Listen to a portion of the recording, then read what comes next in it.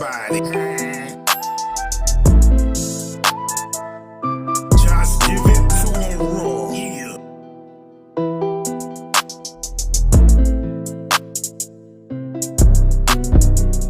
I'll work everybody.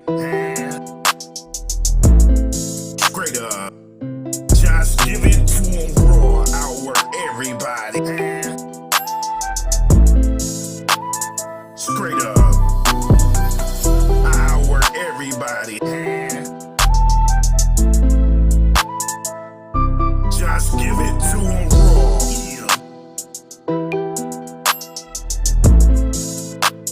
Straight up. I'll work everybody. Just give it to 'em raw. Yeah.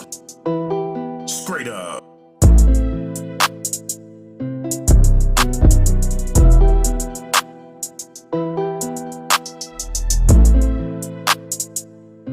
Just give it to 'em raw.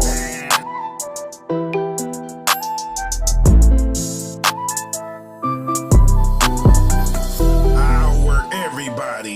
Yeah. Just give it to 'em raw.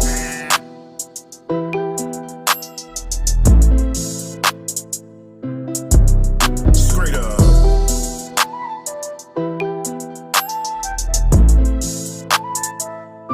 Just give it to 'em raw. Yeah.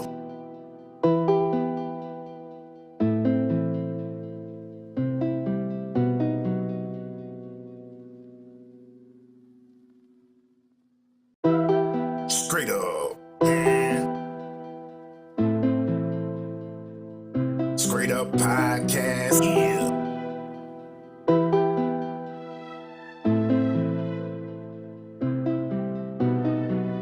I'll work everybody.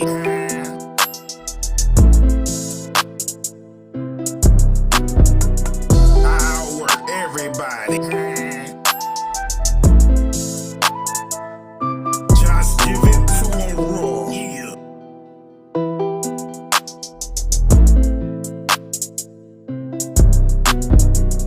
I'll work everybody. Straight up. Just give it to 'em raw. I'll work everybody. Straight up.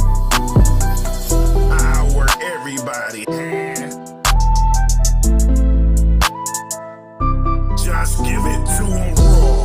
Yeah. Straight up. I'll work everybody. Just give it to 'em raw. Yeah. Straight up.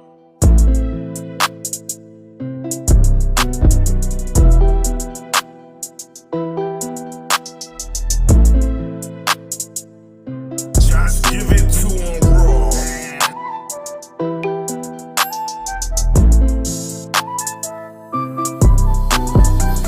I'll work everybody. Yeah.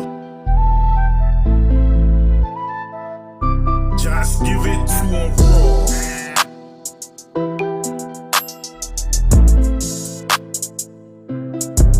Straight up.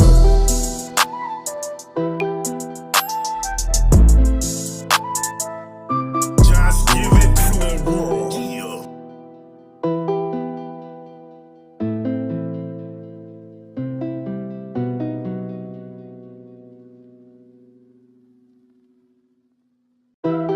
Straight up. Scraightup Podcast. Yeah.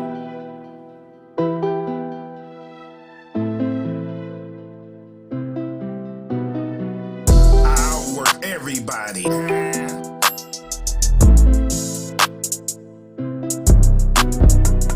I'll work everybody. Just give it to 'em raw. Yeah.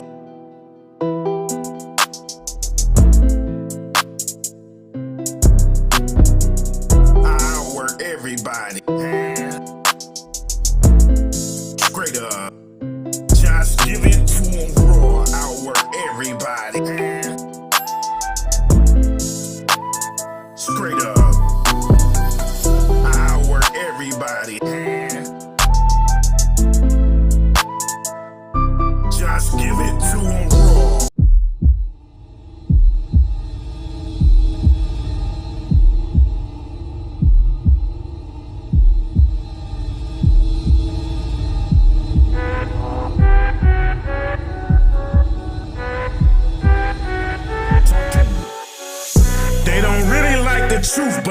talk to them straight up. Podcast, just give it to them raw. They don't really like the truth, but I'ma talk to them straight up.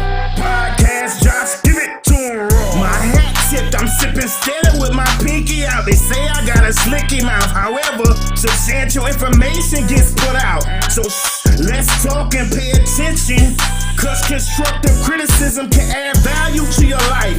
If only you would listen, trying to add some policy in life. I'm trying to make sure you glisten, it's a judgment-free zone.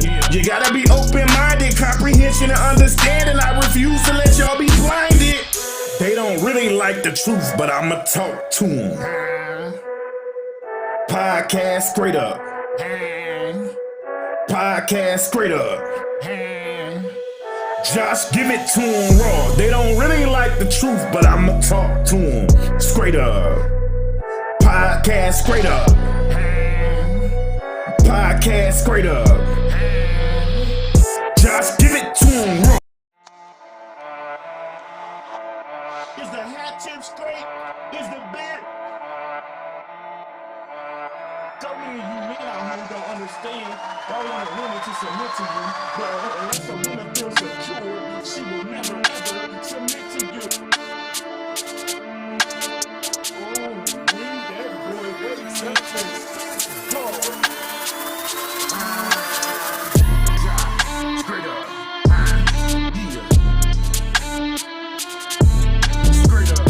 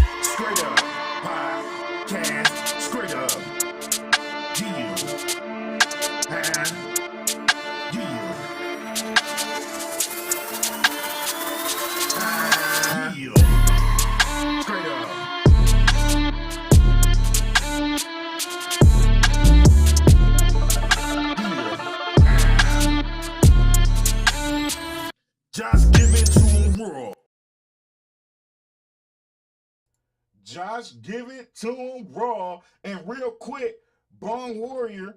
Hey, listen. Hey, listen. Hold on. Bong, my man's 420 Bong Warrior. I ain't seen him in a minute. But we got a little special thing that we do when we get a raid. So without further ado, Raiders. Welcome, Raiders, to the Scraightup Podcast, the best podcast in the land, where there's real topic, judgment free, engaged. It's the Scraightup Podcast, baby. The best podcast in the land. We got a raid. Y'all give me 1 second. Hey, man, if you want to be on the show, I'll shoot you a link. You know what we talking about, right? I'm talking about the Texas shooting. See what I'm saying? Y'all give me a sec, y'all. We got a raid. Oh, snaps. Welcome, Raiders, to the Scraightup Podcast, the best podcast in the land, where there's real topic, judgment free, engaged. It's the Scraightup Podcast, baby. The best podcast in the land.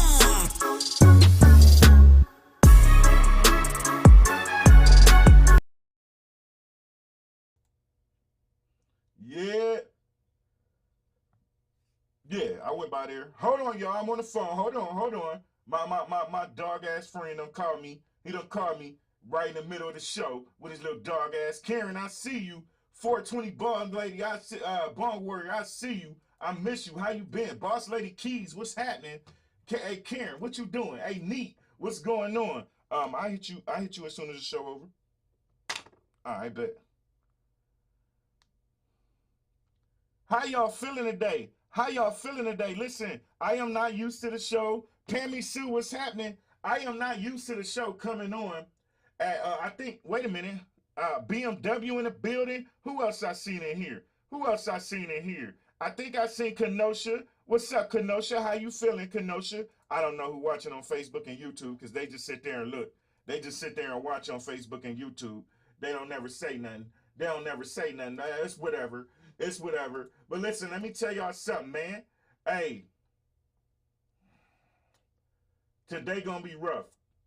Today gonna be rough because I am so sick of all these mass shootings. I really am. And I think we need to do something about it finally.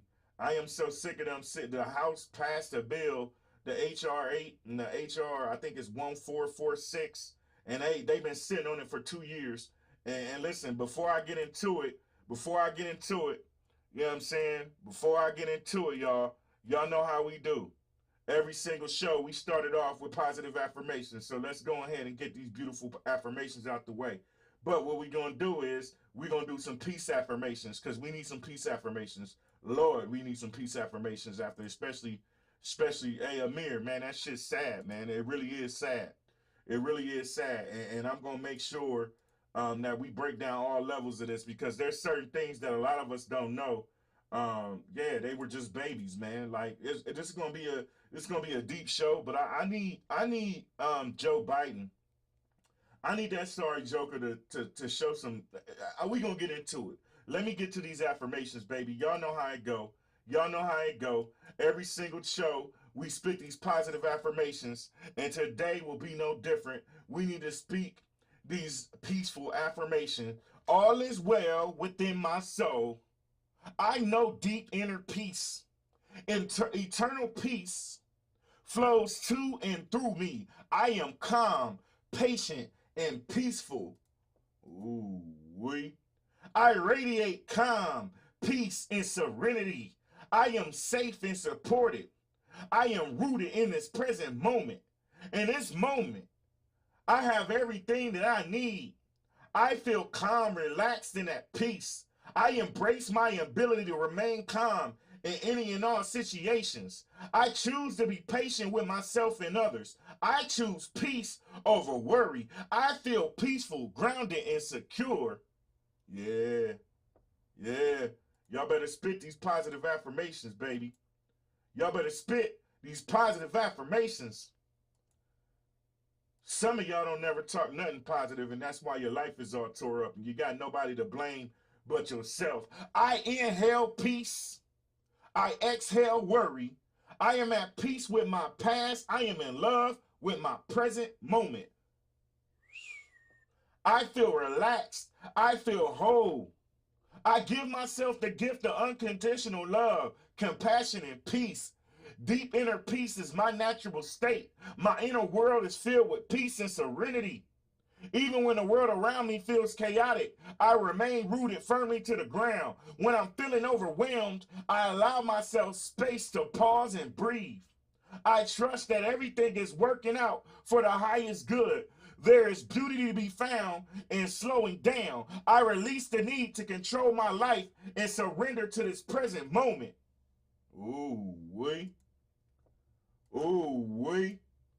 Y'all better spit these positive affirmations. Y'all better spit these positive affirmations. See, some of y'all, I keep telling y'all, y'all are your own worst enemy. Y'all don't say nothing positive ever. And that's why your life is always stuck. That's why your life is always hindered. Now let's get to it. Let's get to it because I got time. I got time.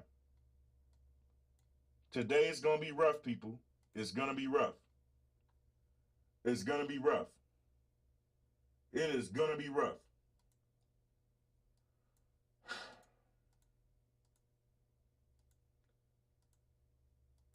Man, oh man, oh man.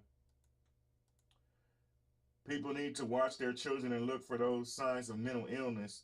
Stop with that not my kid bullshit. This is an effort color issue or political party blame game issue. This is a human issue. Be a fucking parent or don't have children. Yes. Yes. I agree with all of that there. Because so many people ain't parents at all. They just there. They don't pay no kind of attention to their child. And every situation that happens like this, every single time something like this happens, guess what? There's always 1,000,001 signs of mental illness. And so many of y'all don't do nothing for your children at all. We had a whole show on toxic parenting. And most of y'all don't take care of your child at all. You just there. For what? This shit has to stop. Black Queen in the building. This shit has to stop. And listen, do me a favor. If you're on YouTube, share somewhere. If you're on Twitch, host. If you're on Facebook, share in your favorite groups. We're going to get to it. It's going to be painful. It's going to be sad. But we're going to get to it. We're going to get to it. Okay, so somebody got to tell the truth, and it might as well be Josh. Well, what are you waiting for? Give us the truth, buddy. You damn right. I'm going to give y'all the truth. Yes, he killed his grandma as well right before the school. Yes. Yes, he did. Some parents know their kid got a problem but choose to push shit under the carpet and be in denial that your kid got mental and behavioral problems. Yes. All of that. And you know, it really bugs me because so many parents, they believe in that generation of bullshit where what goes on in the house stays on in the house. Where you see what's happening when you keep everything in house instead of sending your child to get help. Are we not paying attention? Are we not paying attention? Mental health is serious. Mental health is real. All these damn stigmas that's going on, we need to break them.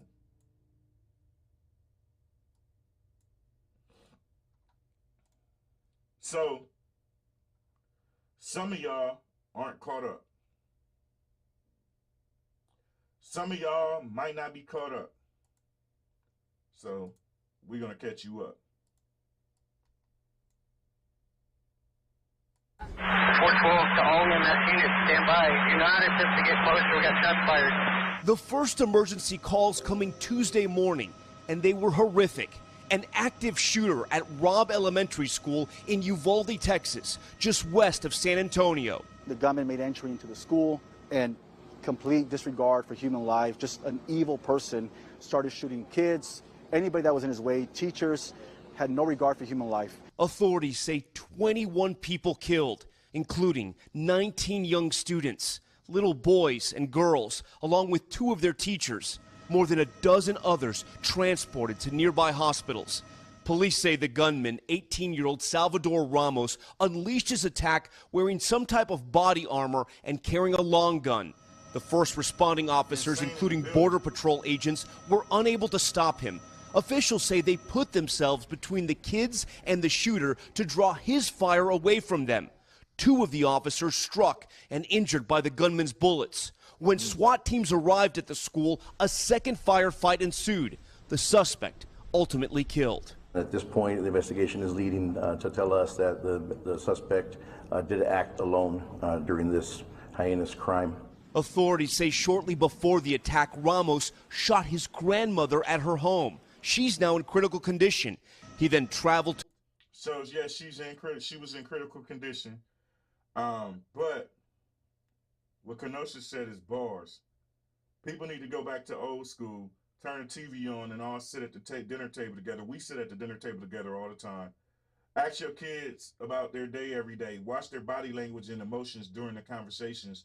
Pay attention to who your child is hanging out with and what they are watching. Listen, none of that happens hardly these days.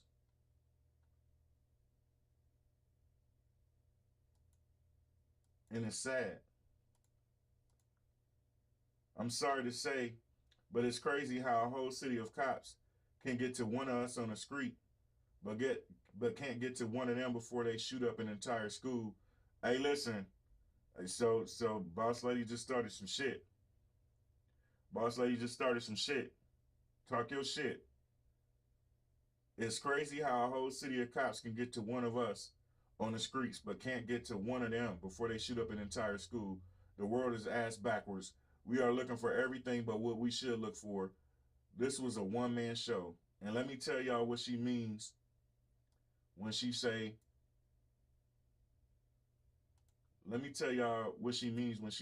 us. I've been pulled over. And within seconds of me getting pulled over, 5-6 cops pulled up to the scene.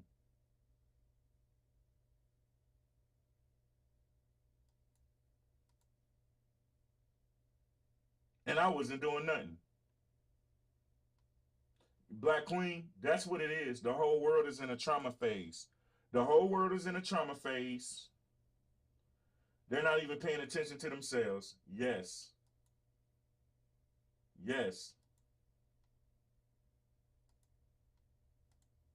And listen, let's get through it. To Robb Elementary, wrecking his truck in a nearby ditch. Minutes later, authorities say Ramos entered the school, unleashing his rampage on helpless victims.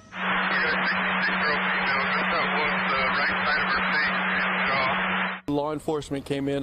They locked down the school really quickly, and they started evacuating children out through breaking windows and pulling children out. Bobby Studer's wife, Terry, is a math teacher, just days away from retiring, and was inside when the deadly shots rang out. I had just taken her some flowers, and the minute I got in my pickup, I heard a couple of shots. Terry escaped uninjured, but her colleague, Eva Morales, a fourth grade teacher and educator for 17 years, was killed. These people are coming from damaged homes, so there's no need to sit down at the damn table.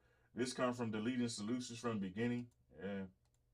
Not to mention what I read, he crashed the car before entering the school and exited with a gun. Someone called it in before he entered, so how in entire hell did he kill all these people if the cops were already dispatched? Because, listen, man, let me tell you something.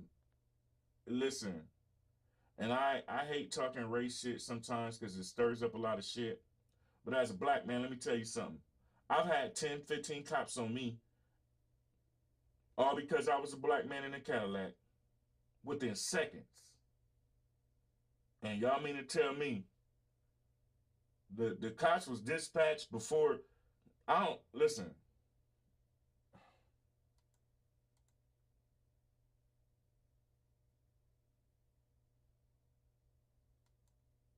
We put more money into entertainment. We put more money. The United States puts more money in everything.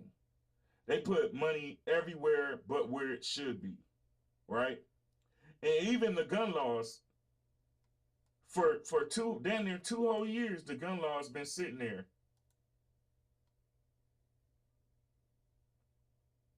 Just sitting there. Like, when are y'all gonna make it to where it's harder for people to get guns? You know what I'm saying? Like, I got a whole lot to say. I'm trying to be reserved so we can get through these videos for some people who didn't. For some people don't know about it, okay? Or might not have seen anything at all costs what's happening. Right, I feel you, Pammy Sue. I feel you. I quit watching the news. Yeah, it is depressing, man. If I'm an adult and can't take it, how do we expect a child still forming a brain to take it, man? At all costs in a building. Listen, we're gonna get through it. Some people don't know what's going on, so let me catch people up to speed. We're gonna get through it. I know this is an emotional one. I know the comments gonna be ringing in. So if I don't sit here and cater to every comment like I usually do, it's because I need to catch certain people up to speed, because everybody don't watch the news and a lot of people may not even know what's going on. The school's campus now a massive crime scene as investigators try to piece together what's now the deadliest school. Hey, Amir, nuh-uh. I ain't never had a problem going to get a gun. Listen, I pull up, listen. You can go to these gun shows, don't even got to show ID, barely any kind of background checks at all, and get a gun. You know what I'm saying? Be safe on them buses. Be safe on them buses. shooting in Texas history. My heart was broken today. We're a small community, and we'll need your prayers to get us through this. Texas Governor Greg Abbott calling the tragedy a senseless crime. In just 2 days, he was scheduled to join Senator Ted Cruz and former President Donald Trump at the National Rifle Association's annual conference in Houston. Overnight, President Biden expressing his frustration with the NRA. When in God's name we do what we all know in our gut needs to be done. This morning, families and a community dealing with the unthinkable. Their children and loved ones are gone. And this may be the most painful image. Instead of school buses driving away, a fleet of hearses. Another school day in America, ending in tragedy. As we mentioned, a lot of people are still injured. This community has asked for blood donations. They've also asked for prayers, but so many across the country say they are sick and tired of just prayers. They need real change. Sandy Hook, Parkland, and now Uvalde, just to name a few. When will it all stop? You don't have to be a parent to really feel the magnitude of this moment right here, you know. But as a parent, I can tell you these second, third, and fourth graders, they were in that sweet spot of youth, right? That age where all they do is radiate joy. And today, this morning, I'm thinking about those parents who have been robbed of so much. Hoda, there is no takeaway from this. This is just awful. Agree. 100% agree with you. Tom Yamas. Hey, listen. Details about the shooter. Details about the shooter. Let's get more about the investigation, including new details about the gunman and the safe security measures in the Uvalde School District. Our chief national correspondent, Matt Gutman, is outside the gunman's home. Good morning, Matt. We're gonna get to him. Good morning, Michael. That rampage began in that house just behind me. The suspect allegedly shooting his grandmother first. Now, law enforcement officials tell me that the suspect purchased both of those AR-style rifles just 2 days before the shooting. 18 years old, purchasing rifles. Make that make sense. Legally, the investigation now focusing on whether he had accomplices and whether this was pre-planned in any ways and how the suspect managed to slip through all of the guardrails in place in this community meant to stop an attack just like this. This morning, authorities telling ABC News the shooter legally purchased 2 AR variant long How you 18 years old and purchase this kind of shit?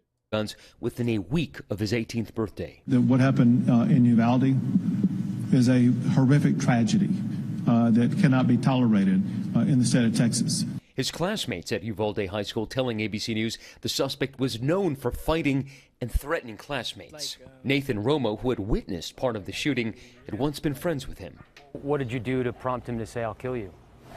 Nothing. I used to be his friend, but then I told him that I wasn't gonna start being his friend no more because he was being weird with not only me but a lot of other people.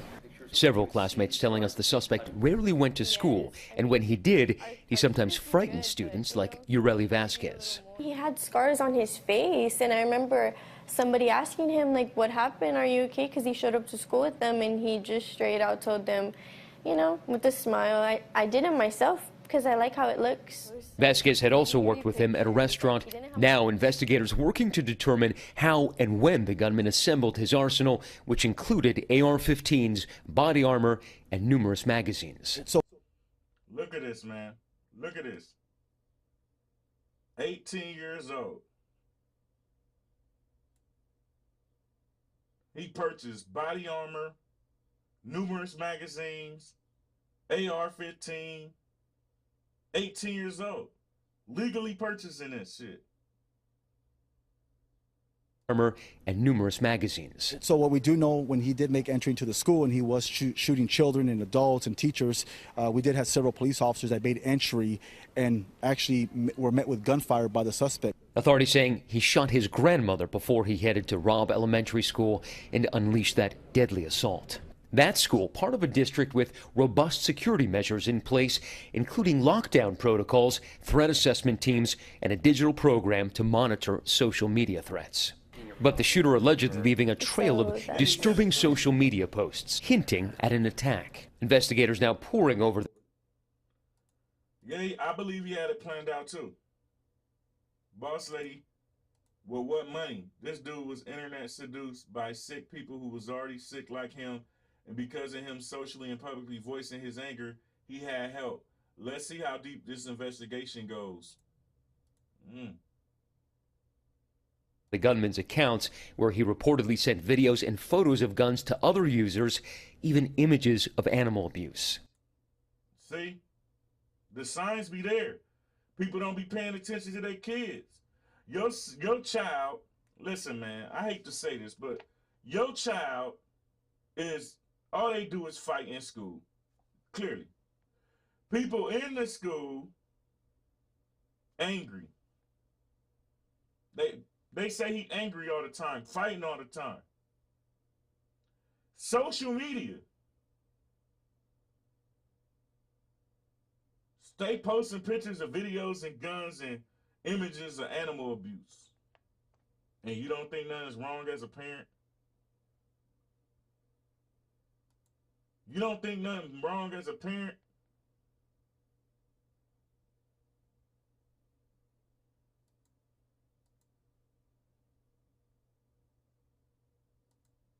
Come on, man. I agree. They knew they knew who to prey on. He already angry from the beginning. The world he grew up in was post 9/11, which is basically when the world traumatization started. America started this whole traumatization. They let COVID-19 get out of control. They fired the whole damn pandemic team as soon as they find. Come on, man. As recently as Tuesday morning, an Instagram account believed to be connected to the shooter sending a photo of a gun laying on a bed to another user. Law enforcement also reviewing screenshots of messages the suspect allegedly sent a different Instagram user, tagging them in an image of firearms. And then the day before the shooting, the gunman also reportedly saying on the platform Yubo, "Wait till tomorrow." See what I'm saying? As a parent, listen, I need y'all parents to start paying attention to your kids. I would rather you parents give your child up for adoption than to raise them in toxicity or not at all. Because this is the kind of stuff that happens. Now a community searching for answers. And I just spoke with the suspect's grandfather, who said he had no idea his grandson had those guns in the house. The grandfather saying he's a felon, so it's illegal for him to have those weapons in. If he had known it, he would have turned him in. He also says, "No, boss lady, this is how it always is. The shooter, listen, the shooter in Buffalo. They always be sending, there always be tons of signs that parents just be, family and friends just be sitting there ignoring. What's up, Terrence? I'm going to do a part 2 to the show and talk about that support me but F you mentality, but that shooting here, right here in my home state, it just got me all baffled this morning. His grandson didn't have a license to drive, couldn't drive, and he wonders who took him to purchase those weapons and whether he was able even to practice on them. Robin. Many of us are wondering that. All right, Matt, thank you. Hi, everyone. George. Now, listen. That's what I want to know. What's going to be done to the people who sold him the guns? See, he purchased them legally on his own? I mean, 18 years old? Huh? As somebody selling guns, right? There got to be a huge red flag, 18-year-old. 18-year-old. Walk into a gun store, purchasing body armor, Mad magazines, an AR-15. What? No red flag? Make that make sense.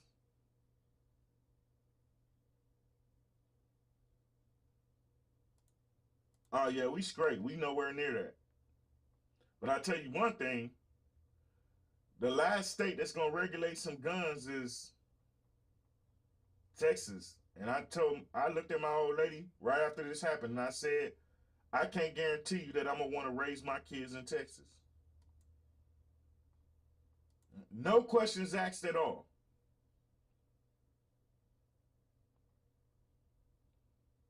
Dickie Smalls, what's up? Yeah, now they wondering. They always wondering after it's over.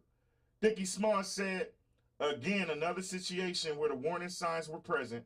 I know many people that own and carry guns, guns don't kill people. An unchecked mental health crisis and post-pandemic lockdown depression where people who have guns are killing people. I'm hurt for the people. Yes. Yes.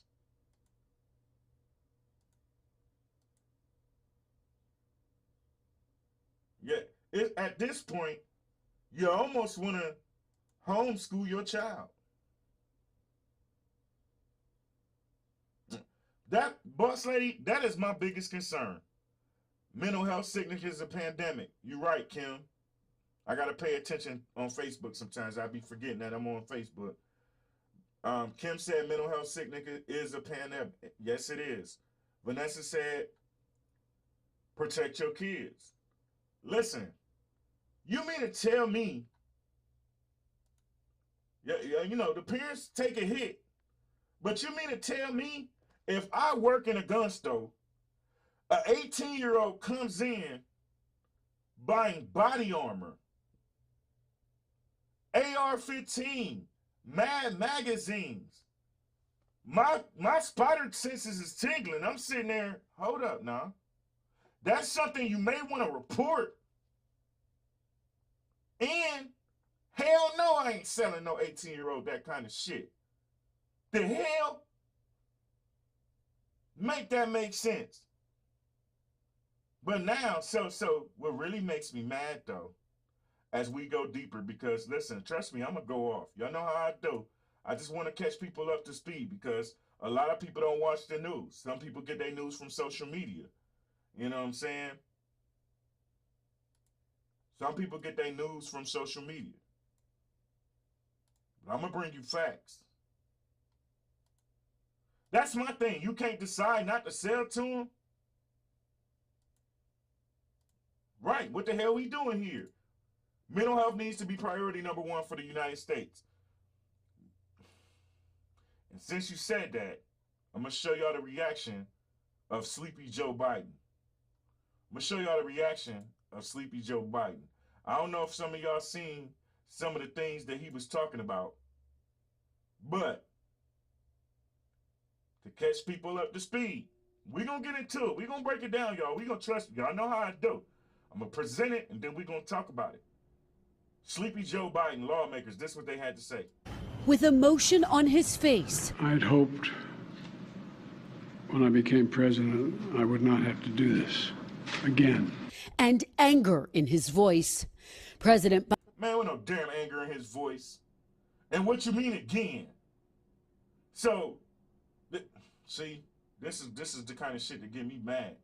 This is the kind of shit that get me mad. Ain't no damn anger in his voice. That man, I watched that whole press conference. That man literally sat there and gave a history lesson on how many people have been gunned down. But what the hell you doing about it except getting your little dog ass up here at a damn podium and talking about it? That H.R. 8 and H.R. 1446 bill been sitting there passed by the Congress and none of y'all ain't acted on that shit yet. It's been over 2 years y'all ain't signed that shit. Y'all sitting here bickering and arguing like to me. Man, I got time. Biden denouncing the horrific Texas elementary school shooting. Hold on. That's it at all costs. That's it. Y'all quick to pass these abortion laws. Y'all leaking that. Y'all all over the abortion laws, but y'all don't care nothing about these guns. Y'all don't care nothing about these guns. How many innocent people gotta die? How many kids, how many children have to die? 21 people? One classroom? Basically a whole damn classroom. Hey, Thicky Smalls, great mind, think alike, because I got that clip too. Great mind, think alike. Don't get ahead of me, Thicky. Hey, Thicky, don't get ahead of me. Don't get ahead of me, Thicky. I'm going there. I'm gonna play that too. This is what Sleepy Joe dog ass Biden had to say. This is the person y'all think is good, fit for president. Yeah, he sound like he just woke up with his little dog ass. Child is like having a piece of your soul ripped away. Urging Americans to channel their grief into demanding change. It's time to turn this pain into action. It's time. You're the one who needs to turn it into action. That's my problem. It's time to turn this pain into action. No, it's time for you to do something. The bill is sitting there. You're not doing nothing about it. Talking about some trying to show some action. What action? What action? Act. The White House says the president was briefed on the massacre while returning from Asia aboard Air Force One, where Mr. Biden said he reflected on why mass shootings rarely happen anywhere but the United States. Mass shootings, y'all hear that? Make that make sense. Make that make sense. Mass shootings rarely happen anywhere else but the United States. That should tell you how messed up our government truly is. That should tell you how messed up our government truly is. And you know why? Because y'all just like the Bloods and Crips in there. The Republicans is the Bloods, the Democrats is the Crips, and y'all sitting there fighting, bickering with each other like some damn 2-year-olds, a bunch of fake-ass people in suits and bow ties and dresses and shit, arguing over dumb shit instead of making shit happen. The H.R. 8 bill, I'm going to show y'all what the H.R. 8 bill is. These bills, these gun law bills have been sitting there for over 2 years signed, waiting to be voted on. And you want to talk about action? Then you come on live and tell America, we're the only country that be having mass shootings. Why? Do something, Sleepy Joe, with your little dog ass. Tired of seeing this shit every day. Why are we willing to live with this carnage? Why do we keep letting this happen? You're the one. See, that's the part that gets me. Y'all the ones that's letting this shit happen. Y'all need to put some money. I like Dickie Smalls. Once again, Dickie Smalls, great mind, think alike. Y'all need to stop putting money into these guns and these damn abortions and all this bullshit that y'all bicker about and start investing some money in mental health. That's what y'all need to do. That's right. If we don't address the mental health issue in the United States, but then you remove the guns, it's going to be the country with the highest knife crimes. You're right. People will be carrying razor blades under their tongue and all that shit. Mental health is serious. Uncle Joe just needs some rest. Where in God's name is our backbone? Where is your backbone? See, this is the kind of shit, man. See, this is the kind of shit that really grinds my gears. Where is your backbone? You're the president of the United States, asking the rest of the country where they backbone at. Y'all the ones with the bills sitting there not doing nothing with them.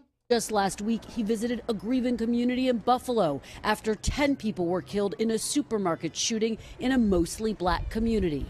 Mr. Biden was vice president alongside President Obama when 20 elementary school children and 6 teachers were killed in the Sandy Hook massacre. In the decades since, America has experienced more than 3,500 mass shootings, but efforts to pass new gun legislation have repeatedly failed. See what I'm saying? You see what I'm saying? And we're going to talk about them gun legislation laws in a second. 2 House-passed bills that would expand background checks have stalled in the Senate, even though polls show more than 80% of Americans support. 80% of America. You asking America, make that make sense, Mr. Joe Biden. I don't even call you president. Make that make sense, Mr. Joe Biden. You know who Mr. Joe Biden reminds me of? Joe Biden is worse than the president off of Tyler Perry's The Oval. Yeah, talk to him. Yeah, I said it. Joe Biden is worse than the president off of Tyler Perry's The Oval. He's just there. Huh? What is he doing? And Kamala ain't no better. All of y'all sat here act like Kamala was some kind of great black hope. Her ass done disappeared. We ain't heard her name maybe once since they took office. Sleepy Joe Biden is worse than a Tyler Perry's president on the Oval. Yeah, I said it.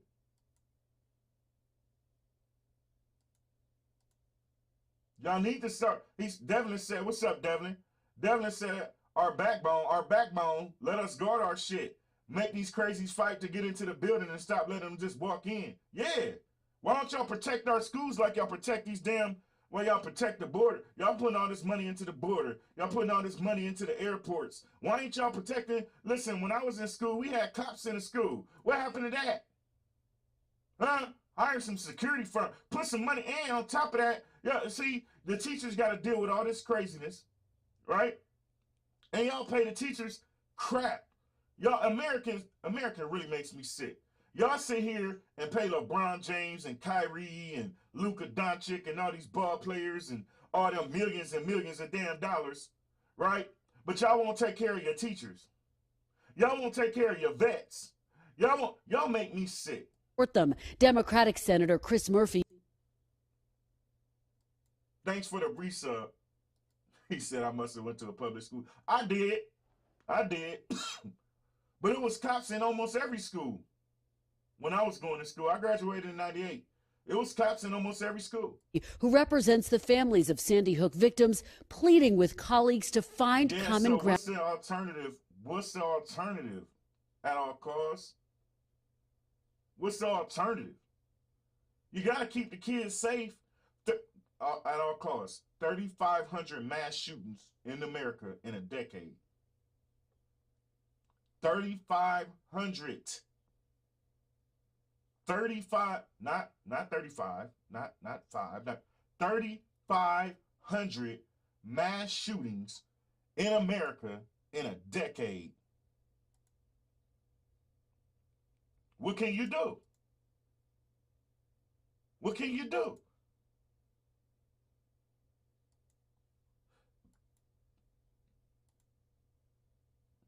I feel like cops in schools will abuse their powers they did in my school. Okay. All right. You think somebody gonna walk into school with a rifle if they know cops is in them schools? It do start at home, right? But what we're noticing is that parents ain't shit. We had a whole show a couple days ago on toxic parenting. And these days, parents don't pay attention to their child. Most parents ain't paying attention to their child. They throwing a damn tablet or a video game in their child's face so that they can get off of them so they can pretend to be somebody on social media. It do start at home, but you still got to protect the teachers and the kids, man. 35, at all costs, I'm not in disagreement with you, right? But at the same time, 3,500 though, in 10 years?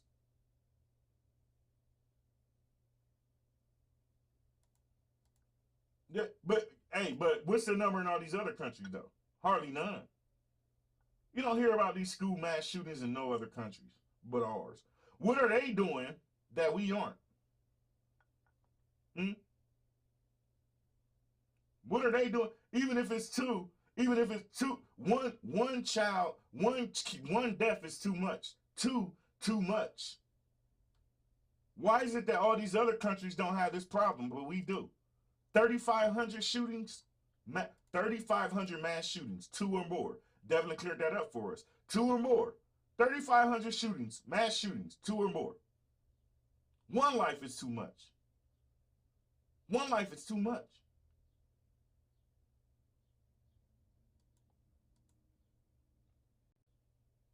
What do you mean why we need to carry guns? We all know why we need to carry guns. We damn sure know why we need to carry guns because guess what? Mental health issues are spiking. They've been spiking. Listen, picture this, y'all. Picture this. Y'all ready for this? I'm about to go there. Picture this. May is Mental Health Month. Outside of me, right? I'm going to ask y'all a serious question.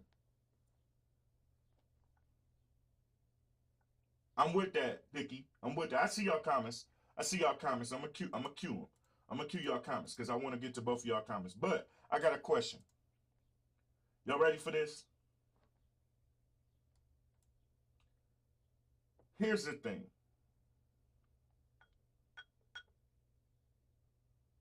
It is 2022. It is May. How many people are aware that May is Mental Health Month? Outside of me, who streams on mental health issues damn near every single day, I stream every morning, 9 a.m., Monday through Friday, right?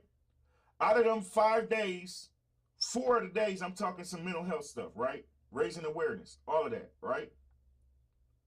Outside of me, how many of y'all can go somewhere? How many of y'all went? How many people knew it was Mental Health Month, let alone been able to go to any type of platform and see mental health shit being raised in May. Period. But especially in May.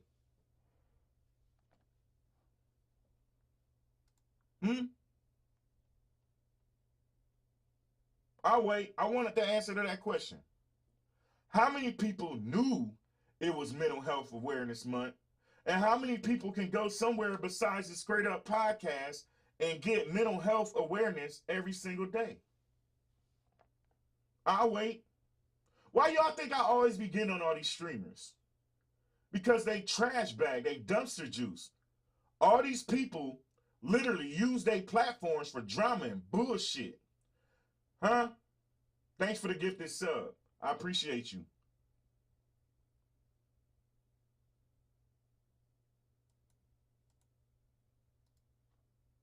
Well, now we see why people are in pain, the little that is being taught, and nowhere near enough. Yeah. Yeah. And see, that's my thing, y'all. That's my thing. Think about this. See what I'm saying? My man Amir, and this is no slight to anybody who didn't know. Don't think that, right? Don't think that. Please don't think that. That's what I'm here for. I tell y'all that all the time. I'm here to make sure I raise awareness on every show. Regardless of what show I do, I'm going to make sure I raise some awareness. So here, Amir, think about that, Amir. It is May 25th. There's only 6 more days in this month. You just found that out to now.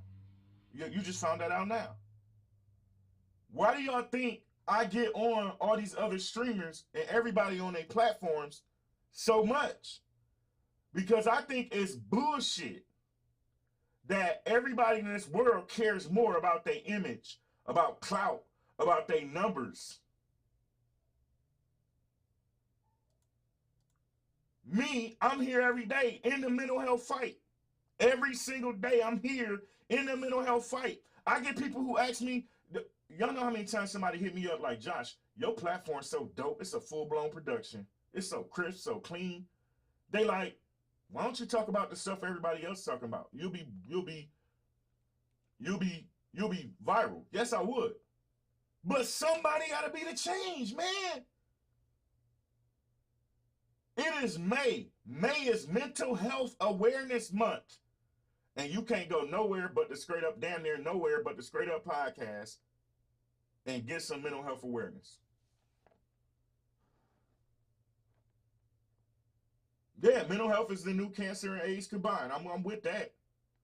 This is great to know about. They need to stop hiding this. This is important, and I had no clue. See? Y'all see what I'm saying? And then, again, this is not no slight to y'all because y'all know I love y'all. I tell y'all every day, without y'all, there is no me. But now y'all see why I'm so passionate every single day.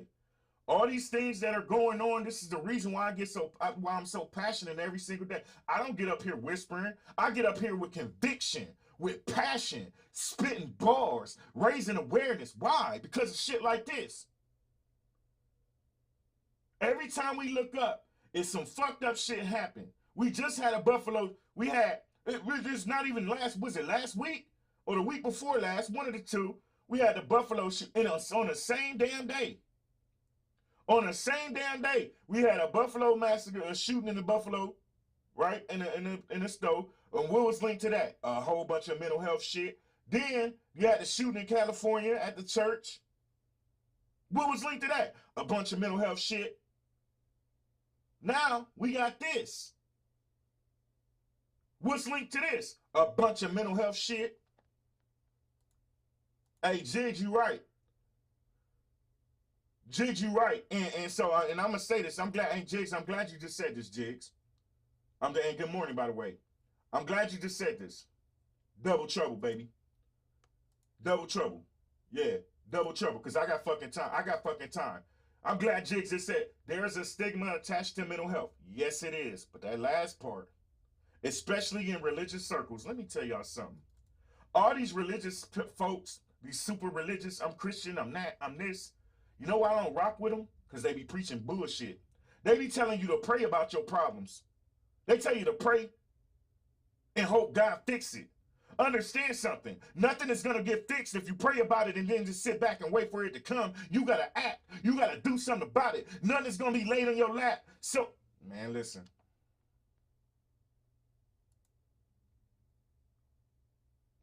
sick of this shit. And so many people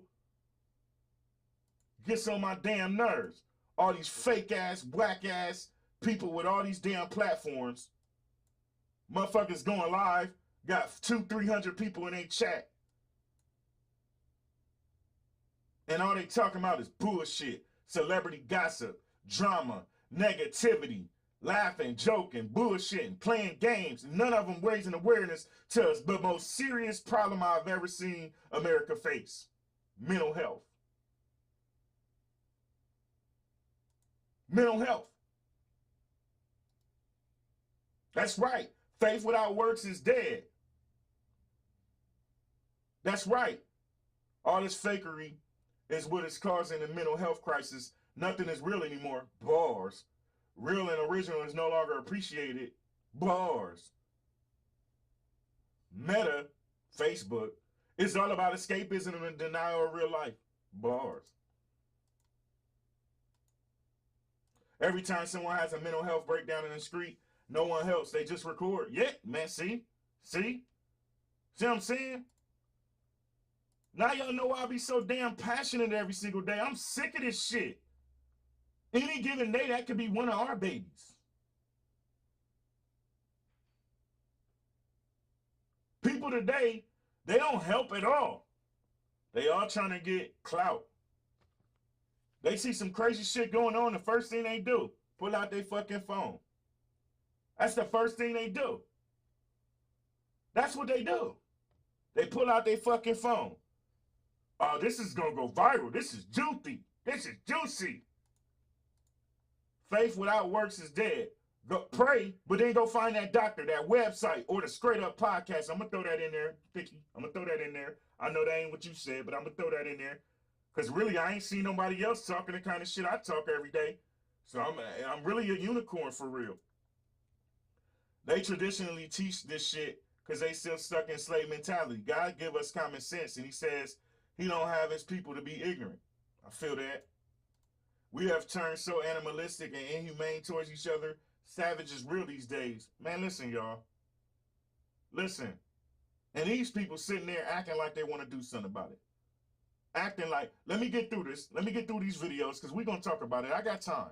We're going to talk about it. I got fucking time. Let's get through these videos because I want to catch people up to speed because I know a lot of people don't watch the news. Let's go. Found on guns. What are we doing? Well, this is the part that makes me mad. See, I want to get through these videos because I want to catch people up to speed, but this is the kind of shit that make me mad. Y'all always yelling after something happened. What are we doing? Stupid. Y'all don't have these bills sitting there. The HR8 bill and the HR, I believe it's 1446 bill, have already been signed waiting for vote. And y'all sat on it for 2 years. Y'all could have prevented shit like this from happening. That young man wouldn't have been able to go in there.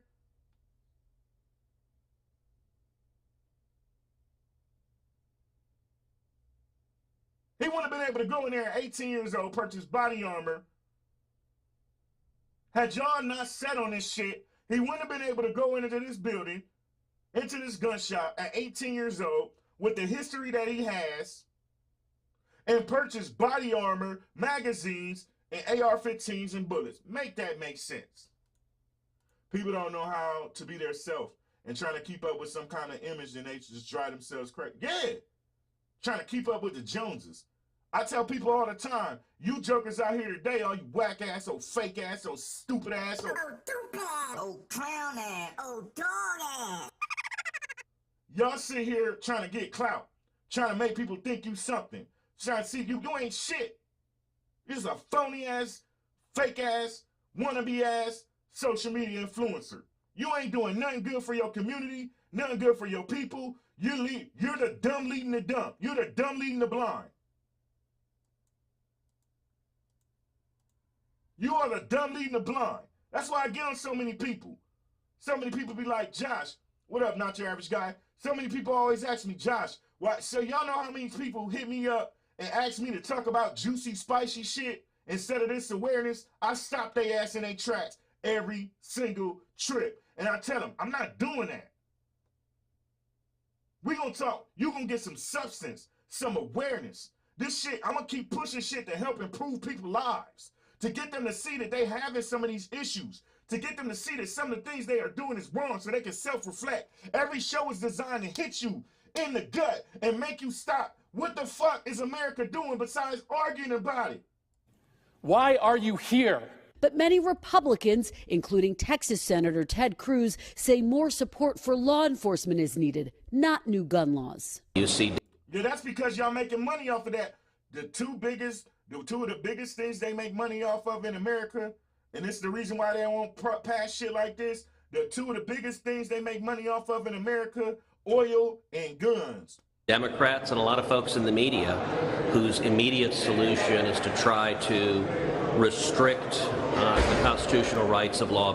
Hey, so stupid, Mr. Whoever the hell you are, clown-ass dude. Let me tell you something. Oh, clown-ass dude. Drugs, too.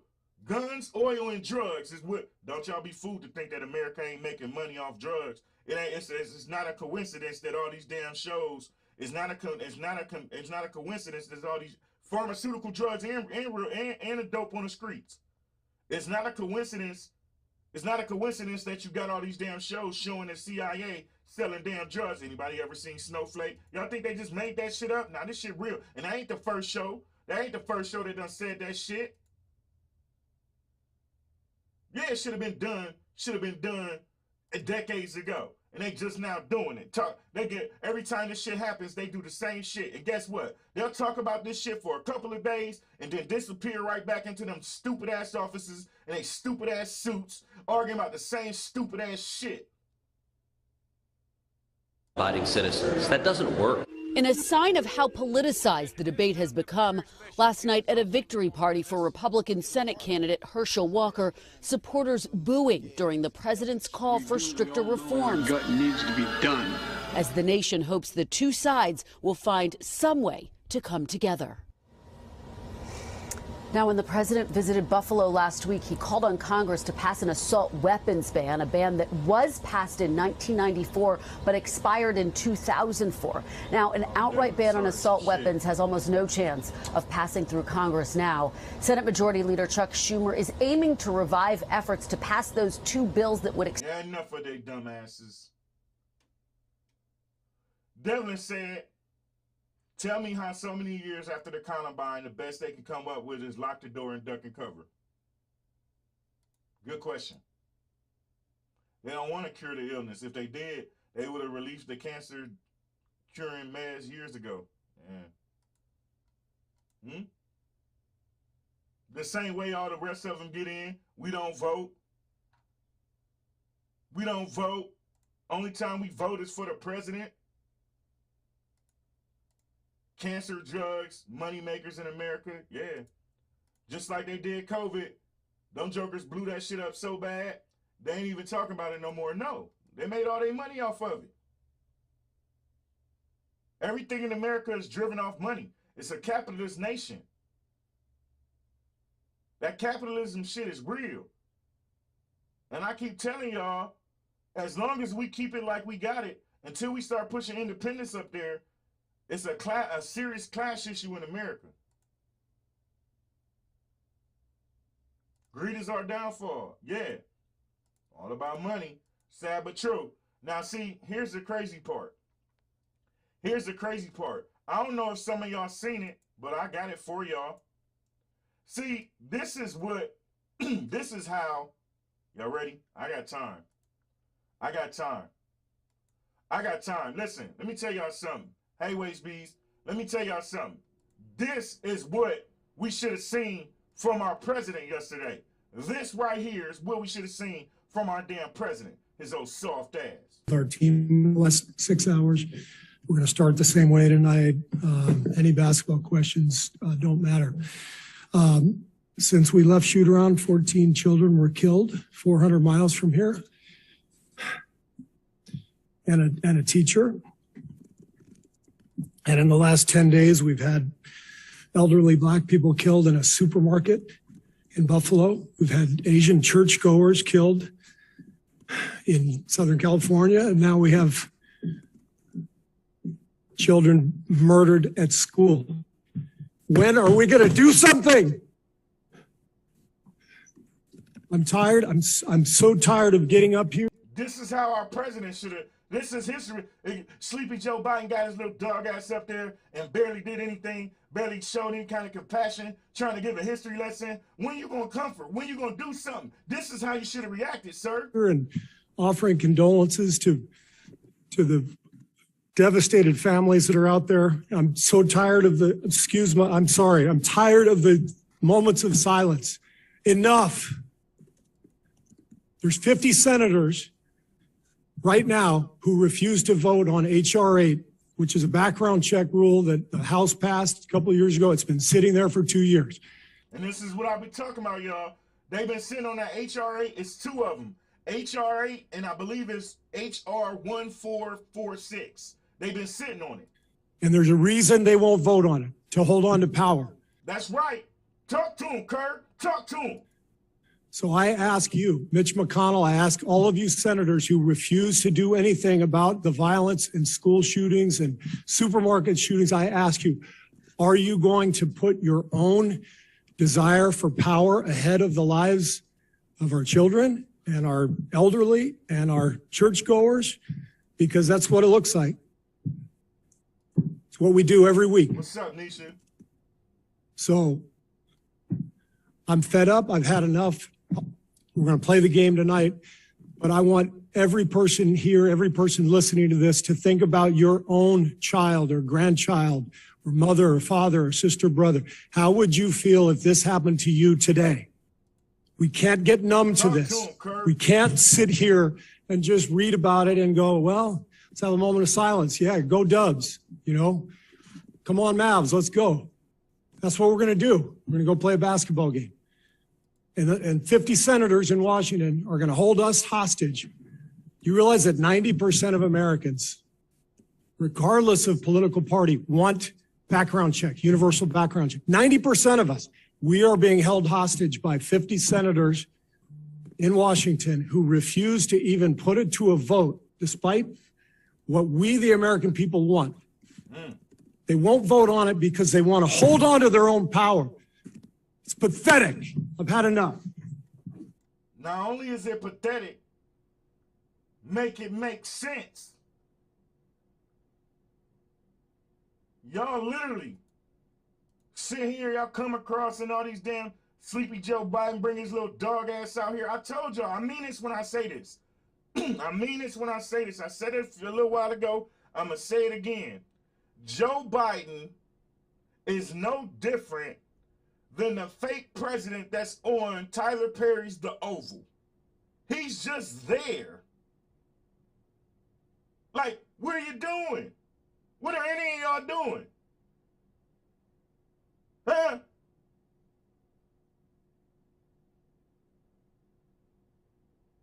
What are any of y'all doing?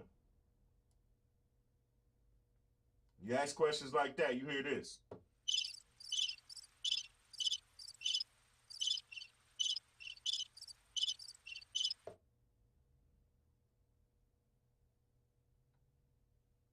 Wait a minute. Did I just miss something? Did I just miss something? Everything cool in here?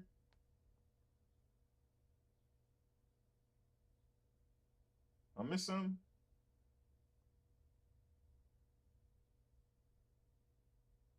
Oh man, sorry for your loss, Jigs. Sorry for your loss.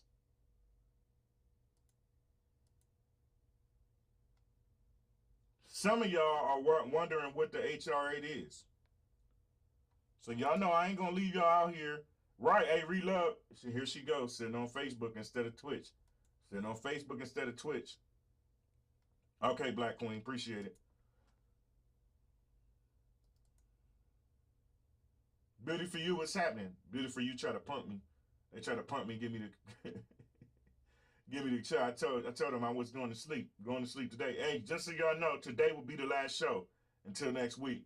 I'm gonna start this moving process tomorrow. You know what I'm saying? I want it all over with. Moving sucks. So today will be the last show until next Monday. Listen, some of y'all don't know what the HR 8 is. Some of y'all don't know what the HR 8 is. Some of y'all don't know about the gun laws that they're talking about. So guess what? If If you don't know what these gun laws are, that they've been sitting on doing nothing with, here you go. The House passed 2 gun control bills today. They are now on their way to the Senate, where Democrats are going to have a tough time selling them, even with control of the chamber. So what's in these bills? NBC News Capitol Hill correspondent Leanne Caldwell explains. I got you, Nisha. I got you. One is dubbed the Charleston loophole, named after the killing of 9 people at the historic AME Emmanuel Church in Charleston, South Carolina. Advocates say that closing that loophole would have prevented the killer from getting a gun and thus saving the lives of those 9 parishioners. How? Well, current law states that a person could obtain a firearm if a background check is not completed within 3 days. This bill would extend that timeline to 10 days. Opponents say that 10-day penalty box will put people at risk, preventing people from getting guns to protect themselves. You know who cannot afford to wait? The single mom looking to protect herself and her children from a violent ex who has just been released from jail. Author of the bill, Representative Jim Clyburn of South Carolina, says that it would impact just a small number of gun purchases. The fact of the matter is, 90% of these checks are instantaneous. 97% of them are done within the 3 days. We're talking about 3% of the sales, but we are talking about the 100% of a life being snuffed out. The second bill would expand the use of background checks to all gun purchases, even private dealers. There are exceptions, though, if someone gives a gun to a relative or if a person is in imminent danger. The bill, though, prohibits a national gun registry. These 2 gun bills are the latest of a long list of Democratic priorities.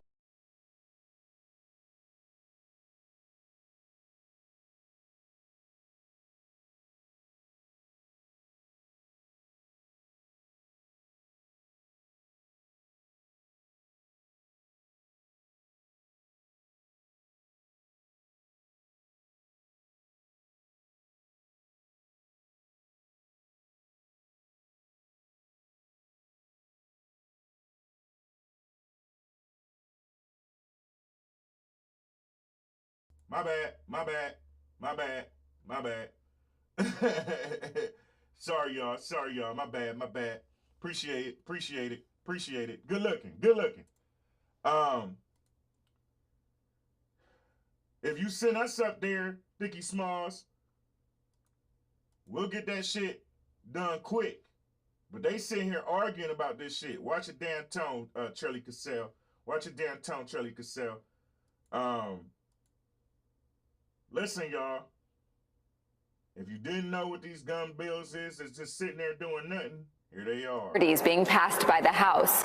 While they had more Republican support this time than in the last Congress, they were still opposed by most Republicans. This is yet again another move by Democrats to ignore the Constitution and to pass legislation that will do nothing to make Americans safer, but target our Second Amendment and our, sacred God-given liberties. No Democrat has ever tried to get anybody's guns. I mean, that's just a lie that they tell, and y'all ought to stop perpetuating the lie. I don't have a gun, but I don't give a damn about anybody else having one. The issue has long been a potent political issue, with gun rights groups and advocates spending more than $350 million in campaign contributions, outside spending, and lobbying in the past 30 years. That's 4 times the amount gun control supporters have spent, according to the Center for Responsive Politics. Now, both bills head to the Senate. The Charleston loophole bill has never been brought up in the Senate because last time it was controlled by Republicans. The legislative graveyard is over. H.R. 8 will be on the floor of the Senate, and we will see where everybody... I'm pissed they are solely using mental health as the blame. I'm not watching my tone on this one. Fucking excuses. Hey, hold on. Beauty for you. When I say watch your tone, I'm just playing. The motto of this show is give it to them raw. Just give it to them raw. Everybody stands. No more hopes and prayers, thoughts and prayers. A vote is what we need. A more moderate version of the background check bill has been brought up in the Senate twice before.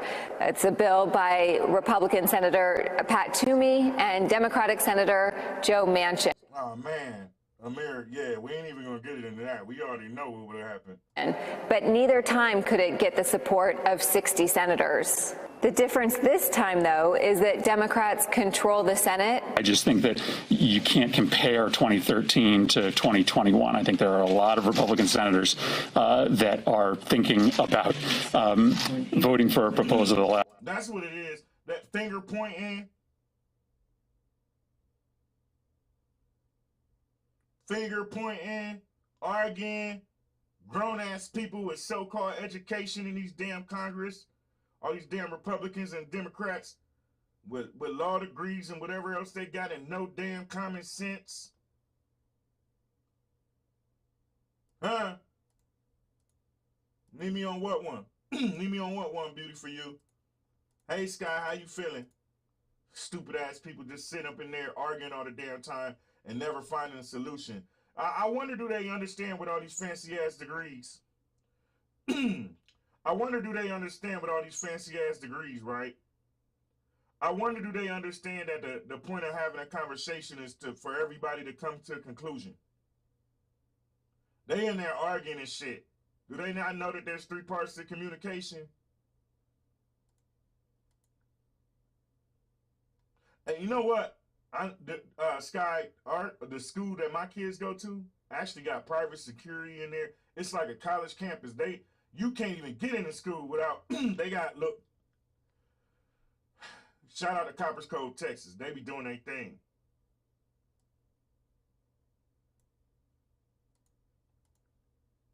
I'm upset because I know what I had to do to be cleared to carry a firearm on a job.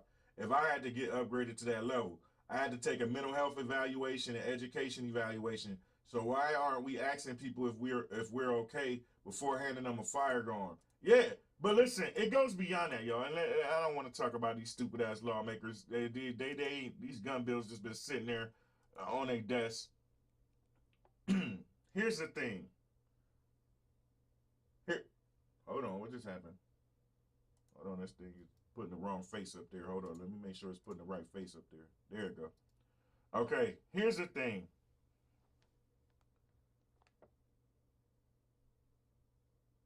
Can you blame mental health? Can you blame the parents? Yes. But what gets me, how in the hell does an 18-year-old walk into a gun shop, buy body armor? Listen, if I'm sitting there and I'm the one that's working in this gun shop, every single part of this screen's red flag. How in the hell 18 years old walks into a gun shop? And then if you look at him, you see, he don't look, man.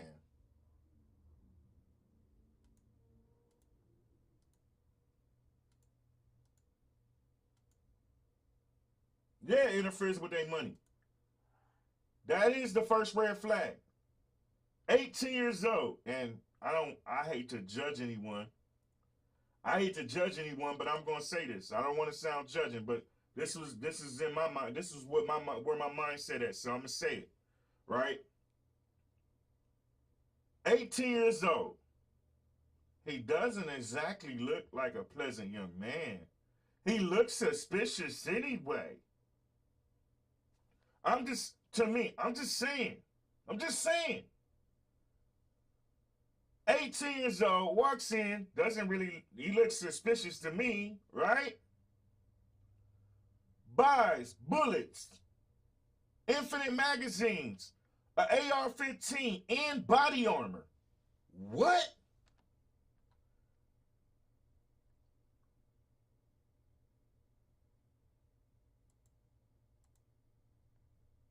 Yeah, hey, listen, hey, these shooting games, these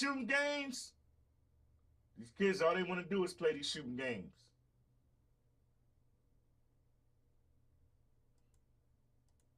And how they let him get into school. It's too many red flags here. Karen, that's my thing. I'm not one who's judgmental, but if I'd have seen that young man, Like, hold up, bro. You already looking suspect, and then you coming and buy all of this? What you got? In my head, as an adult, right, the first thing I'm thinking is, man, you up to something. Redflag.com.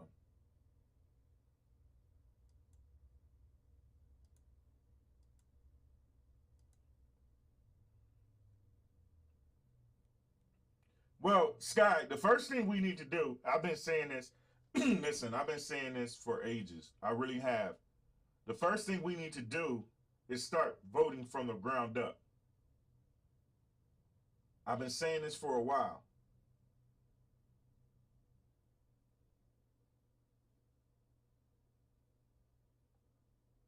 We need independence up in there. I really believe that. I really believe until we start pushing independence from the bottom level all the way up, they just gonna sit in there and argue. We asked that earlier, Beauty, for you. Do they not have the right to sell? Like, you didn't think something was going on? To where you could have said, nah, I ain't selling this. I do believe they do got the right not to sell. And see, yeah, at our school too, Boss Lady Keys, our kids' school, we got to talk through a mic and a camera just to get in. And I'm a parent.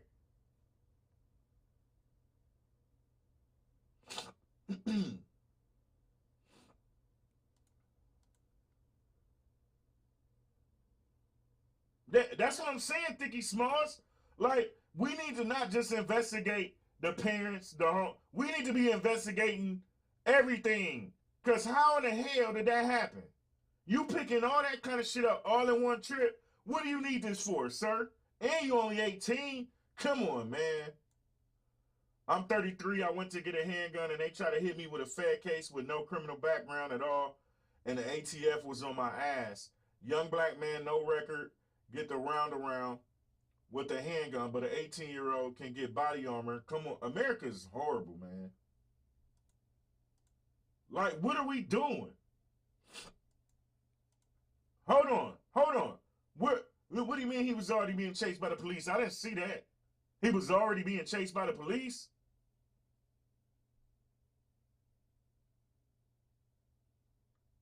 Yeah, he did shoot his grandma. So, hold on. Wait a minute. They were chasing him?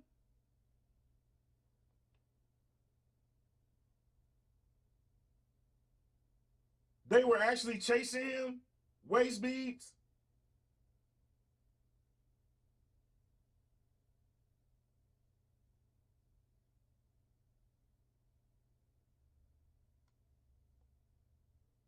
Hey, yes, guy, he did shoot his grandma. He shot his grandma before he even went to the school. Yeah.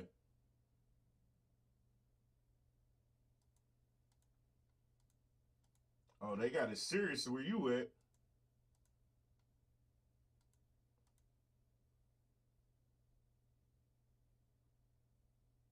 Yeah, that's how, hey, Nisha, this is what I'm wondering is how, and I'm in Texas.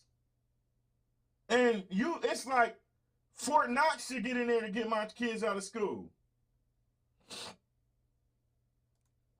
It's like Fort Knox to get my kids out of school. You got to go around. You can't even go to the park. You can't even go. You don't even get back to where any of the kids is at. They got a whole separate office. And when you get there, one, you got to be buzzed in. You got to talk into the camera. You got to show ID. You got to get buzzed in. And then you don't get to go to your kid's class. You're only buzzed into the front office. They got people who specifically there to go retrieve your child for you and bring them up to that front office. So hold on. See, now I got questions. So he crashed by the school as they was chasing him? The cops was already chasing. See, I didn't hear nothing about a car chase.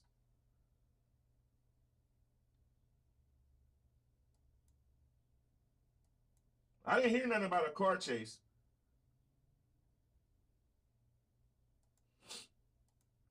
Yeah, hey, Jigs, I'm with you. We need to stop with these letting different cities and states choose what the hell they want on the laws. Fuck that. It needs to be change the federal laws.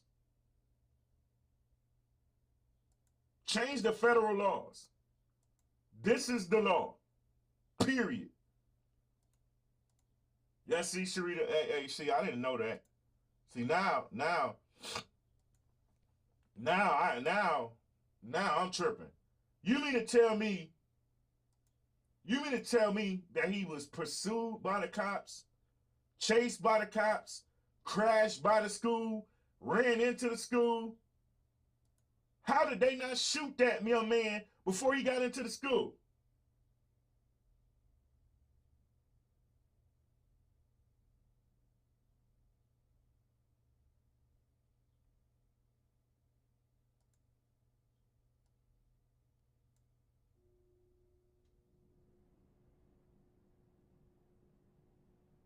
Hey, beauty for you, as we found out, in the last 10 years in America, there has been 3,500 mass shootings.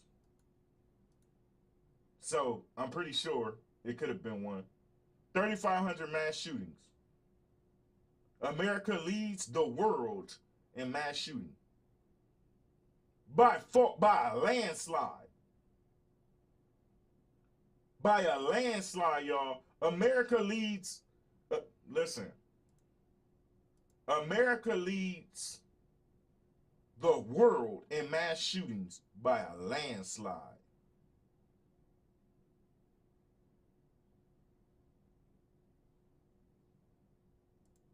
Well, because Sky, we just talked about it a little bit earlier, right? A little bit earlier I talked about this, and think about this, Sky. In America, what's the biggest sellers? Oil, guns, drugs.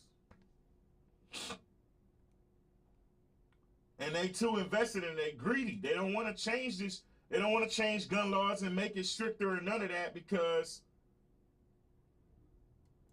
So he had a shootout with the cops before he even got into school. See, so now I got serious questions. Now I got serious questions. Quote, Veda said it, and I'm gonna reiterate it. Hey, listen, I'm telling y'all as a black man, and listen, this show for everybody. So, you know, if you don't like what I'm about to say, oh well, but I'm about to say it. As a black man, I've been pulled over in my Cadillac just for driving to work in my uniform. Huh?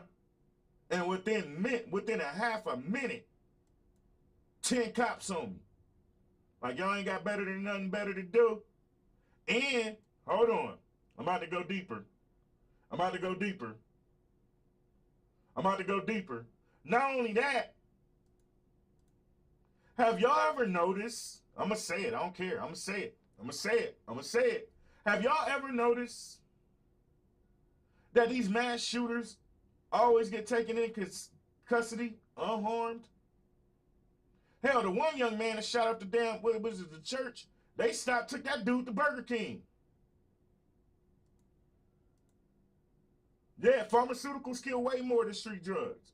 And them street drugs, they allowed to be here. They make money off the street drugs. Don't get that twisted either.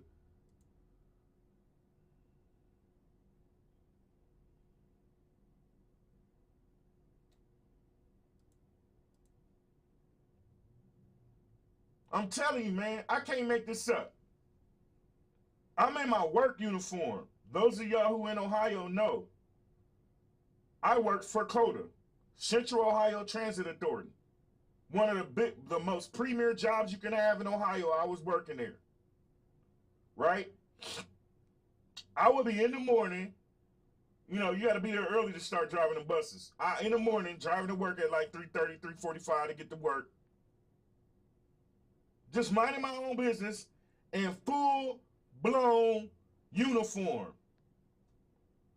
Cop stopped me. What are you doing out here? Going to work? You don't see my uniform? Within 30 seconds, 10 other cops on me.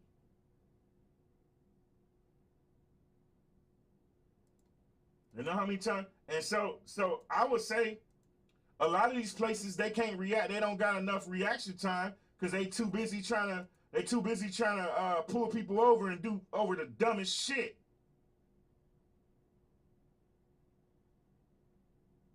I agree. Hey, listen, I am in Texas, Sky, and I literally told my old lady after that shit, I said, baby, I don't think I want my kids, I don't think this is going to be my end state. Because as much as I love Texas, I don't like what I'm seeing. I said, when everything blow,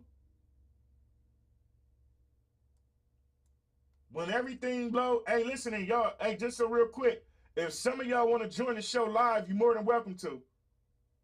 You're more than welcome. I can send y'all a link. Y'all can join the show live, right? Y'all more than welcome to join the show live. Just put that out there.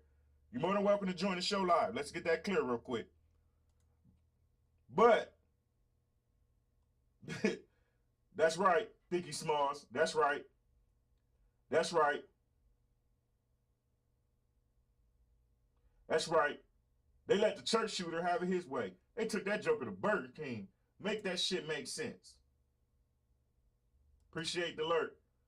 Look at Queen Nikki. How you feeling, honey? Milo in the building. What's up?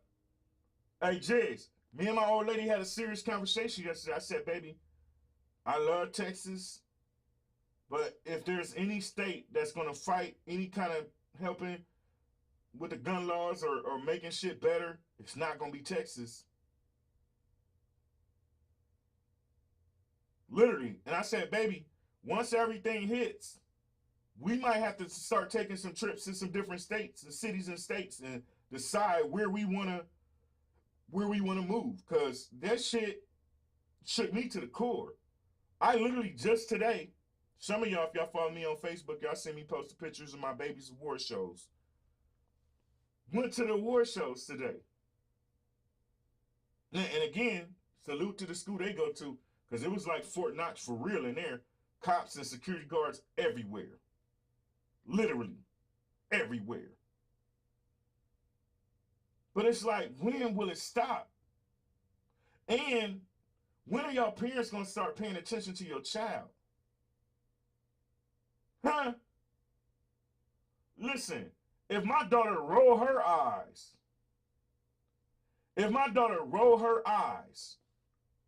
baby, what's wrong? What's going on? Are you okay? Talk to daddy. Tell me what's up. If she roll her eyes every single day, how was your day? What happened in school? What did you eat? Huh? What did you learn? What went on? I asked that for a reason. Some of y'all don't talk to your child at all. And y'all don't be understanding that your child, you're supposed to teach them and guide them. It starts when they're young. Y'all be waiting till shit get full blown out of control to want to do something about it. Y'all wait till they 13, 14 years old, and by the end, they done lost all trust and confidence in you. They don't want to talk to you. You ain't cared about nothing. You done been dismissive of my feelings for 13 damn years. Why the hell I'm going to listen to you now? You done taught me to internalize my fear, internalize my feelings since I was born. Now you care?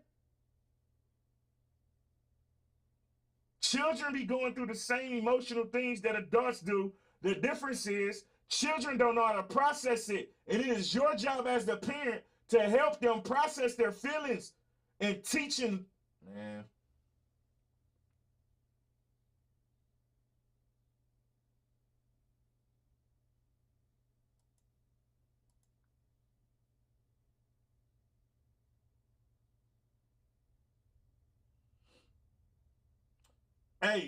Hey, so Sky, and I see you. Hey, Milo, I see you. I see you, Milo. I see you. I see you. We're going to answer that question too. But, Sky,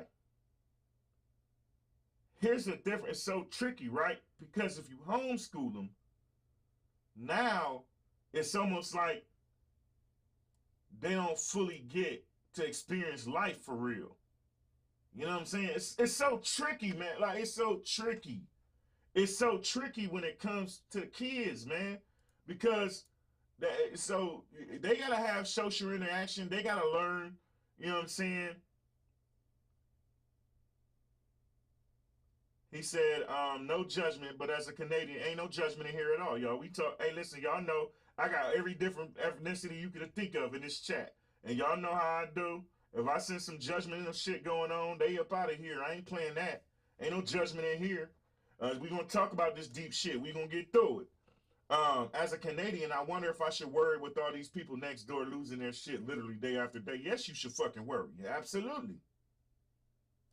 Yes, you should worry. Some of us see signs and then we walk away from them. Hell no. These days and ages, you can't ignore no kind of signs. Queen Nikki, drill teams, football teams, athletics, social interactions, experiences.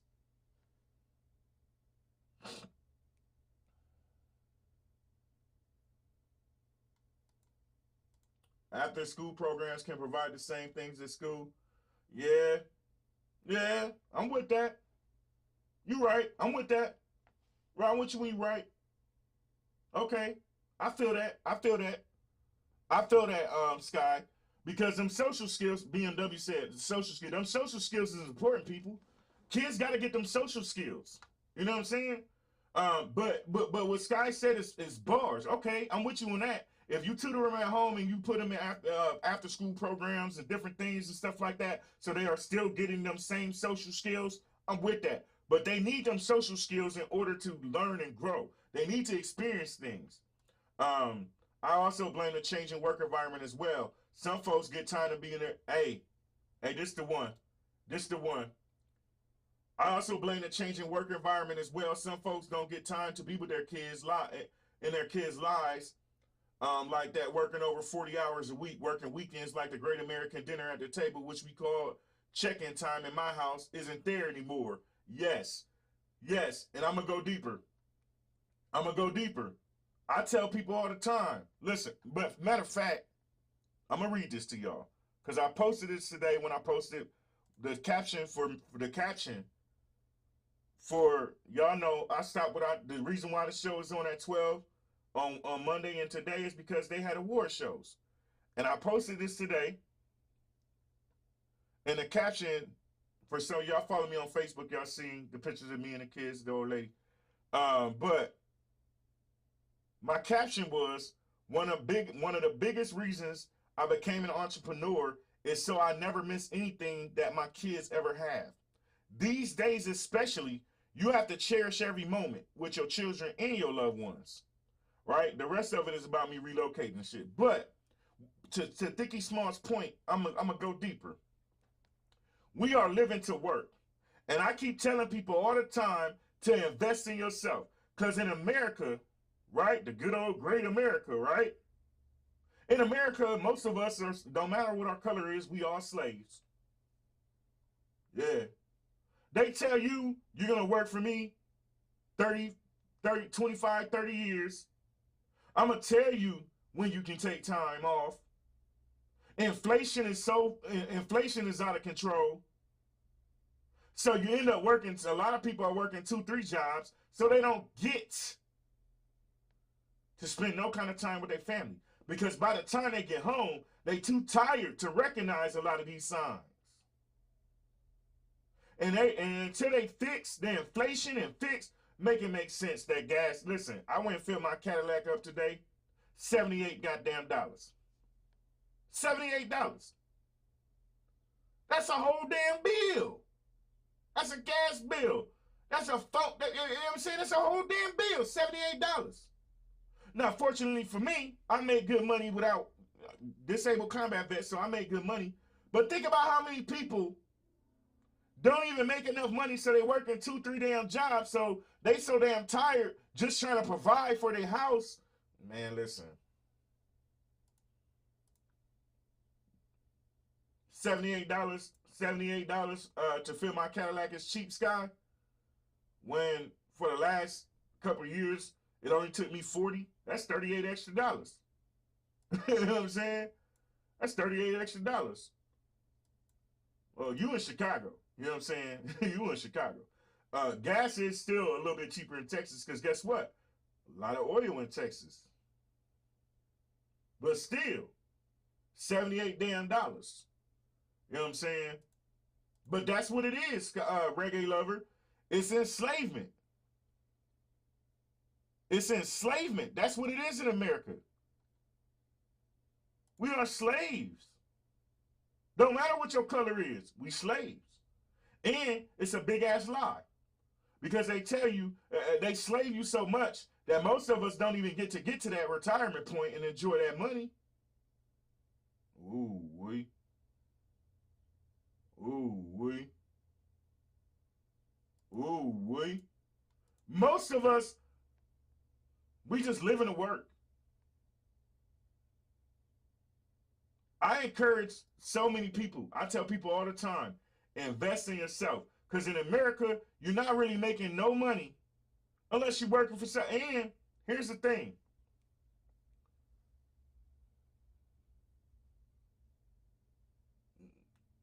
Hey, and Thinky Smalls, that's the thing. These other countries actually be taking care of their people.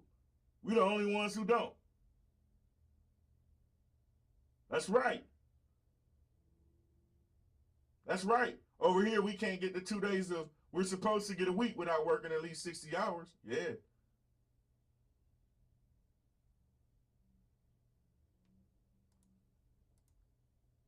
Hey, Jay Merritt, I'm glad you cleared that up because I didn't see none of that either. I didn't see him being chased. I didn't see him being chased with nothing I looked at.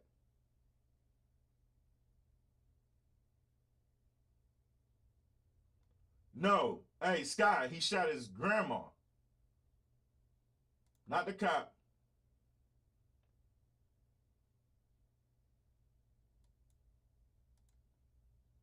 There. Oh, and there won't be any left for some of us when we do retire. It's already been. Hey, listen, it's the reason why they let. I told people a long time ago, I said, when they start letting COVID in, who did it affect the most? Who did it affect the most? The baby boomers. The ones that were getting ready to get their retirement. Ooh, wait.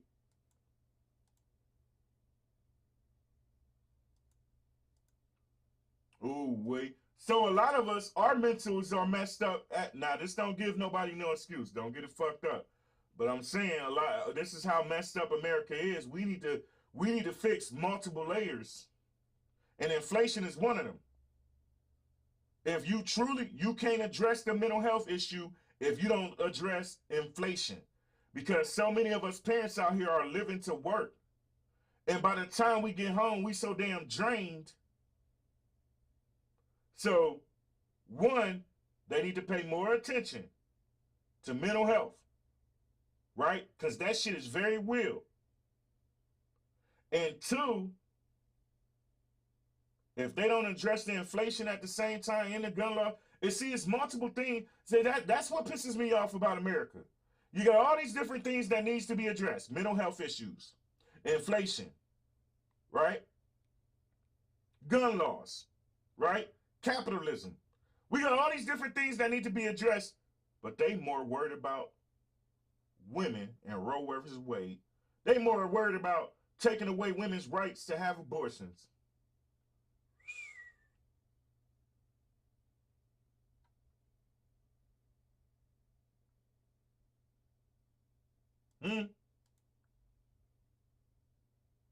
Yeah, it's up to 21, J. Merritt. It's up to 21. We covered that. But somebody had said that he was being chased by the cops, and I was like, I didn't see that at all. I didn't see that at all. You know what I'm saying? I didn't see none of that. I ain't see him being chased by the cops. And I know I'll be searching for shit. I ain't see him being chased by the cops. Sky, that's a great point. A lot of this interracial situation and social media platforms allow these emo kids to think this is how they get attention they don't get through their peers or family. Yeah. We live in an age when even adults, they get their courage, they got keyboard courage. They use keyboard courage and it's a false sense of self-esteem.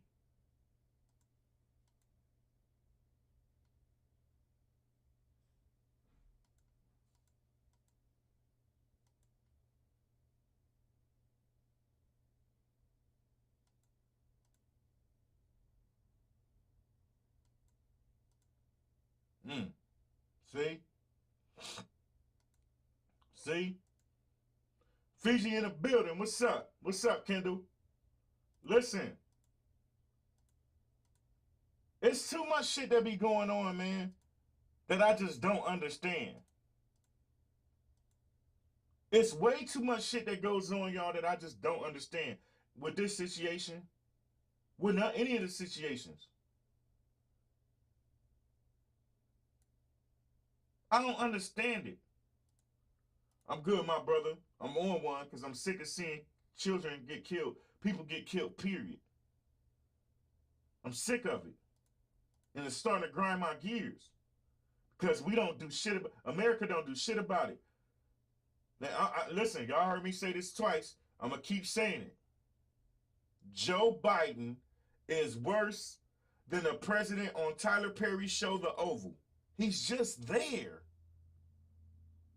He's just there. The hell is he there for? What is he doing? Nothing. We just talked about 4 things that needed addressed to help citizens today. They won't even write the bill for another 10 years and then not vote on it. Why do we keep sending the same people up to do nothing? See? Yeah, hey, I like Thicky Smalls. Thicky, you heard me say earlier. What did I say earlier, Thicky Smalls? First thing I said is we need to start voting from the ground up.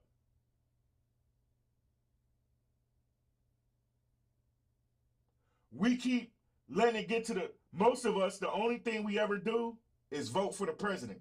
We don't vote for the House, the Senate, none of that. All we do is vote for the president. We don't go vote for judges. We don't go vote mayors, governors, none of that shit. We wait until we have to choose between the lesser of 2 evils in the president every single time. Why do we keep sending the same people to do nothing? Most of us here will vote with conviction, and if we get voted out, oh well, at least I was able to help people today.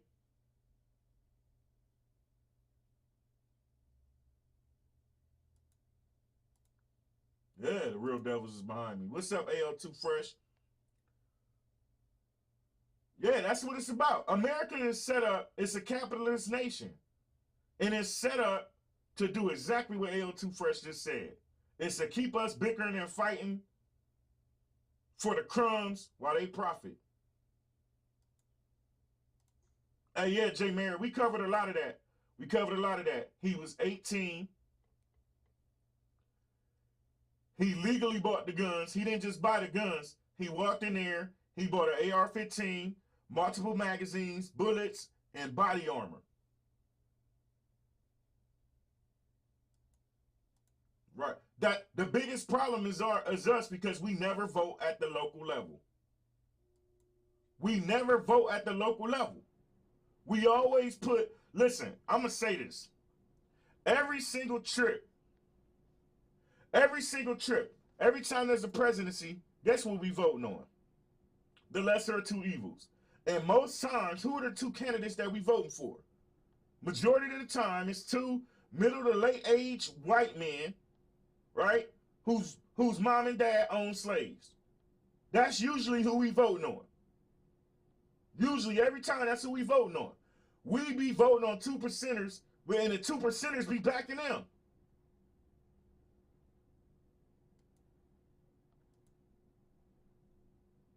No, Jay Merritt, that's the one thing. They didn't say he was bullied his whole life. He was the bully. He was the bully. So let me put it back up here. Let me catch some of y'all back up to speed because some of y'all didn't see the beginning part of the show. Let me put this back up here for y'all. He was the bully. He was the bully. Let me put this back up here for y'all and play this clip again. Hold on, what's that? Just in case y'all missed the first part of the show, he was the bully. Here we go. Here y'all go.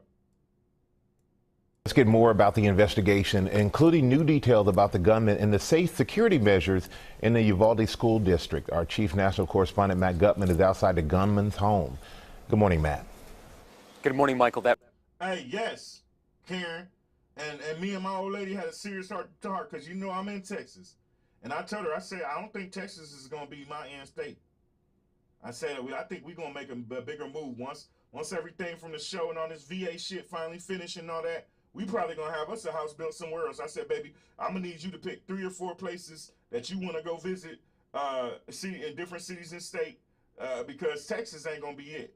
Rampage began in that house just behind me. The suspect allegedly shooting his grandmother first. Now, law enforcement officials tell me that the suspect purchased both of those AR-style rifles just 2 days before the shooting legally.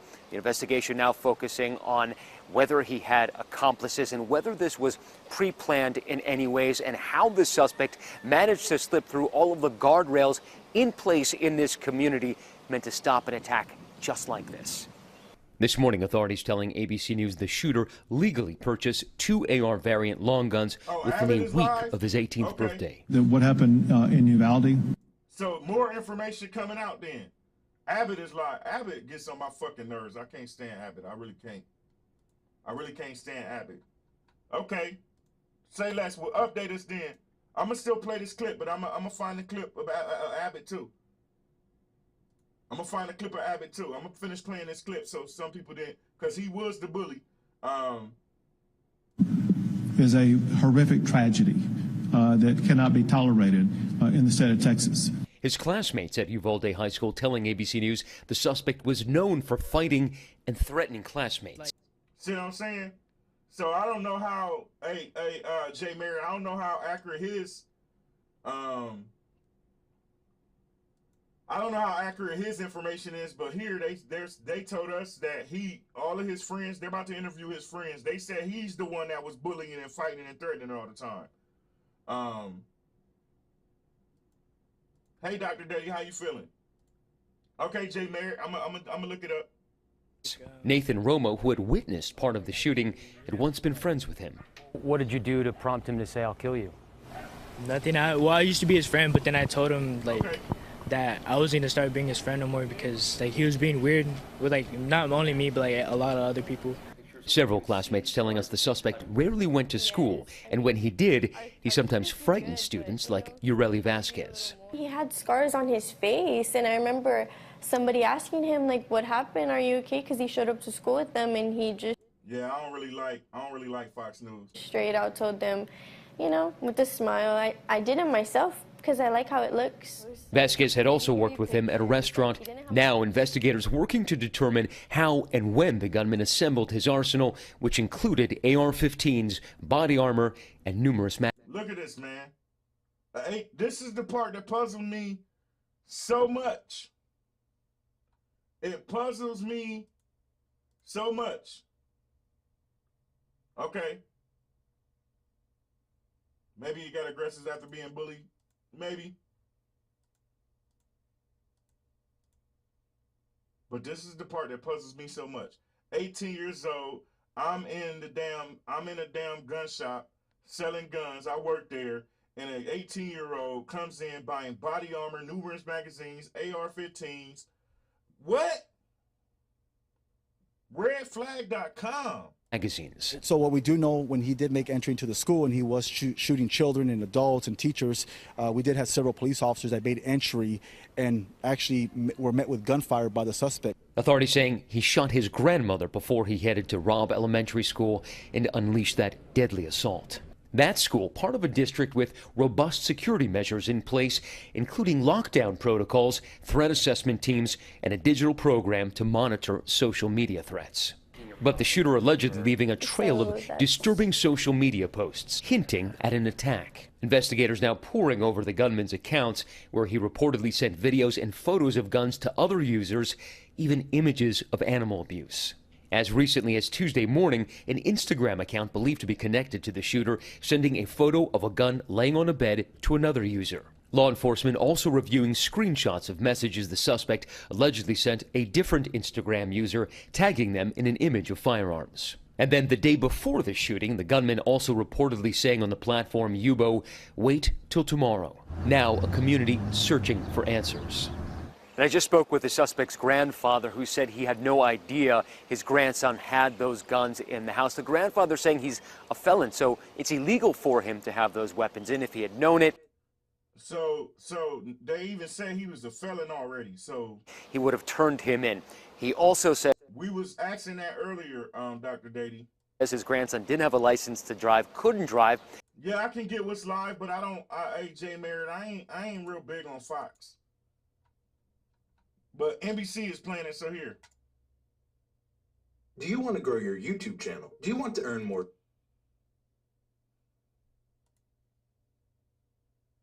Superintendent for the Consolidated Independent School District, Al Harrell. Thank you, Governor. Thank you for being here today. Thank you for your support. I appreciate your team coming and speaking to us and providing the services and resources that you have. As superintendent, I could never imagine a day like yesterday. In the school, award ceremonies. Can y'all hear this? Second, third, or fourth graders' life at that point. It was a senseless and tragic event, and this magnitude in our community is heartbreaking. It really is. We have had a lot of support here from our community, surrounding counties, surrounding districts, and all over the state, and I appreciate you for thinking of us and sending that support. I have to relay the heartbreak of our teachers at Robb campus. I met with them this morning, but as I looked across that room, there was a group of heroes in that room. If it weren't for them, along with the law enforcement that came, that were willing to cradle their kids, get them out of the classroom when it was safe, when they were guided, and the trust our kids had in their teachers, that says volumes for our staff here in Uvalde. They are heroes. They did heroic things yesterday, and they are always very humble, but they are truly humble heroes. Yesterday, we lost 2 teachers. These 2 teachers, I would say, are the cornerstone of that campus to some great degree. They're 2 beautiful souls. They have taught on that campus for many years. They have kids in our district, and they poured their heart and soul into what they did in educating our kids in Uvalde. 19 students, 19 precious students who came to school yesterday to enjoy the day, to enjoy the award assembly. And as I look at their pictures, you can just tell by their angelic smile that they were loved, that they loved coming to school, and they were just precious individuals. This is a difficult time for everybody. We are hurting. We have been cut deep here in our community. We will move forward. It's going to take some time moving forward. While our faith has been shaken, we ask you to continue to pray for these families, these kids, in our community, and our teachers. I am a product of Uvalde. I'm born and raised here. I've worked for this district for 30 years. And never thought I would be sitting in front of you doing this today. But please pray for our teachers, pray for our community, and we will move forward. Thank you, Governor. Thank you. Okay, so I found the clip of him live. So I'm going to put this up here for y'all. Hold on one second. I found the actual clip of Greg Abbott's. Shit, crazy, man. When will it stop? When will it stop?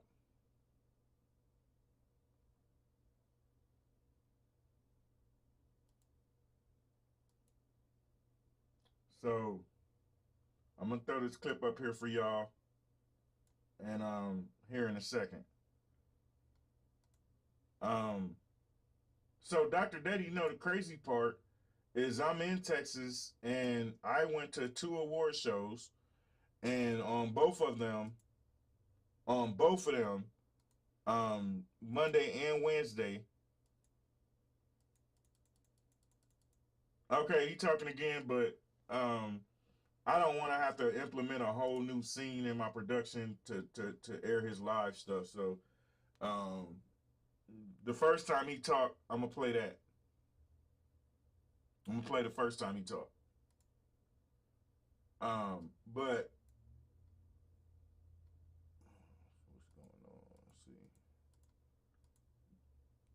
Dr. Dady is crazy because literally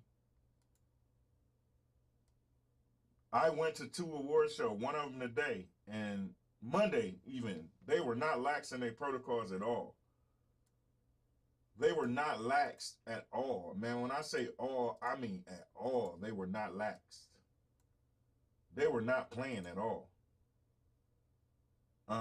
Especially today.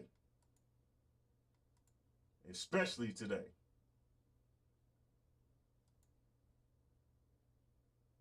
What's going on? Come on now. It was like Fort Knox in there today. And Monday was like that too. And on Monday, you know, this is before the shooting. So it's crazy. It's really crazy. It's so rough to even talk about, man. I didn't even want to talk about it, but I knew trying to do any other topic today wasn't even going to happen. The thing is that something that is happening in a lot of schools. Schools are constantly on lockdown and stuff like this is bound to happen because you got these badass kids walking around that are not mentally stable. They are in homes where they are probably miserable and everything else. It's really every day you want to hang your hang your kid, go to school and hope they return. Fairly went to drop off clothes and shoes for a child in ATL last week and was able to enter with no issues. See?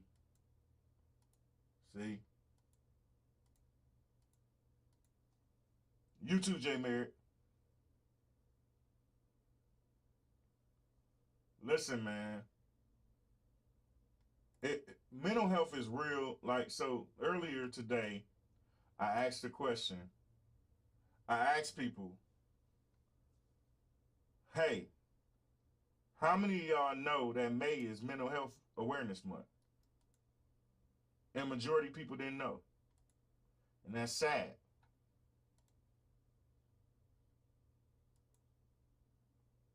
And I'm going to say it again. One of the biggest reasons that I go so ham on all these people who stream is because they use their platforms for drama, bullshit, negativity, clout. And I'm sick of it. It's like mental health is serious, especially today. Everybody been had these mental health issues. Then you add COVID in here, right? Y'all botched that shit. Y'all let the outbreak happen. So then you add COVID in here. And now you have people stuck in the house, can't go nowhere to relieve their stress. No, none of that for a long time. Now, guess what? Now people are spiking. Now people are fully out of control. And here we are.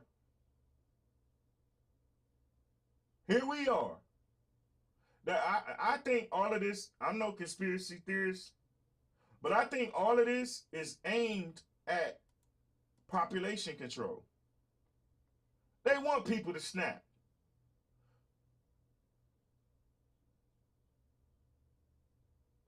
It's to the point now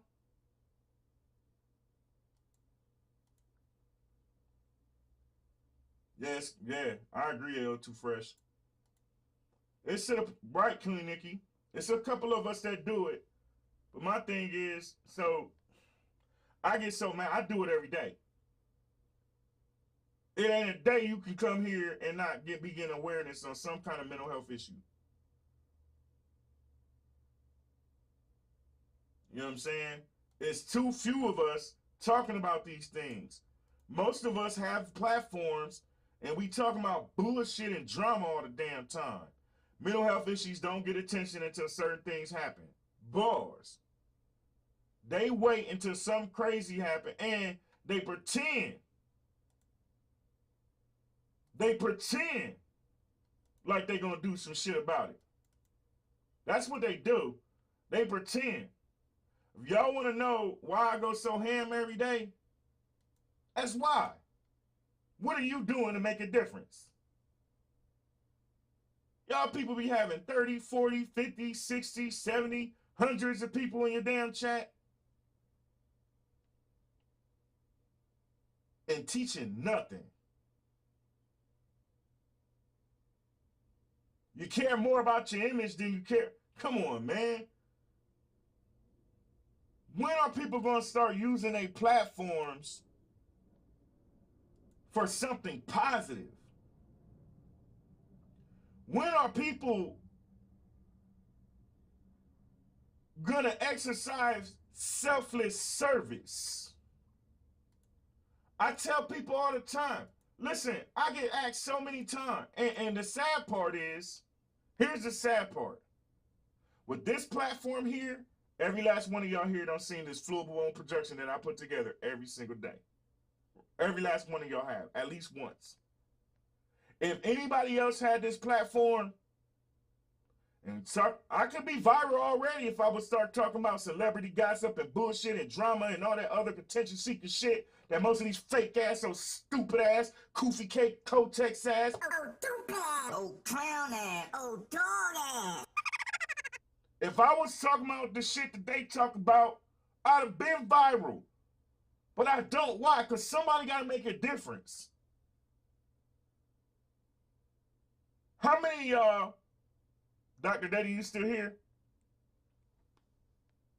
You right, AO2 Fresh. Dr. Daddy still here? Hey, Jigs, have a blessed day. Have a blessed day on purpose. Where Dr. Daddy is? Dr. Daddy, so Dr. Daddy, before, I'm going to put a lot of y'all on blast right now. Time now. That's right, Dr. Daddy. If it's that's why I'm always in Dr. Daddy's stream. She always, you gonna learn something. You gonna learn something here. I'm about to call a lot of y'all out. That AO2 Fresh is right. Positivity don't get the necessary hate clicks, unfortunately. Yes. That's why it's a longer, hard road for me. That's all right. That's all right. But since Dr. Daddy here, Dr. Daddy, you heard me say before Mental Health Awareness Month, you heard me tell everybody in your chat, hey, I want to put together a whole mental health stream, 30 days, different guests, 30 days, different guests, talking mental health for Mental Health Awareness Month. For me, I talk about it anyway, right? I'm talking about something of substance, something mental health related damn near every day. I literally, in a chat full of like 60 people, majority of them streamers, and have my moderators go reach out to folks. Yo, come on the show and talk this stuff with me. Some of y'all was there when I asked that several times, and how many people y'all think hit me up, responded and said, Josh, I'll do it?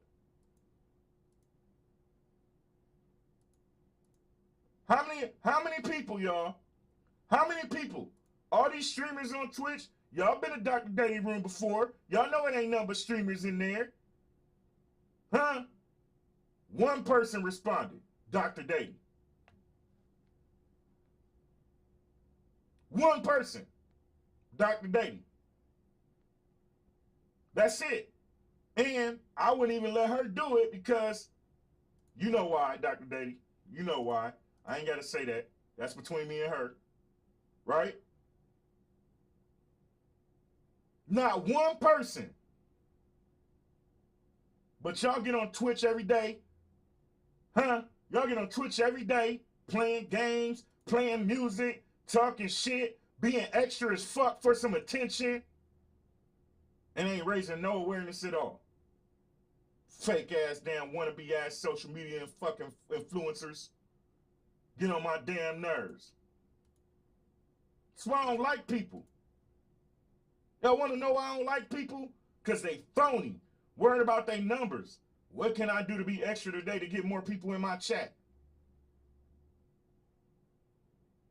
Fake asses. And we ain't even going to talk about these clowns on Facebook. Because you know ain't none of them respond. It gets on my damn nerves. If you a DJ, y'all got 100, I got time. I got time. You fucking DJs. Hundreds of people in your chat. Do something. Teach something. Learn something. Learn them something. You fucking gamers. With hundreds of people in your damn chat. Do something. Learn something. Learn them something. Teach them something. It's Mental Health Awareness Month. And then y'all wonder why I don't like people. Then y'all wonder why I don't like people.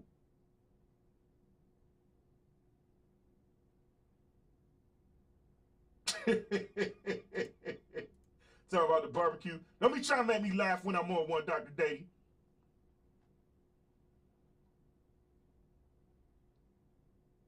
Y'all get on. Listen, since I have started this show, I done had so many people say, Josh, you helped me change my life. Josh, I've changed for the better. That's what I do it for.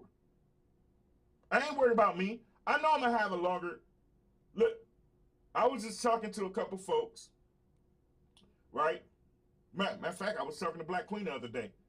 I told her, I said, Black Queen, my people don't understand. I take a huge hit money-wise doing this show and building this show. Because it's going to take longer for me to grow because I'm not talking about bullshit and drama like the rest of the phony, fake-ass, imposter-ass people. I'm talking real shit. Y'all know I got a Class A CDL. Y'all know I could be making $2 grand a week, and everything I make, people, is pocket money.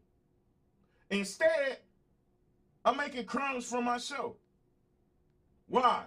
Because I'm invested in change. And I can't do it alone.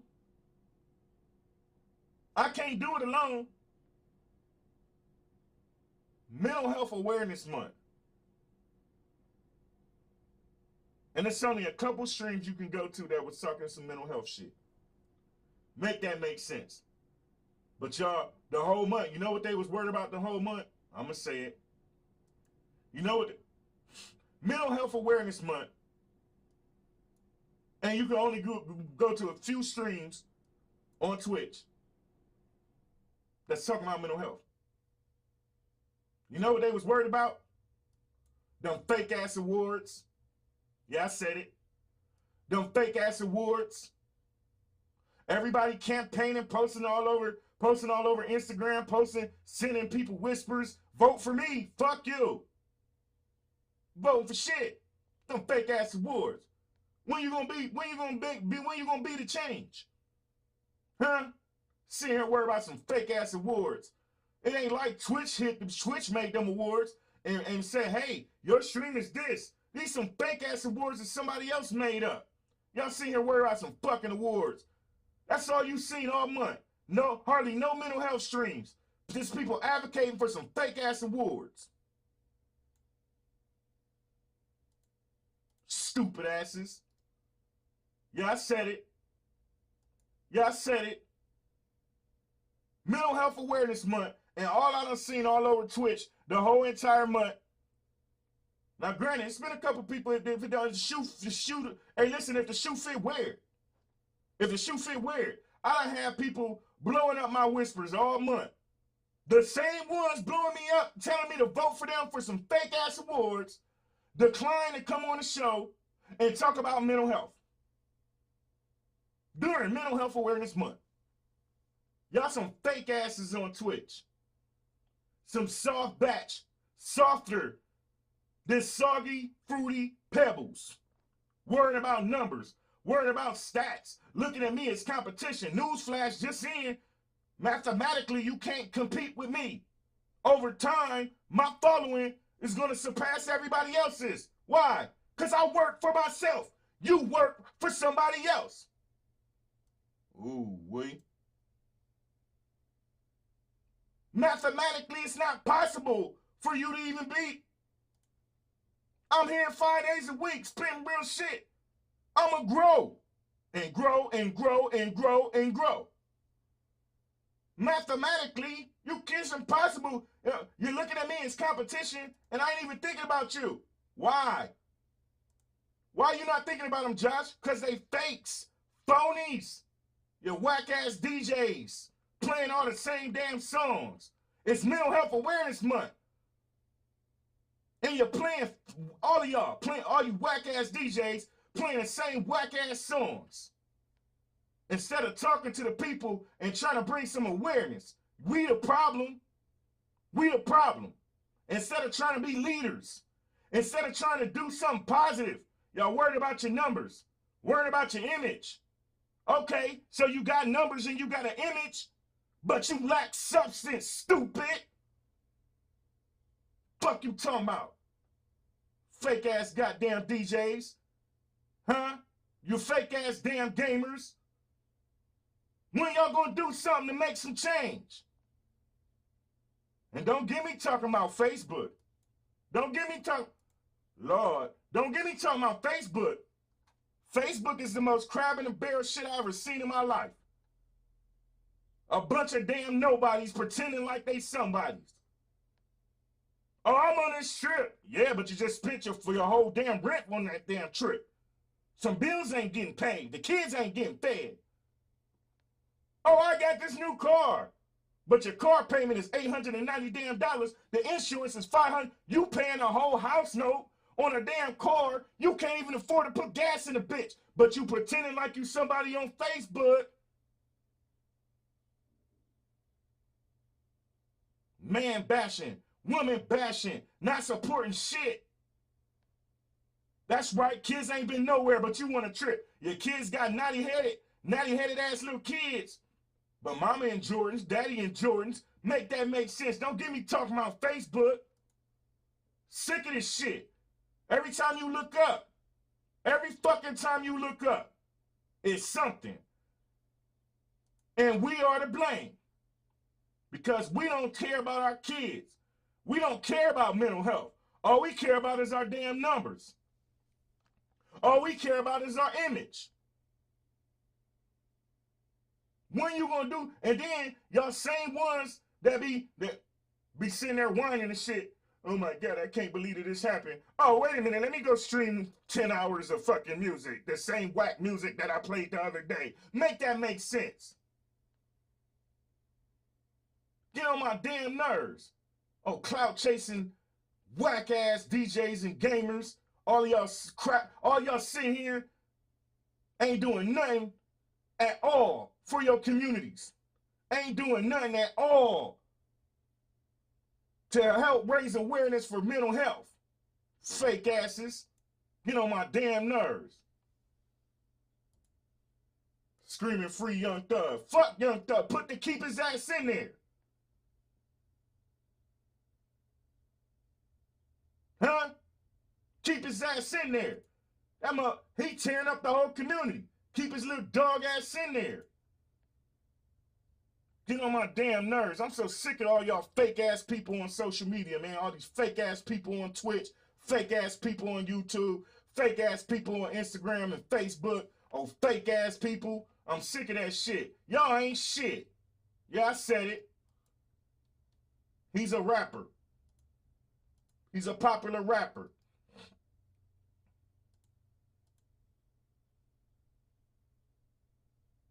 Y'all never do nothing at all. Nothing. You clown ass people don't even go vote. Y'all don't even go vote. Y'all don't know what voting at a local level is. Huh? Y'all wait and vote on the president.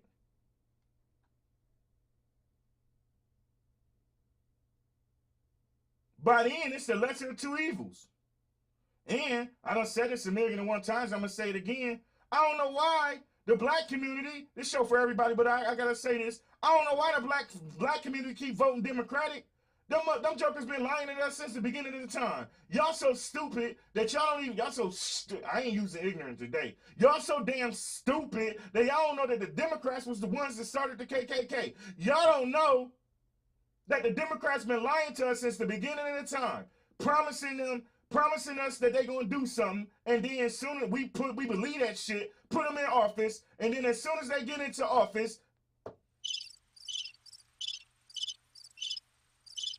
stupid. Get on my goddamn nerves. It's sad that a basketball coach had more balls, more compassion than the president of the United States. Steve Kerr Biden got his little dumb ass up there and literally gave a history lesson on how much people been killed. That's the last thing they want to hear. We don't want to hear that shit. We want to hear what you gonna do about it. Ain't no way in hell an 18-year-old should have been able to walk into a gun shop and purchase that kind of equipment.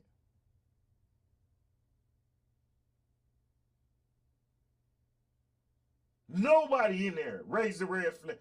And we learned that he had a felony. He had a felony. Now, I told you I was going to find a live clip of Abbott dog ass, see what he had to say. I told you I was going to find a clip of Abbott dog ass and see what he had to say today. And I found a clip. He better not be trying to eat his ass up too with his little dog ass.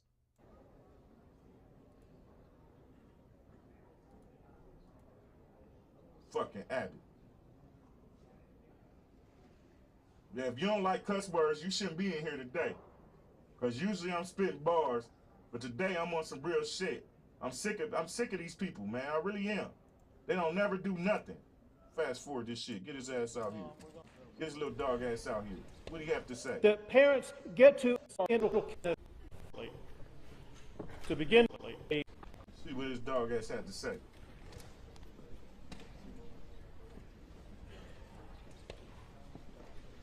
Might just damn cigar before I pop a blood vessel in this motherfucker. And just so y'all forget, I'm moving starting tomorrow, so y'all won't. There will be no show. There will be no show. Today will be the last show until next Monday.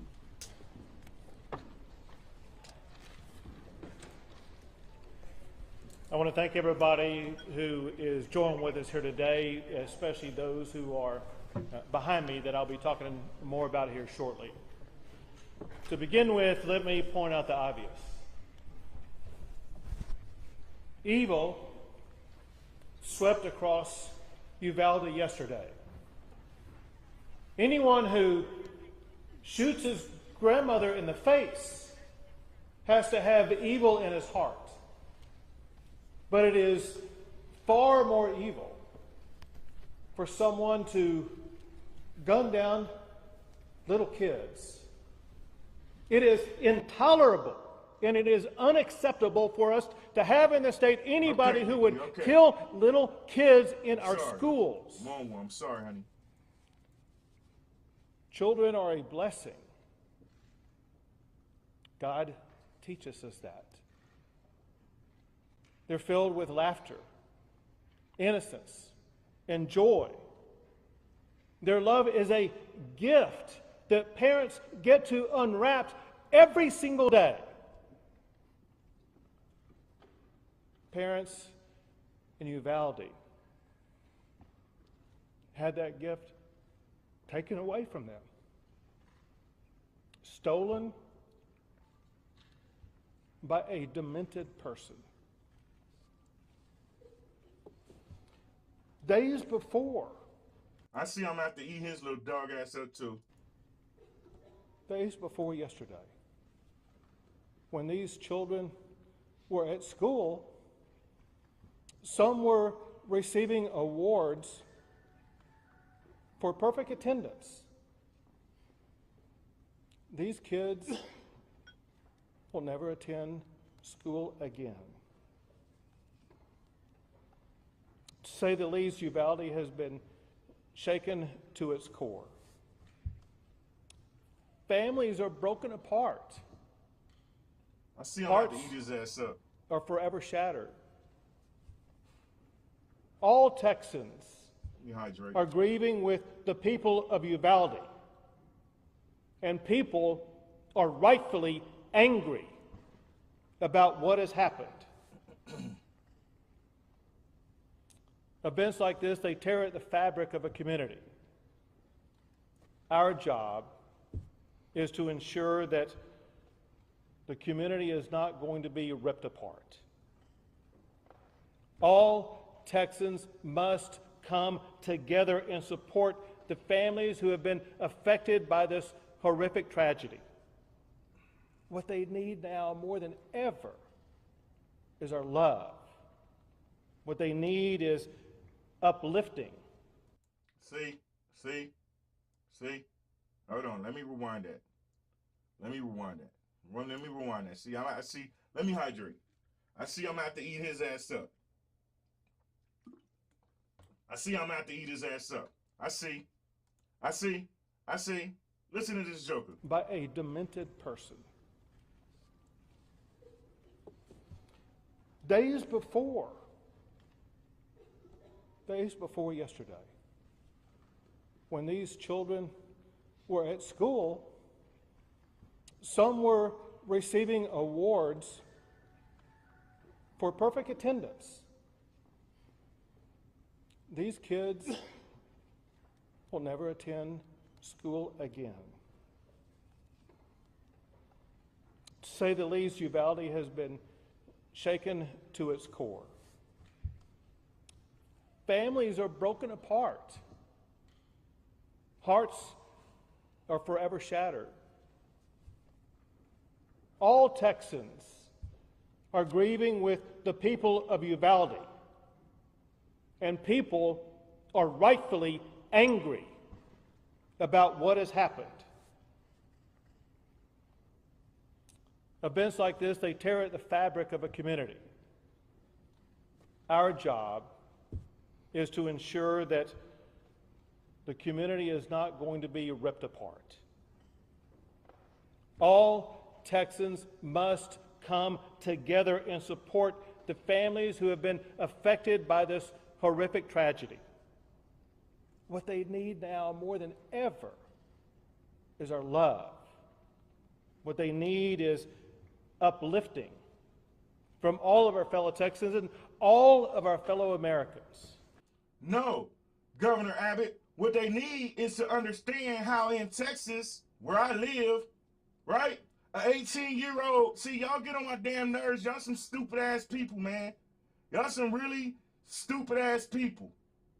What we need is to understand how in the hell can an 18-year-old with a felony in a...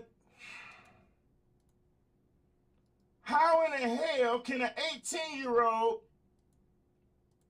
with a felony walk into a gun store in Texas with a felony and buy bullets, magazines, body armor, an AR-15? That's what we need to know. We need to know what the hell you gonna do about it. We need to know why you aren't protecting the schools. What we need is to know that there's safety. What we need is to know that there will be peace if we decide in the state of Texas to send our kids off to school. What are you doing? Now you want to talk about some American, all Americans, what all Americans need to do. Now skip out all Americans. Dear Governor Abner, dear dumbass Joe Biden, let me tell y'all something. 90% of America approves the H.R. 8 gun laws.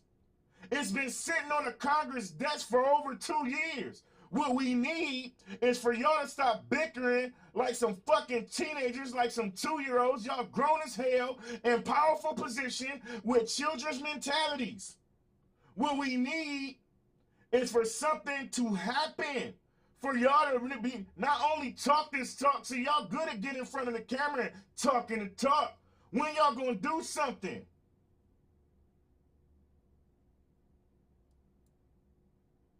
Huh? When are y'all gonna do something besides get in front of these cameras and pretend like you give a damn? That's what y'all do.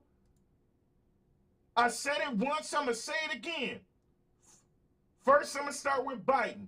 Biden is worse than the president that plays in the part of the president and Tyler Perry show the Oval. He's just there. And Governor Abbott, I'm here in Texas. And your ass ain't shit either. Hey, dear Abbott. Everybody was kung fu fighting. Ow!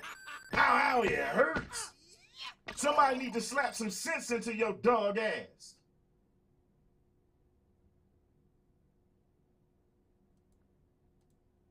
That's right, Jennifer. That's exactly what happened. See, he ain't gonna care. Abbott ain't gonna care because these raggedy ass people, these old stupid ass people that's in the house, that's these governors, these mayors, and all they stupid asses, all they. Oh, stupid ass. Oh, clown ass. Oh, dog ass. They not gonna care until it affects them.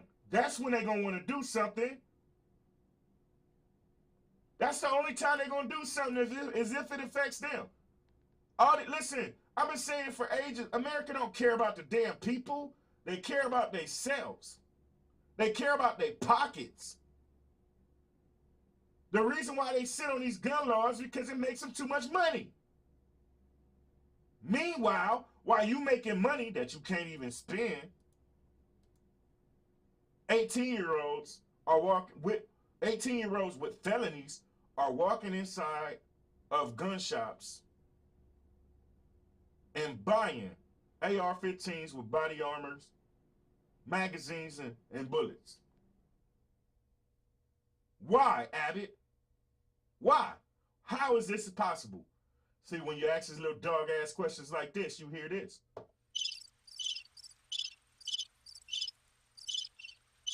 Stupid. Get so sick of these people, man.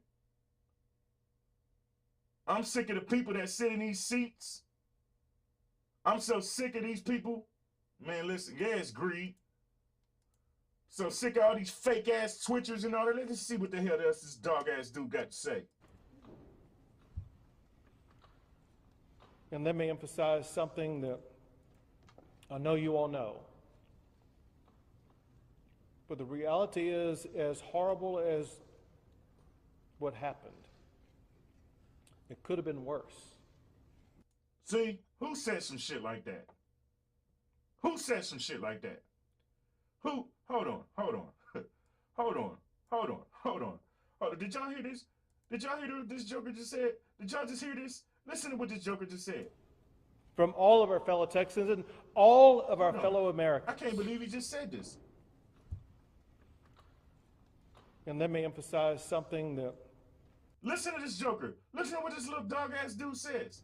I know you all know.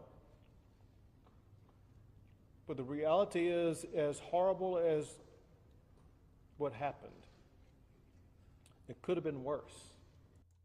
Who the hell says something like that? It could have been worse. 21 people dead. It could have been worse. What? Who says that? Hell no, it ain't a country for the people anymore.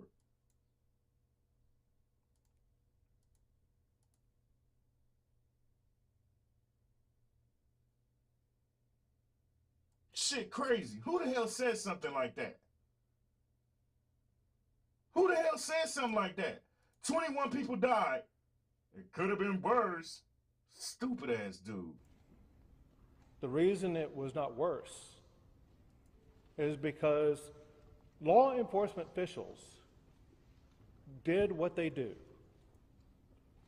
They showed amazing courage by running toward gunfire for the singular purpose of trying that because of their quick response, getting on the scene, being able to respond to the gunman and eliminate the gunman, they were able to save lives. Unfortunately, not enough. Hey, Governor Abbott, you got two brain cells and they at civil war with each other. You got 2 brain cells in there and Civil War. Who the hell said something like that? But I want to make sure that everybody knows, all of the law enforcement agencies and groups that are involved and were involved in this process. The Texas Rangers are leading the investigation, and they are supported by the... You know, hey, he means he could have shot more people and really used the poor choice of words. You know why he used the poor choice of words? Because he don't care. He's reading some shit that was typed out. He's not speaking from the heart. He don't care. This shit is scripted, what he's saying. You did not see that man reading from a paper? Texas Department of Public Safety Highway Patrol, the Texas Department of Public Safety Criminal Investigative Division, DPS Aircraft, DPS Intelligence Counter-Terrorism Division, DPS Crime and Victim Support. They're also supported by the Texas Division of Emergency Management, the FBI, as well as multiple federal partners, including the DEA, ATF, HSI, and Border Patrol. And then, of course, the valiant local officials. All these officials, listen, I'm a black man that get pulled over for being in a Cadillac with rims and have 10 cops on me. And I don't kill nobody. No, huh? And what? Man, make this, huh? And what? Man, make this make sense. The Uvalde Sheriff's Department.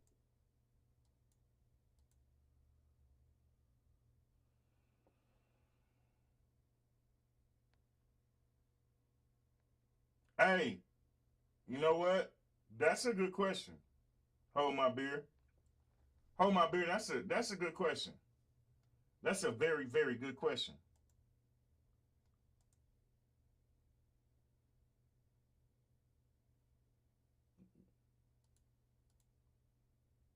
Yes, take down the ones in power. That's what we need to do. We need to start voting on the local level.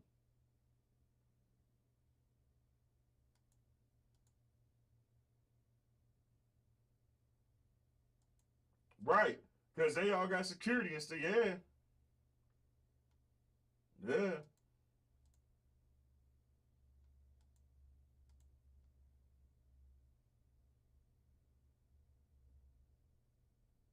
Man, listen, this shit is crazy. I'm so tired of waking up and seeing this kind of shit. Listen to this dude, man. Department, Uvalde Police Department, Uvalde Independent School District Police, Uvalde County Constables, Uvalde Mayor, the County Judge, Uvalde District Attorney's Office, local Public Works and surrounding police department, and the San Antonio Police and Fire Department also. Let me walk you through some of the facts of what has happened. There's been a lot of things that have been said. Some are correct, some are incorrect.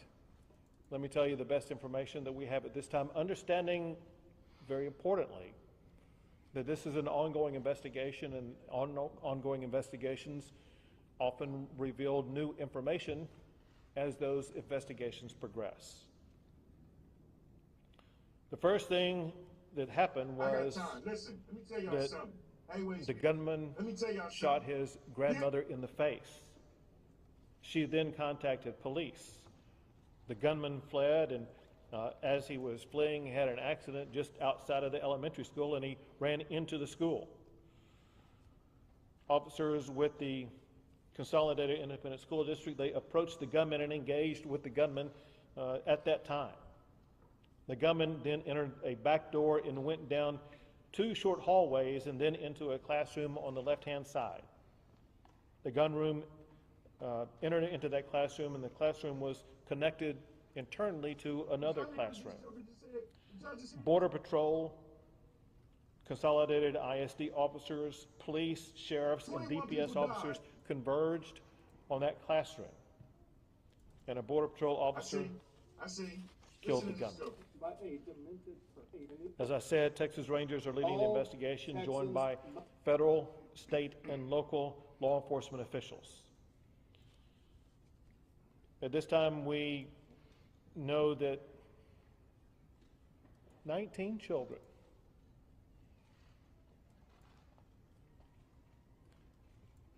19 children have lost their lives. 2 faculty members lost their lives. In addition to that, there are 17 people who are injured, but their injuries are not life-threatening.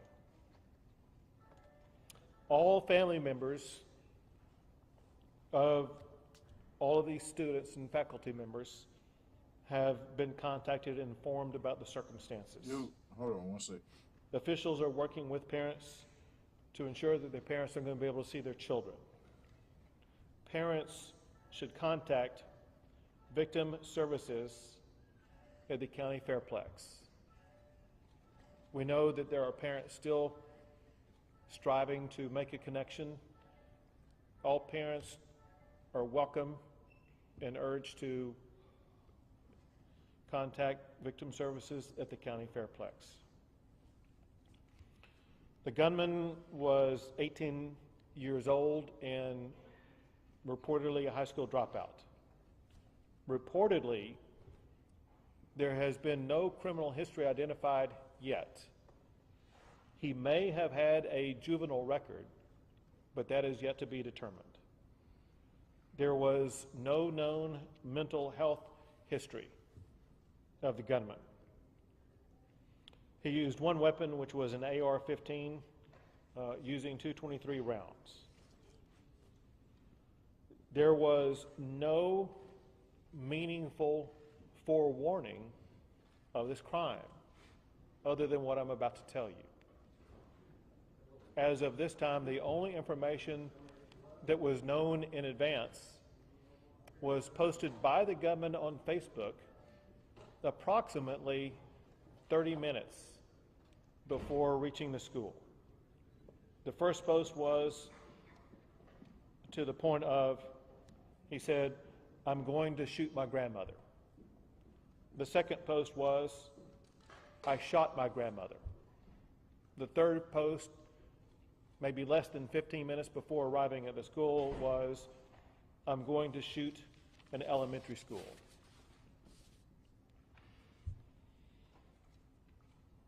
I mentioned that during the shootout that took place at the school, in addition to the students and the faculty, there were 3 officers who were injured who were all remain in good condition. 1 deputy sheriff lost a daughter in that school. Before coming out here, we had a long discussion with law enforcement at all levels. We had a discussion with community leaders, elected officials. And I asked the sheriff and others an open-ended question and got the same answer from the sheriff as well as from the mayor of Uvalde. The question was, what is the problem here?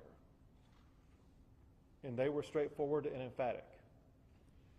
They said, we have a problem with mental health illness in this community.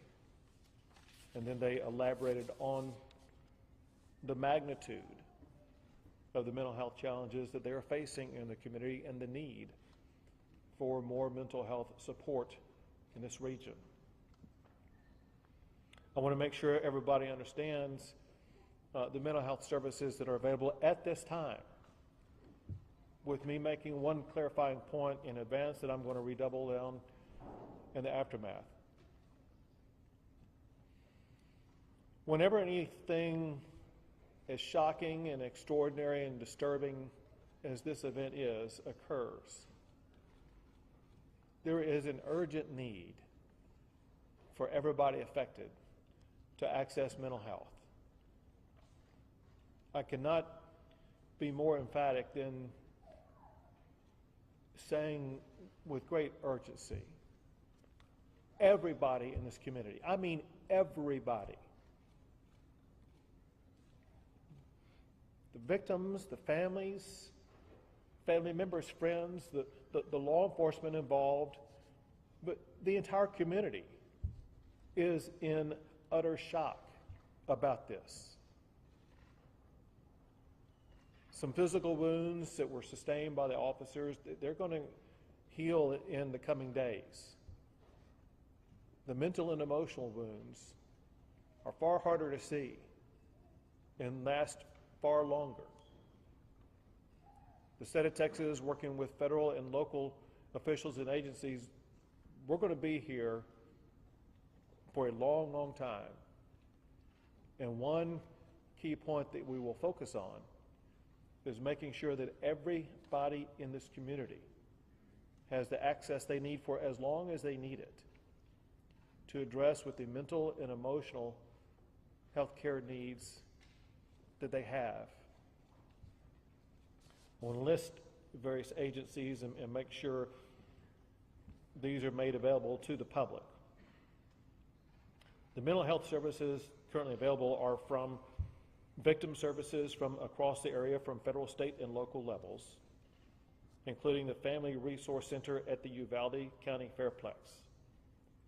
Schools have crisis teams at the Uvalde Civic Center. They provide wraparound services for families who are affected. The Texas Child Mental Health Consortium, created by the state legislature in 2019, is available to assist. The Bluebonnet Children's Advocacy Center is available to provide services for children. The Texas Health and Human Services Commission is on site and will be available for ongoing provision of services. The Texas Education Agency is providing supplemental counseling services. The Texas Department of Public Safety Counseling is providing counseling services for law enforcement.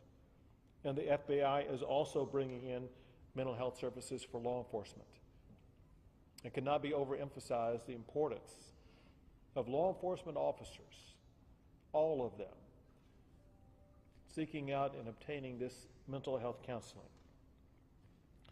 The District Attorney's Office for Victim Services has a phone number available for all victims, and candidly, the entire community, in a way, is a victim here. And I was provided their number to give out to you publicly. This is the number for the District Attorney's Office for Victim Services. The number is 830-278-2916.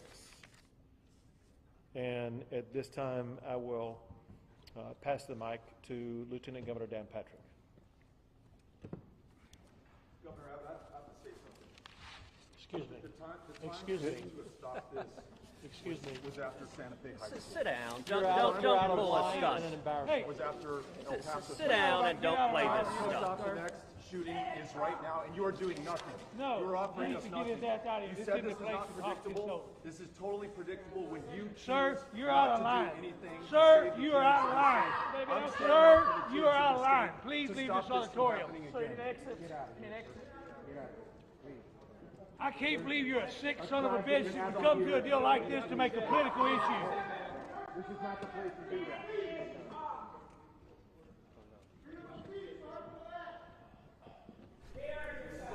Check, check. Okay, we are up. Excuse me for the mic check. I just want to let you know that if you are listening in right now, it appears that we have a reporter. That's who it appears to be. I am not exactly sure who it is at this time. They have gone up. Oh, actually, that appears to be Beto O'Rourke. That's Beto O'Rourke. Y'all know I'm moving, so, I had to make sure stuff was right. Let me rewind this. Let me rewind this. I want to make sure I hear this shit. Let me rewind this. I don't want to miss it. I ain't want to miss it. Is on site and will be available for ongoing provision of services. The Texas Education Agency is providing supplemental counseling services. The Texas Department of Public Safety Counseling is providing counseling services for law enforcement. And the FBI is also bringing in mental health services for law enforcement. It cannot be overemphasized the importance of law enforcement officers, all of them, Hold on. What's going on with my damn sound? What is going on? What is going on? I can't hear this. Damn it. Let me hear this.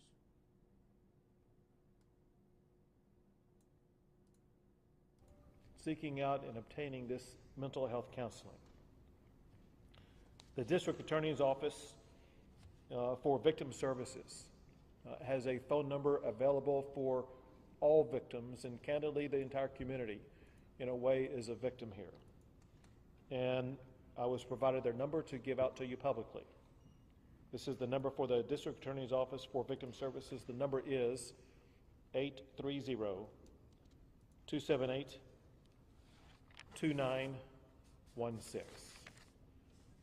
And at this time, I will pass the mic to Lieutenant Governor Dan Patrick. Governor Abbott, I have to say something. Excuse me. The time Excuse me. to stop this Excuse me. was after Santa Fe High School. Sit down. You're Don't out of pull a line stunt. and an embarrassment. Was after El Paso. Sit down and don't play this Stop stuff. the next shooting is right now, and you are doing nothing. No, you are offering you us need to get nothing. his ass out of here. You This said isn't this the is place not to talk this predictable. over. This is totally predictable when you choose Sir, you're not out of to line. do anything. to Sir, save the you are kids out of from line. the state. I'm standing Sir, up for the you kids are in out the of line. state Please to leave stop this from auditorium. happening So you again. can exit. Get out of You here. can exit. Get out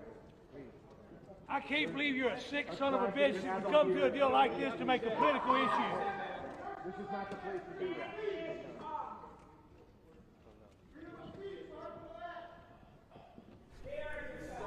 Check, check.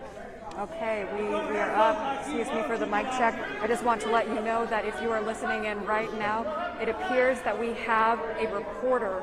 That's who it appears to be. I am not exactly sure who it is at this time. They have gone up. Oh, actually, that appears to be Beto O'Rourke. That's Beto O'Rourke. That's Beto O'Rourke.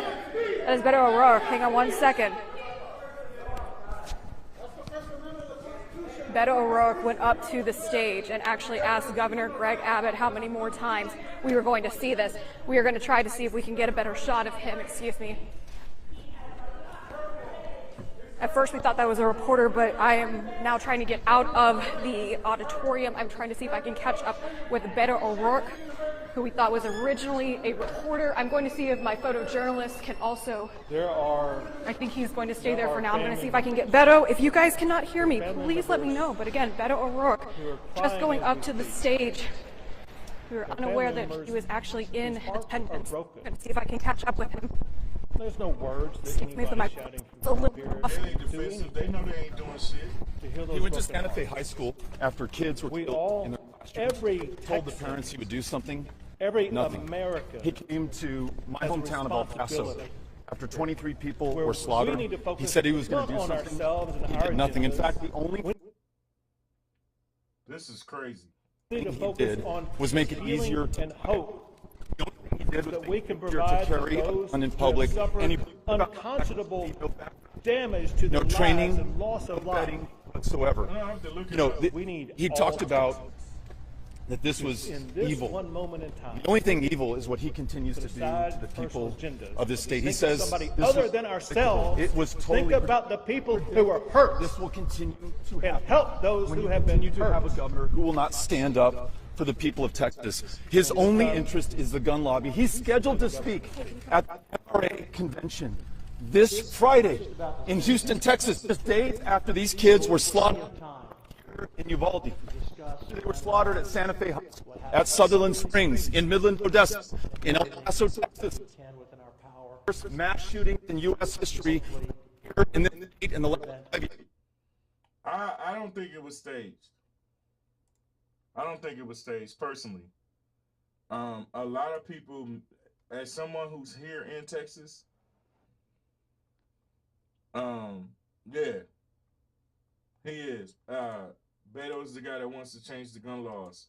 I don't think it was staged. Let me tell you something. As someone who lives in Texas, let me tell y'all something. People here hate Abbott. Can't stand him. And that's real.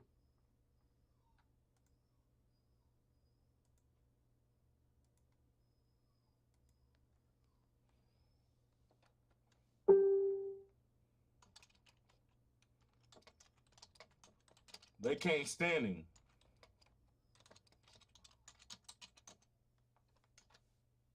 They hate Abbott here, man. For real. And no, man. I literally, like I said, me and my old lady had a talk yesterday, and I said, baby, I don't know if I relocated here because I always loved Texas. I love my chopped and screw music, and Texas was going to be the place that I decided to bed down.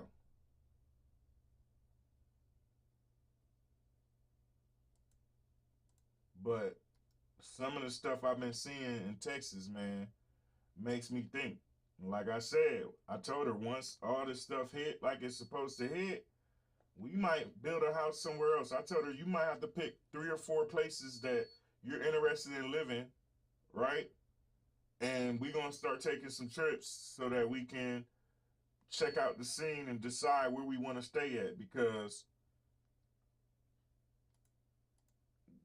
man,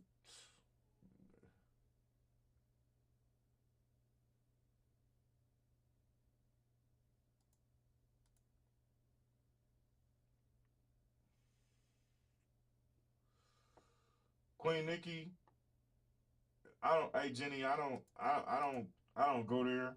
Not on the show. I don't go there. But Queen Nikki, people fear change, period. But they definitely fear positive change.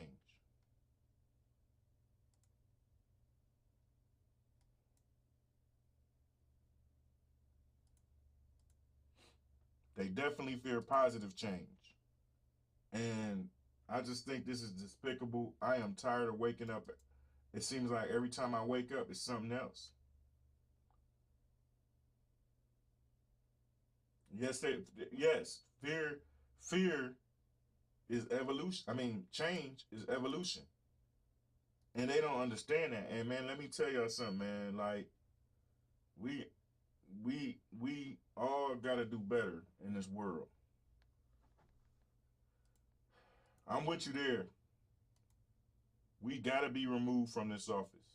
I mean, a lot of people need to be removed from office. Starting with that whack-ass Biden and that whack-ass Kamala Harris. And definitely need to get Greg Abbott dog ass up out of there. They more worried about controlling what a woman does what they do with their body than they are gun violence.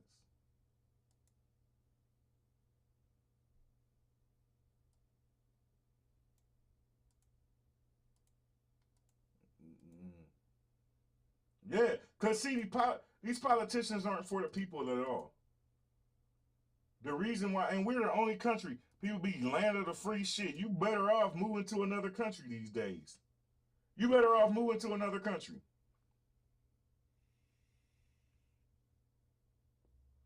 You literally are better off moving to another country. This capitalism that we practice so much here in America ain't been working for ages. For us to be the land of the free, 3,500 mass shootings in 10 years. More than any other country by a landslide. Make that shit make sense. Make that shit make sense. It's crazy to me. And listen, y'all. Nick, you been thinking about it? Listen, I'll move somewhere that nobody ever hears about. You know what I'm saying? Like Delaware or some shit.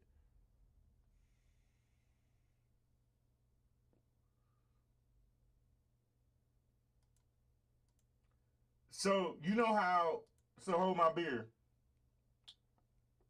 And the dollar value, especially for somebody like me, I'm a 90% disabled combat vet. For somebody like me, the money I make from the military alone will make me an instant millionaire in so many other countries. So many other countries. You often better off today living in another country than you are living in America. That's how bad it is. Scraightup Island.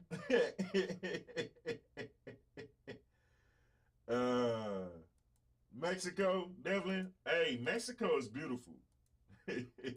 Hold My Beer said we are moving to Scraightup Island. Listen, man, when I say this, I mean this. You are better off living in another country than you are in America, because this capitalism shit that we've been doing for all these years has not worked. And so y'all know how, it's crazy. Every time we vote for a president, the popular vote never wins. The people's vote never wins. He says Scraightuppia. Scraightuppia. Scraightuppia. Y'all out of control. Y'all out of control. But listen, man. We need a voice in America because the people don't have one. People don't have a voice. The people do not have a voice. Hey, listen, you put me in there, they ain't gonna like me. I would have to have nothing but combat veterans securing me all day, every day. Have a good one, Queen Nikki. Let me tell y'all something, man. Today will be the last day of the Scraightup Podcast until Monday. I'm moving, so I'm gonna start loading stuff up. I'm gonna sleep today, hopefully. And I'm gonna start loading stuff up tomorrow and Friday. Get settled, get everything set up on Saturday, and be ready to go. Be able to relax on Sunday. And come Monday, I'm gonna be ready to go. Here's the thing, though, y'all. Let me tell y'all something. On Monday, understand something. I might not be on time Monday. I might start the show 30, 40 minutes later, depending on how I feel. I'm about to be 42 years old on the 6th of June. My body needs some relaxation. So, I'm not promising y'all a guaranteed start time like usually on Monday. You're right, Tanita. That's exactly what it is. They make us think we have a say. We really don't. We really don't. So I'm telling y'all right now, I may not start the show on time like I usually do on Monday, because I might get up and say, hey, hell no, I ain't moving to no damn Chicago. What the hell is wrong with Hold My Beer New York? What the hell is wrong with Hold My Beer New York? What the hell is wrong with Hold My Beer New York? He done lost his mind. If I move anywhere, it ain't going to be Chicago. I move anywhere, it ain't going to be no damn Chicago. I like warm weather, baby. I like warm weather. I come visit your little dog ass, but I definitely ain't moving to no damn Chicago. Hell no. I've been slap the hell out of Chief Keef. I moved up there. Nah, but seriously. Hey, listen, y'all, without y'all, there is no me. I appreciate each and every last one of y'all. Y'all see me go off on a little rant today. Terrence, my apologies, brother. But this shit was pressing and it was on my mind. You know what I'm saying? I'm sick of seeing this shit. I'm sick of it happening. I'm sick of waking up every single day and seeing the same bullshit. And come Monday, whatever time I decide to stream, I will see y'all on Monday. You know what I'm saying? I'm going to move up out of here and get everything set up. Yo, you know what? Hey, hold my beer. Arizona is actually a beautiful place to move. Only thing about Arizona is that heat. Not the heat. I can deal with the heat. The only thing about Arizona I can't really rock with is them sandstorms. That'll make me feel like I was still in Afghanistan or Iraq. Them damn sandstorms is, man. Thanks, Reggae Lover. I appreciate you. Them damn sandstorms I can't rock with. You know what I'm saying? And I do need ideas for my birthday stream. Y'all know my birthday is on June 6th. What day is that? Let's see what day the 6th is. The 6th is on a Monday. The 6th is not this Monday coming up, but the Monday after that. So I need some ideas. Maybe we just have a roast session that day. You said play a game? Arizona's police are corrupt? Hey, so, Terrence, here's the thing. Thanks, Amir. I appreciate you. Here's the thing. Birthday suit. Hey, see, look at Reggae Lover old nasty ass. Look at her little nasty ass. She wasn't kidding. She was like, hell nah, Josh, you fine as hell. You would jump out of birthday cake for me, baby. She wasn't kidding. Her old lying ass. Josh, jump out of birthday cake for me. Hell no. You know what I'm saying? So, Terrence, it's funny you said play a game, because my favorite game is WWE 2K22. And I just told my old lady, I said, listen, hey, blame taters for Reggae Lover being nasty and telling me to jump out of a damn birthday suit and a birthday cake and shit. Blame taters. Taters aura of nastiness rubbed off on Reggae Lover.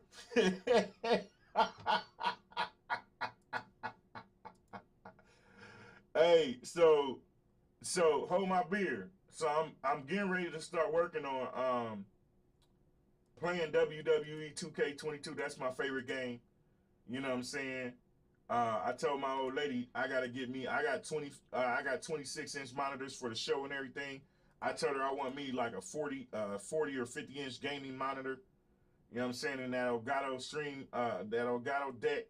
You know what I'm saying? Only thing I got to figure out is I want to be able to play music. You know what I'm saying? See, I don't use Streamlabs like everybody else. Hell yeah. I'm going to use the Scraightup beat, Terrence. You already know.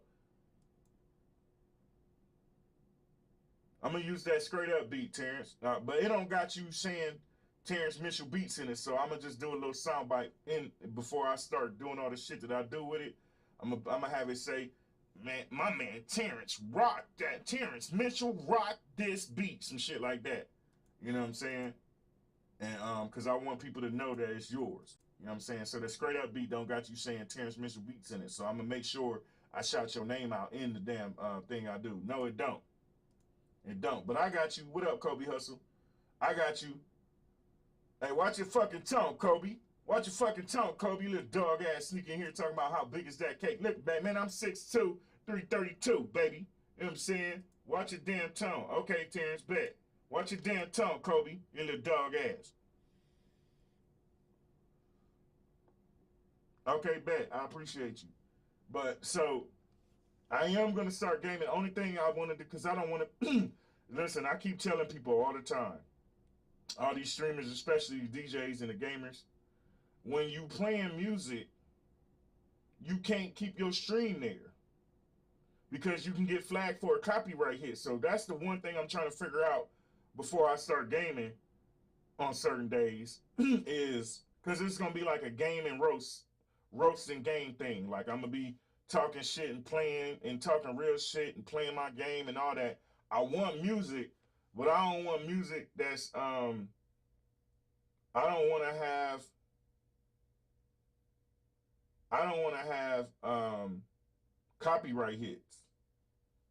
You feel me? I want to make sure we're Kobe. Yeah, but Epidemic Sounds, that's what I got a subscription to. That's where I use all my beats. You know, all the stuff I use for my intros and everything.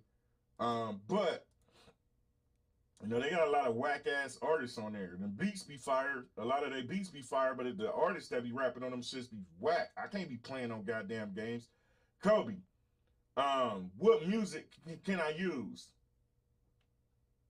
You use Epidemic Sounds? Hold my beer. I thought about that, but I would have to be on there for ages.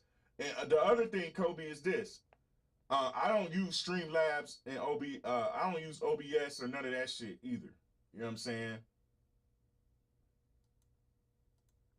Oh, you saying I could just play? Oh yeah, that's dope. That's cool too. That's cool too. Cause what I could do is just be playing.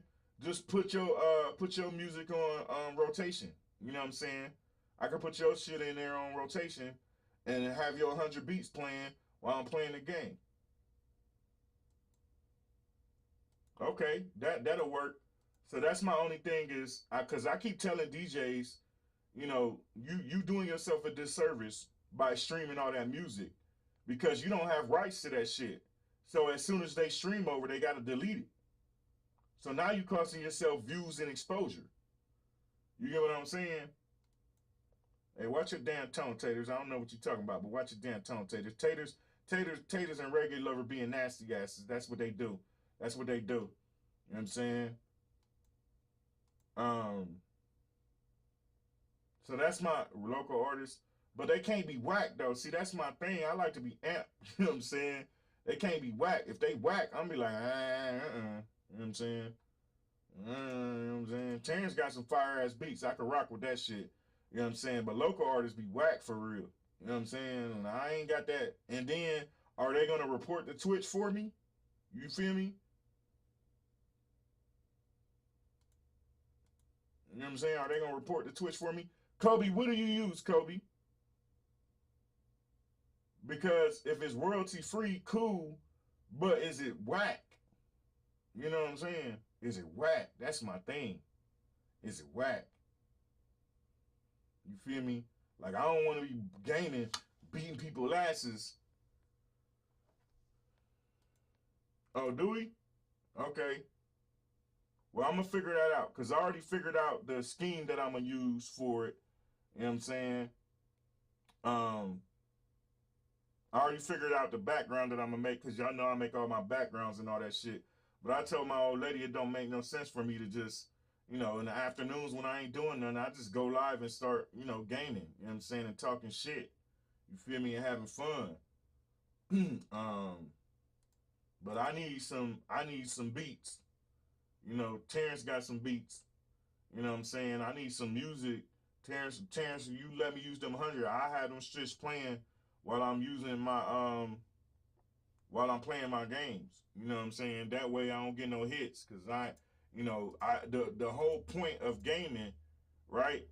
And streaming is to make sure after you stream that you get views and shit, more exposure. I don't know if people know this, but I don't know if these DJs know this, but since they gotta delete every stream,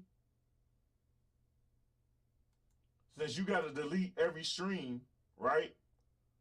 You miss out on a lot of exposure. You know what I'm saying? Like, for instance, yesterday's show had like 300 and some people watch it after it was off. Like, the show before that had like 550 people watch it after I was off. You know what I'm saying? But I'm cool because I could be freestyling shit because a lot of people don't know I freestyle and all that. You know what I'm saying? So I can do a lot. You know what I'm saying? I could do a lot of stuff if I just had some beats. You know what I'm saying? But that's the only thing is I want to figure out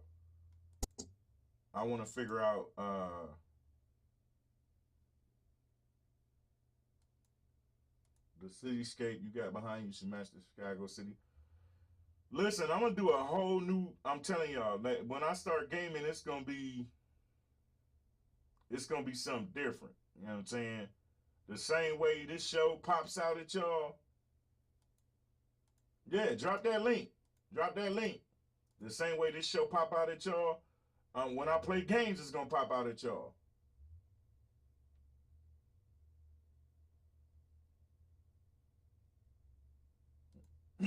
Yeah, hold my beer. That's the thing. You know what I'm saying? Having your clips there help you grow. And a lot of people don't understand that.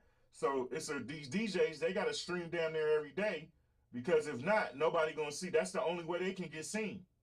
But us, after the show, after we finish streaming, as long as, see, everything I use is copyright. I got rights to. You know what I'm saying? All these beats I be getting from Epidemic Sounds, I pay my subscription every single month. You know what I'm saying? So people be watching that. People be, for instance, I'm going to click it now. I'm going to click it now. I'm going to show y'all. Channel.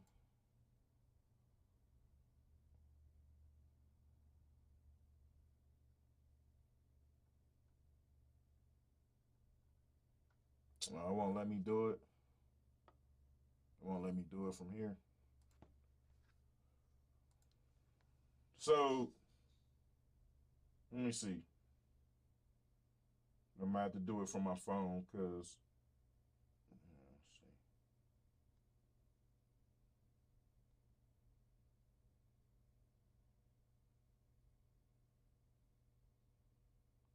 let's see. Yeah, see?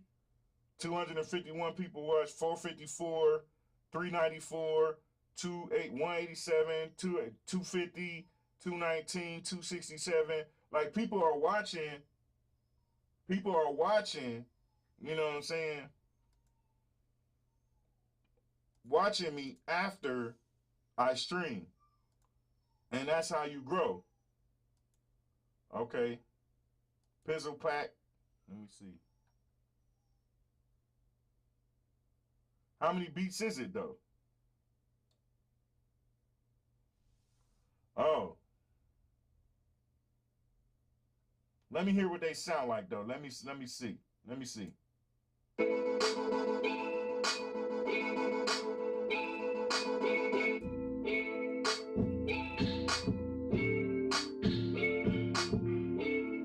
Okay.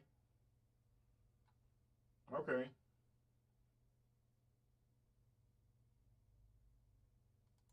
Okay. All right. So now that helps me figure stuff out. Let me see.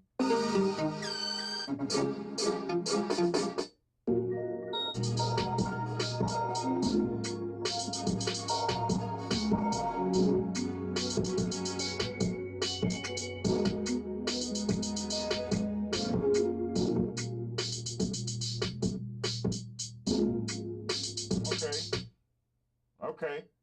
So Terrence and T-Pain is what I'm going to play when I'm gaming. Terrence Mitchell and T-Pain is the only thing I'm going to play when I'm gaming. But it's coming, y'all. It's coming. It's coming. I'm gonna set that joint up. You know what I'm saying? And I'm going to have a call-in feature too. I'm going to have a call-in feature so y'all can call in and holler at me during the show, during the time I'm gaming and all that. You know what I'm saying? That's why so many DJs, you hear a lot of sound effects when the song comes on because the algorithm won't pick it up and hit you with a copyright. Yeah, see? You know what I'm saying? Say less. Hold my beer. Say less. Say less. Say less. Setting your stuff up on now, for me it's different. For me it's a little bit different because I get paid for my reels on Facebook, Hold My Beer. And my page on Facebook, my personal, I don't have a personal page. They turn mine into a professional page. You know what I'm saying? So but you can set up a gaming page if you wish. You know what I'm saying?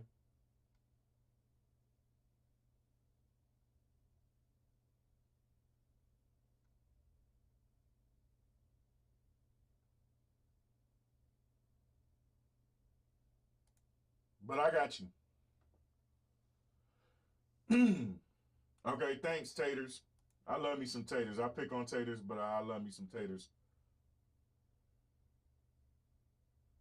How do you watch after? I feel the need to always want to include my opinion or statements. I would hate to watch and wish I could have said something when I heard a strong point. What do you mean? What do you mean?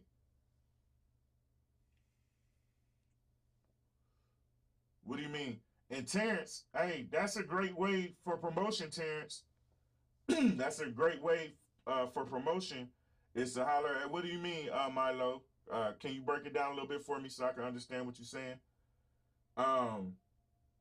Terrence, if you're still here, that's a great way for promotion, bro, is to allow streamers to use your beats while they stream, because a lot of us don't want to get hit with that copyright shit.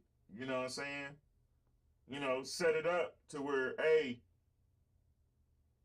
oh, they're all, so, Milo, I stream on Facebook, YouTube, and Twitch at the same time every day. And so the second the show ends, it's automatically recorded on all 3 of those platforms. So you can go watch it. You can watch it right here on Twitch. You can watch it on YouTube, or you can watch it on Facebook. I stream on 3 platforms every single day. It's automatically recorded. I just now started recording on YouTube, so it don't got as many clips on there.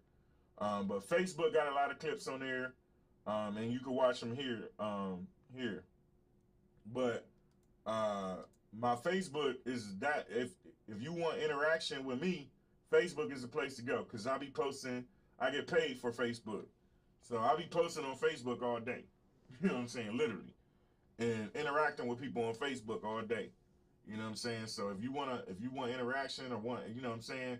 Now don't message me too many times, because my inbox be lit on Facebook, and that shit be getting on my nerves. But Terrence, yes, there's the link for Facebook. Thanks, Black Queen. But the link, excuse me, Terrence, that's a great way. That's a great way to not only that, to some money, because I pay you the same way I pay Epidemic Sounds $12 a month. I will pay you that $12 a month to be able to use your beats while I'm playing games, Terrence. Make some money off of it. Don't give it to people for free. Make some money off that shit. Say, hey, look, y'all gamers, I make all this dope ass. See, hey, where Terrence at? That's a dope way. Oh, okay. He said, I'm tracking, Milo, tracking. But see, a lot of people say that shit to me, Milo. That's why I'm going to start gaming too. Because a lot of times I wake up in the middle of the night and just be up. You know what I'm saying?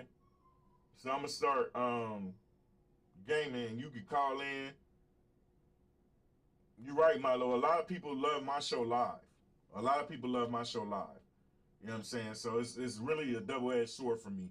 Because, yes, people can comment and watch it afterwards, but it's a lot of people who love to watch me live. You know what I'm saying? Because they love the interaction.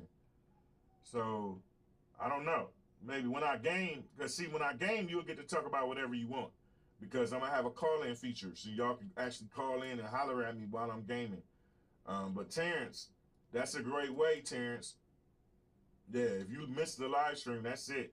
But the good thing is, Monday through Friday, I'm here. You know what I'm saying? Monday through Friday, I'm here, so you got a good chance, you know, to catch me on one of them damn days. I don't expect people to be here every day, but I do know, you know, people love the interaction. But Terrence, hey, I'm telling you, bro, you know, don't just give your beats out for people to use for free, bro. Don't do it. The same way Epidemic, you need to set something up. Set something up to where, you know, streamers pay you a certain amount a month. You know, you got all these gamers out here that rock with you. You know, tell them, hey, man, I'm going to put this many beats up for people to use. You know what I'm saying? For you to use, set your shit up, Terrence, like Epidemic Sound set they shit up. You know what I'm saying? Make it to where people can pay, and once they pay, they can download the beats. You know what I'm saying? And charge them like $10-12 a month. A lot, as you on Twitch, a lot of people already rock with you on Twitch. That's a good way to make some money. I pay whatever you said per month. You know what I'm saying? I tell you, I'll pay you whatever for month. You know what I'm saying? Yeah, we already paying for shit we barely use, because the only time I use Epidemic Beats. Terrence, what I said was, and thanks, Black Queen, y'all don't forget, ain't no show. The next show will be on Monday, because I'm moving. Starting tomorrow, I'm moving. So, Terrence, what I said is, you should set your shit up like Epidemic Sounds did. Set you up a website, right? And charge people $10 to $15 a month. Charge streamers $10, $15 a month to be able to download your beats to play during their streams. You know what I'm saying? So they don't get hit with copyright shit. You know what I'm saying? Don't give your beats up for free, bro. It's great promotion, because I'm going to play the hell out them bitches. But you want to be able to get your bag, too. Epidemic Sound charges, what, like $12, $13 a month, something like that? And I've been paying them for ages because I'm a videographer. And I do audio commercials and shit. And most people who do production most people who do production need epidemic sounds, but that's a good point, because I know a lot of videographers and shit that would love to use your beats, like Terrence, and then in the future as I grow, I'm a rock with you heavy, Terrence, because I'm gonna tell you, hey bro, how much you gonna charge me to use your beats when I edit whatever I'm editing? You know what I'm saying? Epidemic Sounds got a whole site full of thousands of beats, and they charge people to be able to download them beats and use them for whatever. And then they report to Twitch, to whatever platform, if they get hit with a copyright. Yeah, I know, it's giving back. It's giving back. So either way you win, Terrence, right? Because me, I'm gonna play them shits, and while I'm playing it, all they gonna keep hearing is Terrence Mitchell beats. And I'm gonna be telling people, man, go rock with Terrence, man. Go check that boy out. He be making these beats live. I'm gonna promote that shit for you. So it's a win-win for you. I feel you when you say give back. I'm that way too. But, you know, everybody don't deserve your shit free though too. So, you know, don't make the same mistake I made in the beginning. In the beginning, I made a mistake as I was giving everybody my gems, you get what I'm saying, for free. And that shit bit me in my ass. So everybody don't deserve Terrence Mitchell beats. You feel me? I'll pay your ass, you know what I'm saying, to be able to rock with your beats. You feel me? Because I'll play the hell out them bitches. Because I'm telling you, what's going to happen when I move, I'm buying me a 40 or 50-inch monitor and that Elgato deck, you know what I'm saying? And I'm going to build me a whole new set for gaming, you know what I'm saying? And I'm going to be playing my games. And what I'm going to be playing is going to be royalty-free shit.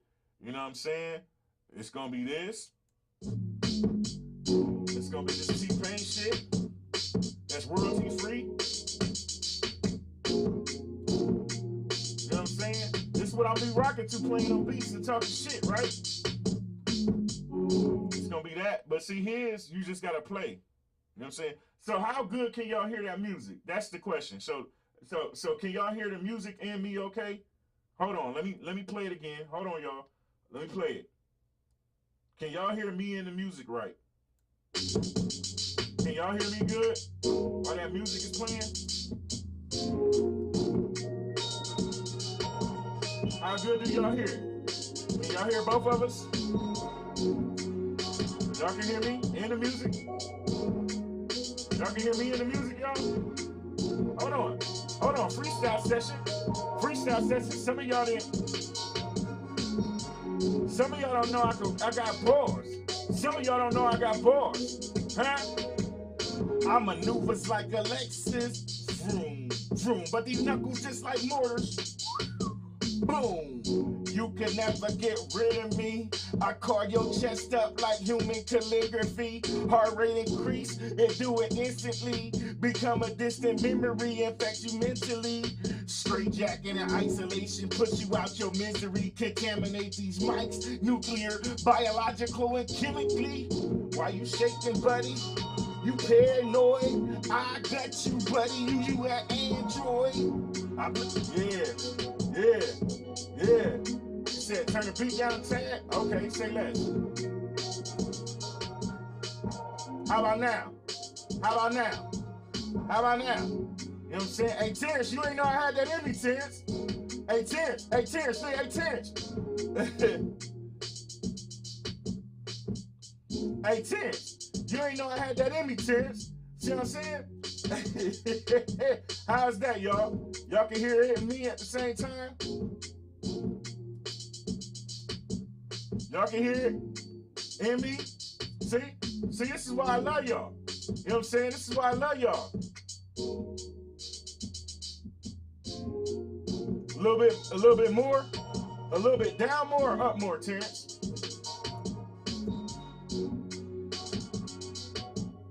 Hey, see, y'all ain't know I had that in me. Y'all ain't know I had them bars in me. You know what I'm saying? Huh? Highly flammable. I'm a walking torch. Walk past me, you burn, of course. Your voice get hoarse like you just inhaled 5-year-old Newports. I got no remorse. Careful what you ask for. Careful what you wish. The heat from my body generates a foggy mist. My eyes turn red, homeboy scream, oh shit. You done got him pissed. Couple of shots, got your leg amputated, have you shell shocked. Twist compulsively, suffer from blood clot. Isolate you to room until you fucking drop. Why on earth would you piss Josh off? Knowing I'm sick with it and I give it to you raw. Oh man. Y'all already know I had bars. One more tab dig down, say less. Right there. How's that? Right there. Y'all already know I had bars though. Y'all already know I had bars though. You know what I'm saying? Y'all already know I had bars though. You know what I'm saying? Y'all already know I had bars though. You feel me? Y'all, yeah. Huh? Yeah. Freestyling this joint. Freestyling this joint. Huh? Yeah. Rock mics. Hey, yeah, that's perfect right there. Let me see what I got the volume on right now. 35% on the speakers. 35% on the speakers. Say less. You know what I'm saying? So y'all ain't know I had bars. Look at y'all. Look at y'all. Some of y'all get in we're reggae lovers this stinking ass set and it's taters. They probably over there jumping out their damn skin like oh, nasty asses. You know what I'm saying? So say less, and now we figured that out. You know what I'm saying? So I ain't gonna do nothing but play. I ain't gonna do nothing but play Terrence beats or these beats. That's what's gonna happen. You know what I'm saying? And I'm gonna start gaming. You feel me? I'm gonna start gaming. You know what I'm saying? Look at Black Queen. Black Queen about to have them clips everywhere. Like, damn, this boy rap too. Seriously, before the reason why I went behind into the production is because my mind frame was so distorted after I got out the military. You know what I'm saying? I had a deal lined up with Def Jam and everything back in the days, and they started sending me overseas and all that, so I ain't paying out. And when I got back, my mindset was so messed up that, you know what I'm saying, I just said I'm gonna go into production instead of I'm gonna go into production. You know what I'm saying? We done with the topic, Priscilla. We just talking shit now. I just got finished rapping and shit. You know what I'm saying? You missed the whole Josh show. You missed the whole the rap. You did the freestyle bars, freestyle Wednesdays and shit. You missed the whole thing. That conversation is over, man. We just talking because I know I'm gonna miss y'all because it won't be no show tomorrow, Friday. Yeah, you missed it. You missed it. You missed it. You know what I'm saying? You missed it, Priscilla. You missed it. You know what I'm saying? Reggae Lover and Taters was just sitting there getting all discombobulated and stuff. You know what I'm saying? Hearing me freestyle. Oh, she do, Kobe? Okay, say less. I ain't know Kobe was still in here. Hey, Kobe, you ain't know your boy had that kind of bars in him, did you? Hey, Kobe. Hey, Kobe, you ain't know your boy had them kind of bars in him, huh? That's right, blame Taters. All the damn time. All the damn time. All right, man. Hey, Priscilla, you ain't never got to be hesitant to come in here, man. Because regardless of what we talking about, man, I'm going to make sure everybody comfortable. You know what I'm saying? It was on my mind today. I'm sick of all these fake-ass politicians and all that. You know what I'm saying? So, yeah. Oh, hold on. Let me bookmark this damn channel before I forget. Hey, Terrence, do you got a site, Terrence? I feel you, Priscilla. I feel you. But Priscilla, I got you. Stevie J, look. Stevie Josh. No, I got you, Priscilla. I'm going to protect you, Priscilla. Let me stop fucking around. I love Priscilla. But, okay, Terrence, because I do build sites too. I hate doing it, man. I hate doing it. So if y'all want to see my site, I built my site.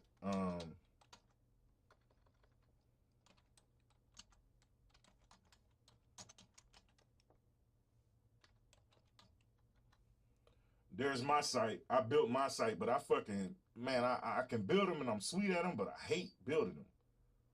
You know what I'm saying? I fucking hate building them, man. They get on my nerves. Okay, I feel you, Terrence. Hey, we gonna have to talk, Terrence. Cause hey, listen, bro. Terrence, No, I want to see you win, bro. And when I see people with talent like yours, man, see, there you go. Priscilla do SEO and website. See, that's why I love the Scraightup Podcast. You get some of everything, even in an extended. Yeah, a lot of y'all streamers and shit, but to me, y'all family. You know what I'm saying? To me, y'all family. You feel me? So Priscilla, you can build a website with all Terrence beats. You can do a website with like all Terrence beats. Let me see. Here, Priscilla. You can do something like this for Terrence. Click that link, Priscilla, and see if you can do something like that for Terrence.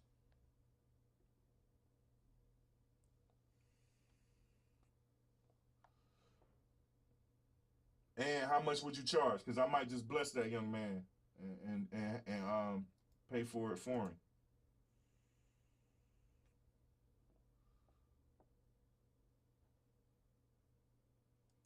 Hey, so Priscilla, let me ask you a question.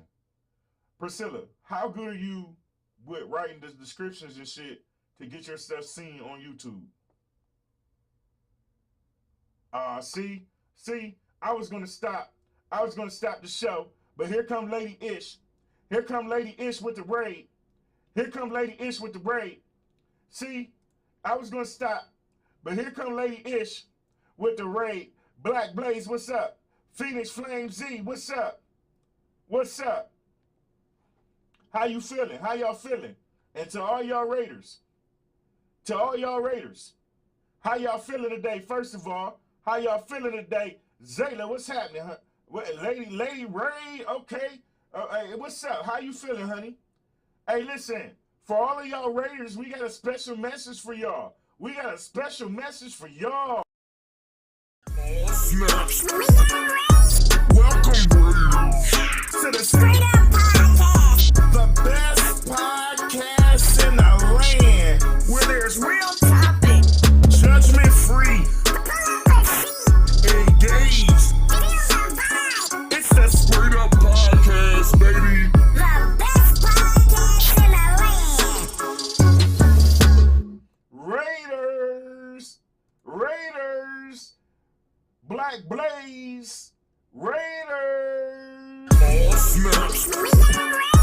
Welcome, Raiders, to the Scraightup Podcast, the best podcast in the land, where there's real topic, judgment free, engaged. It's the Scraightup Podcast, baby. The best podcast in the land. Hey, but Raiders, listen, we gotta make sure y'all feel the bass, Raiders. Y'all gotta feel the bass. And on this show, we give it to them raw. Is the hat tip straight? Is the beard?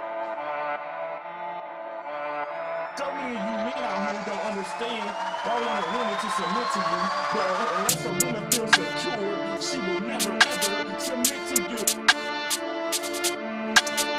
Oh, man, that boy wakes up and hard. Straight up.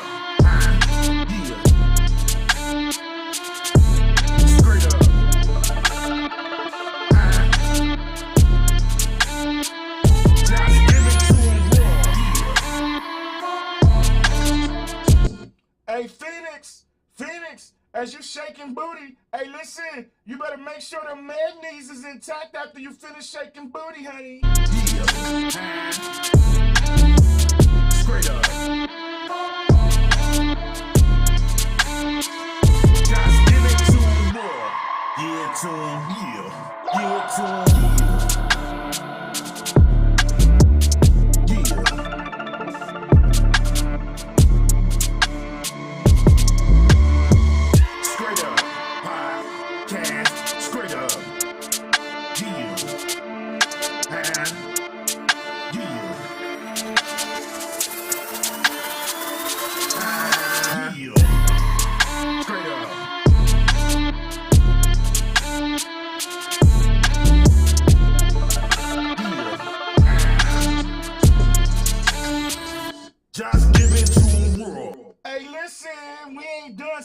about to get up out of here, but we gotta make sure y'all bobbing your heads. So just in case y'all don't think I spit bars.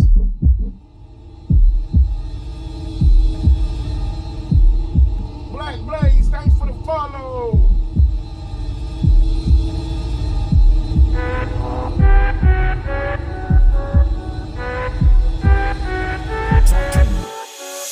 They don't really like the truth, but I'ma talk to them. They don't like the truth, but I'ma talk to them. And the first part of this intro, I'm a videographer, baby. Holler at me if you need intros. Let's go.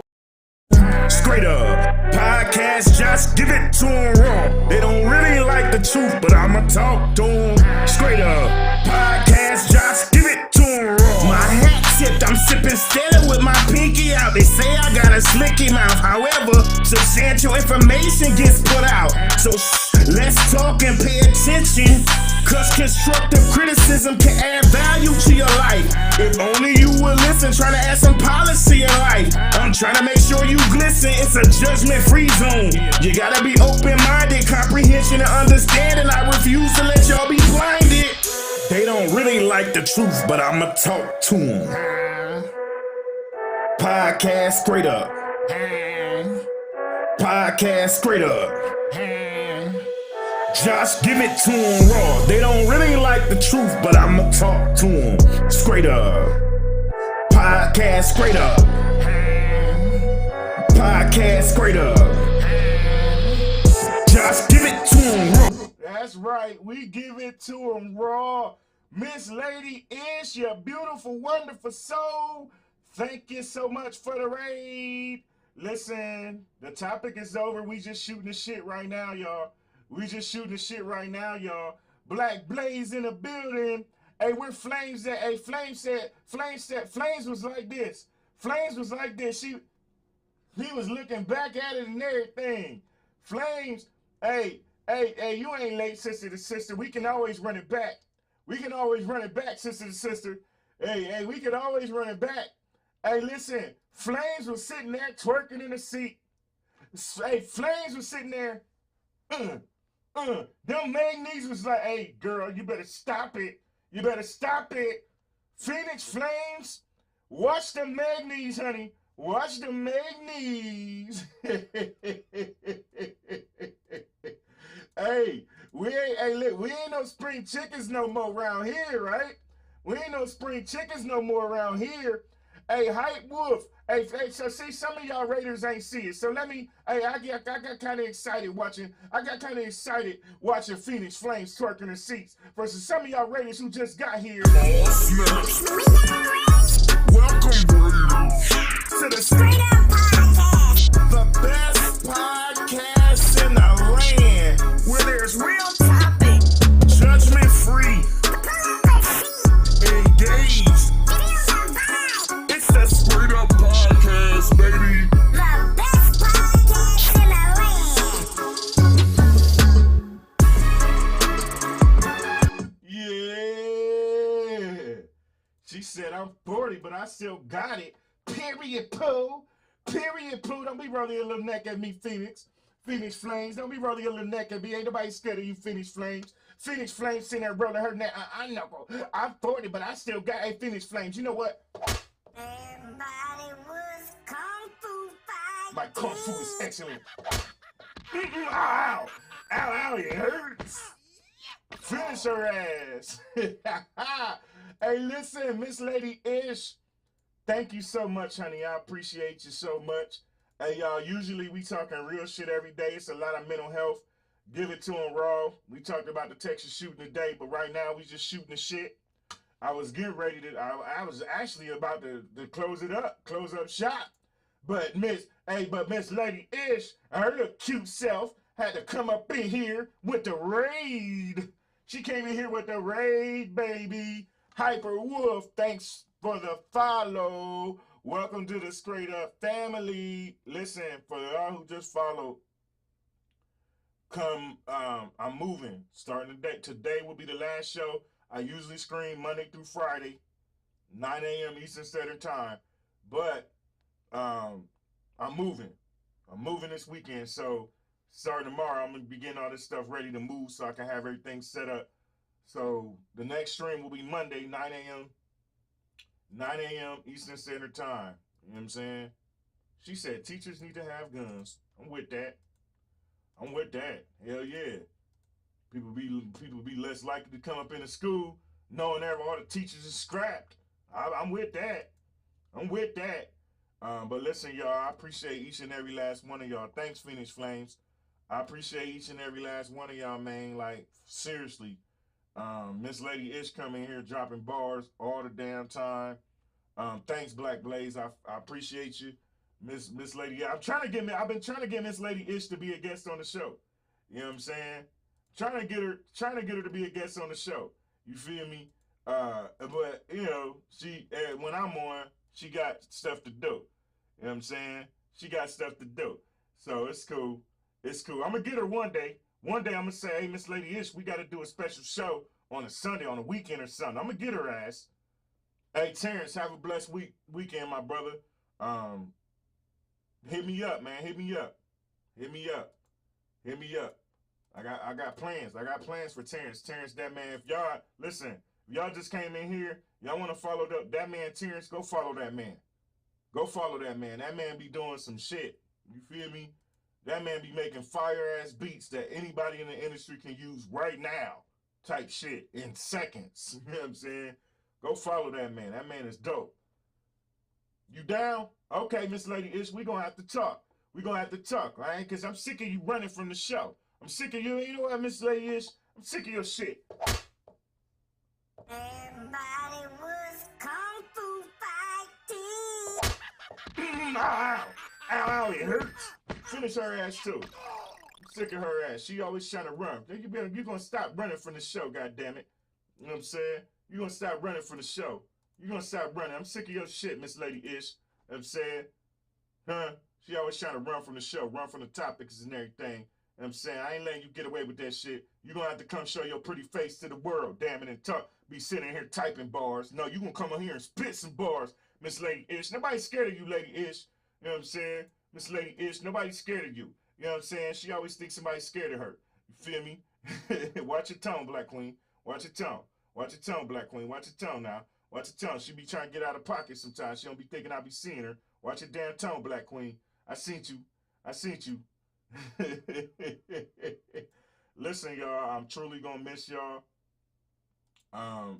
Raiders that came in with Miss Lady Ish, I wish y'all was here to hear me spit some shit, because I be spitting some shit. Listen, this place ain't for you if you don't want to hear no real talk. I promise you it ain't. It's not. If you don't want to hear no real talk, uncut, you do not want to be here. Because I give it to you raw. You know what I'm saying? Literally. No contraceptive. You know what I'm saying? Stop it, reggae lover. Reggae lover over there. Why just you just had to say to her own nasty self.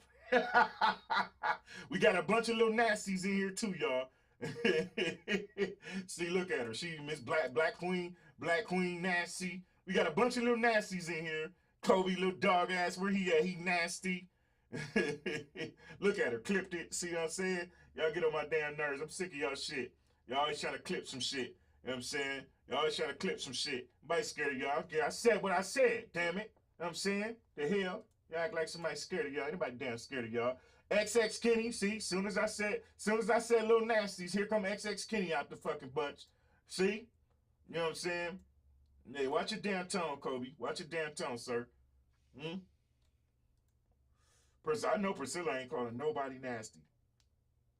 I know Priscilla 6 ain't talking and calling nobody nasty. I know that is if that ain't the pot calling the damn kettle black, man, if you don't sit your little stinking ass down somewhere, Priscilla, you know what I'm saying? But I thought that was so funny that I started talking about all these little nasty asses that we be having around here, and XX Kenny ass just popped up out the blue. See what I'm saying? Missed the whole show, but she popped in for the nasty part. No, you hush. You hush, Priscilla. Nobody's scared of you, Priscilla. You hush. Damn it. Nobody's scared of you, Priscilla. You know what I'm saying? Nobody fucking scared of you, telling me to hush. Ain't nobody scared of you. Stop it. You know what I'm saying? Y'all always talking shit. Oh, nasty ass. Some of the shit you was just saying on that sexist mental health show, I know you ain't sitting here trying to tell nobody, calling nobody else nasty.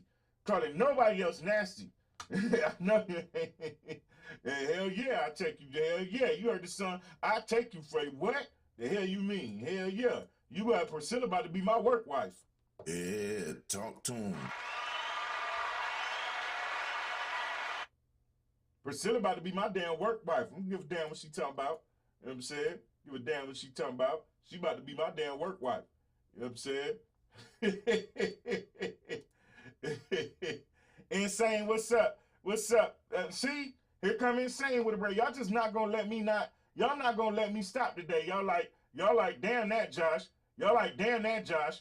Fuck that. We ain't gonna get to see you all the way till Monday. Y'all just gonna keep raiding me. So Insane with the raid. Insane Raiders. All snaps. Welcome, Raiders, to the Scraightup Podcast, the best podcast in the land, where there's real topic, judgment free, engaged. It's the Scraightup Podcast, baby. The best podcast in the land. Yeah. Raider. I ain't doing no 24-hour stream. Hell no. Hey, Trelly, you better watch your tone. Trelly, you better watch your tone. When your birthday, Trelly? Trelly ain't shit. Trelly always talking some shit. Trelly ass ain't shit. He always talking some shit. Watch your tone, Trelly. Watch your damn tone, Trelly. Always talking crazy to me. You know what I'm saying? Trelly, watch your tone, Trelly. Trelly, watch your tone. Just because you look like this don't mean that you get to take it out on everybody else, Trelly. Trelly Cassell, watch your tone. Trelly Cassell, watch your tone, Trelly Cassell.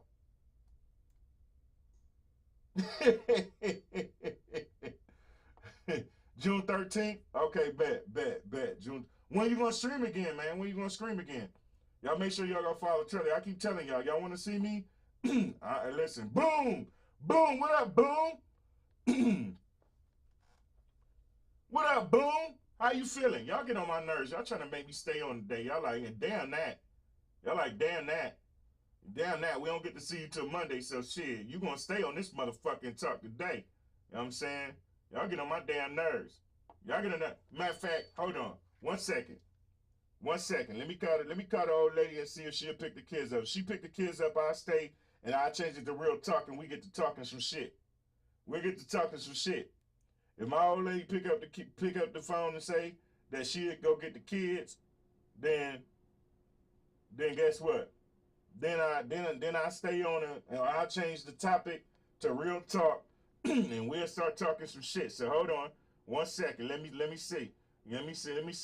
Hold on, y'all. 1 second. Here. I'm gonna throw some beats on for y'all. Real quick. You know what I'm saying? While I call the old lady. I'll be right back. Straight up. Scraightup Podcast. Yeah.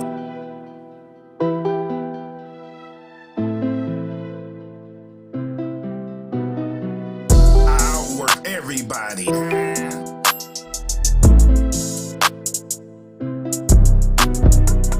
I'll work everybody.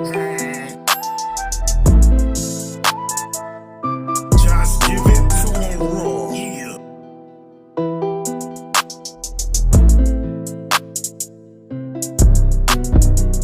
I'll work everybody.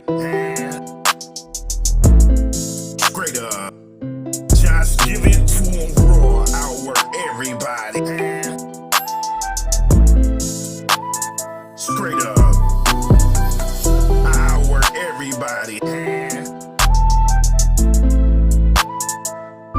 Just give it to 'em raw. Yeah. Straight up.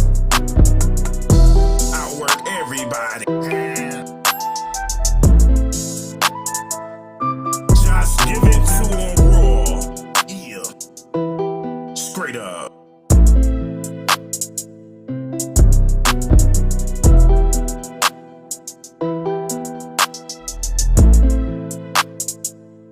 Just give it to 'em raw.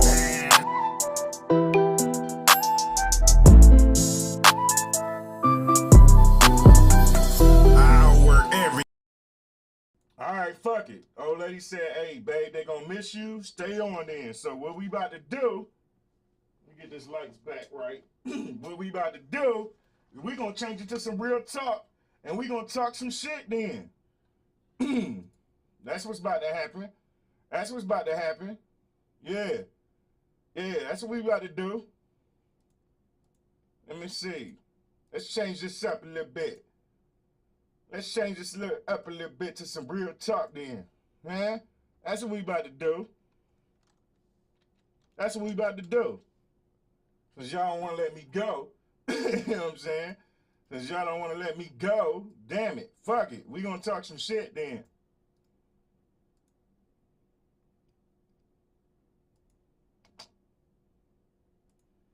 All right. Let me change this up real quick because I don't want people to come in here and think we talking about that. So, topic, real talk.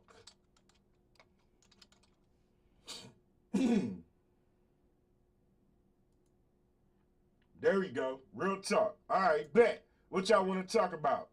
What y'all want to talk about, damn it? Huh? Since y'all want me to stay up. Huh? Since y'all want, huh? What y'all want, since y'all want me to stay on, what y'all want to talk about? Any and everything. What is any and everything, Insane? Exactly what do you mean when you say any and everything? What exactly do you mean when you say any and everything? Now listen, yesterday,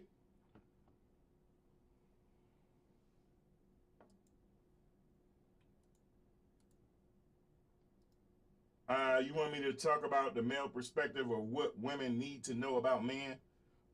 That's a good one. Yeah, Charlie, my birthday June 6th, so not this Monday, but in the Monday after that. And I'm going to do a hell of a stream that day. Telling you, I'm going to do a hell of a stream that day.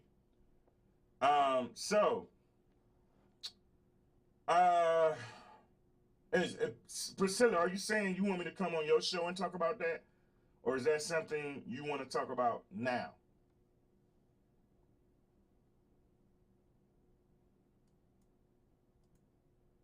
June 23rd. We got some, hey, listen, we got Gemini gangs, Geminis and Cancers up in here. See? Priscilla nasty ass. Josh, I love your voice. I just want to hear you talk. I told you that's my work wife. Y'all think I'm playing. Let's get it.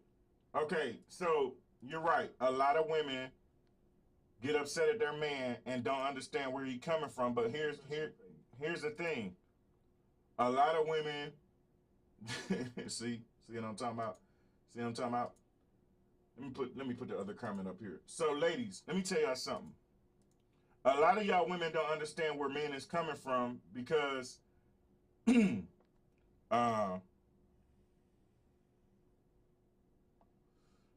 less, Black Blaze. I appreciate you. A lot of women get themselves in trouble because they yell, communicate. You know what? Fuck it. Double trouble, baby. Double trouble, baby. Double trouble, baby. Double damn trouble. Hey, is the hat tip straight? Hold on. Let me get this comment off of here. Is the hat tip straight? Is the beard smell like bourbon beard oil, baby? Because I'm going to be pretty when I say this shit. No, I'm not on StreamYards. I use the same program that ESPN used to produce my show. Listen, a lot of you ladies, I can send you a link. I got my own version of Zoom built into my production. I can send you a link if you want to join the show. So any of y'all want to join the show, I can send y'all links to join the show. Okay, say less. You joining on a laptop or you joining on a are you joining on a laptop or are you joining on a phone? Say less. All right, bet. Let me pull this up, create this link.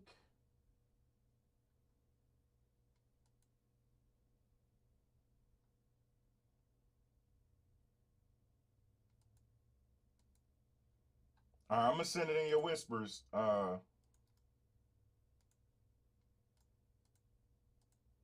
I'm gonna send it in your whisper, Priscilla.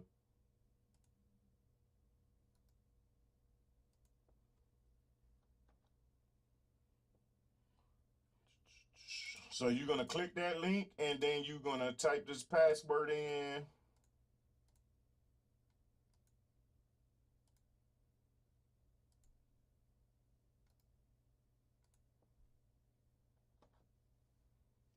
There you go.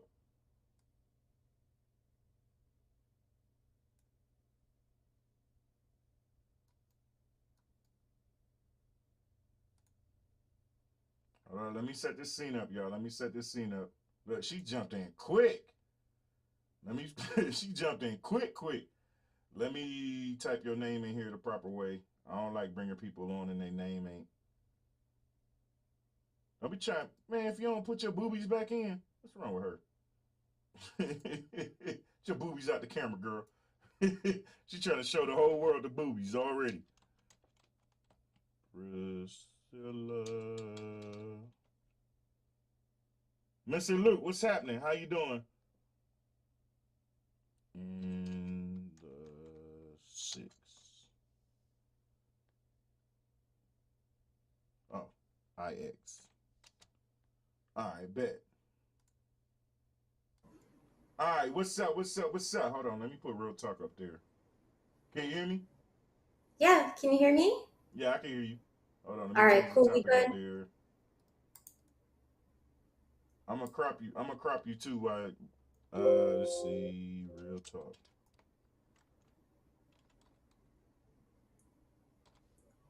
All right. Look at Black Blaze talk about some titty city. Look at him. Did anybody else want to join the show with us? Yes, no, maybe. I'm actually about to crop you right now. I'm about to crop your stuff. Yeah, I'm just making another window so I can see the chat.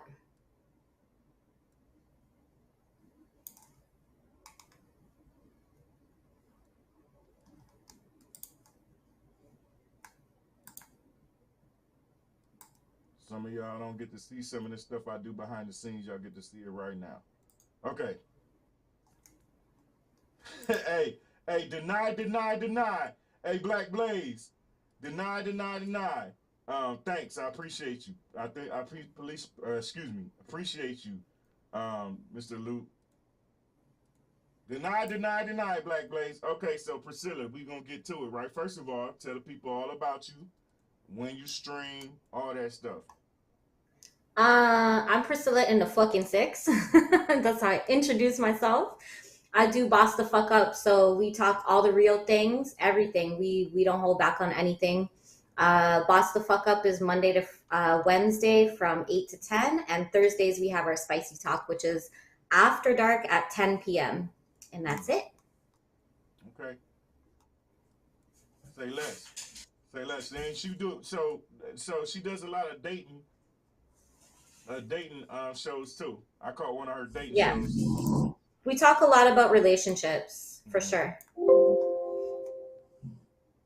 Y'all make sure y'all go follow. So what I was saying last night, Josh, I was like, let me come up here. We were talking about, the topic was what men wish women understood about them in relationships. And like, we got into a bunch of different areas that men wish that women would just understand better about them, because at the end of the day, the reason for that was men and women think very differently as units, and the way that you're wired for thinking is very differently from the way that a woman is wired for thinking. Because we talk about this on my show a lot, that women are very based on their emotions, and they're very sensitive and they're very in tune with their feelings, but that's what we base a lot of conversations off of.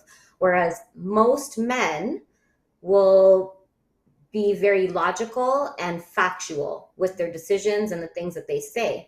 So one of the things that came up in the last point, which was actually one of the biggest things that men want women to know when they're in a relationship, is how much they love them. But they're not very good at vocalizing it. It just means that they tell us that they love us in a very different way.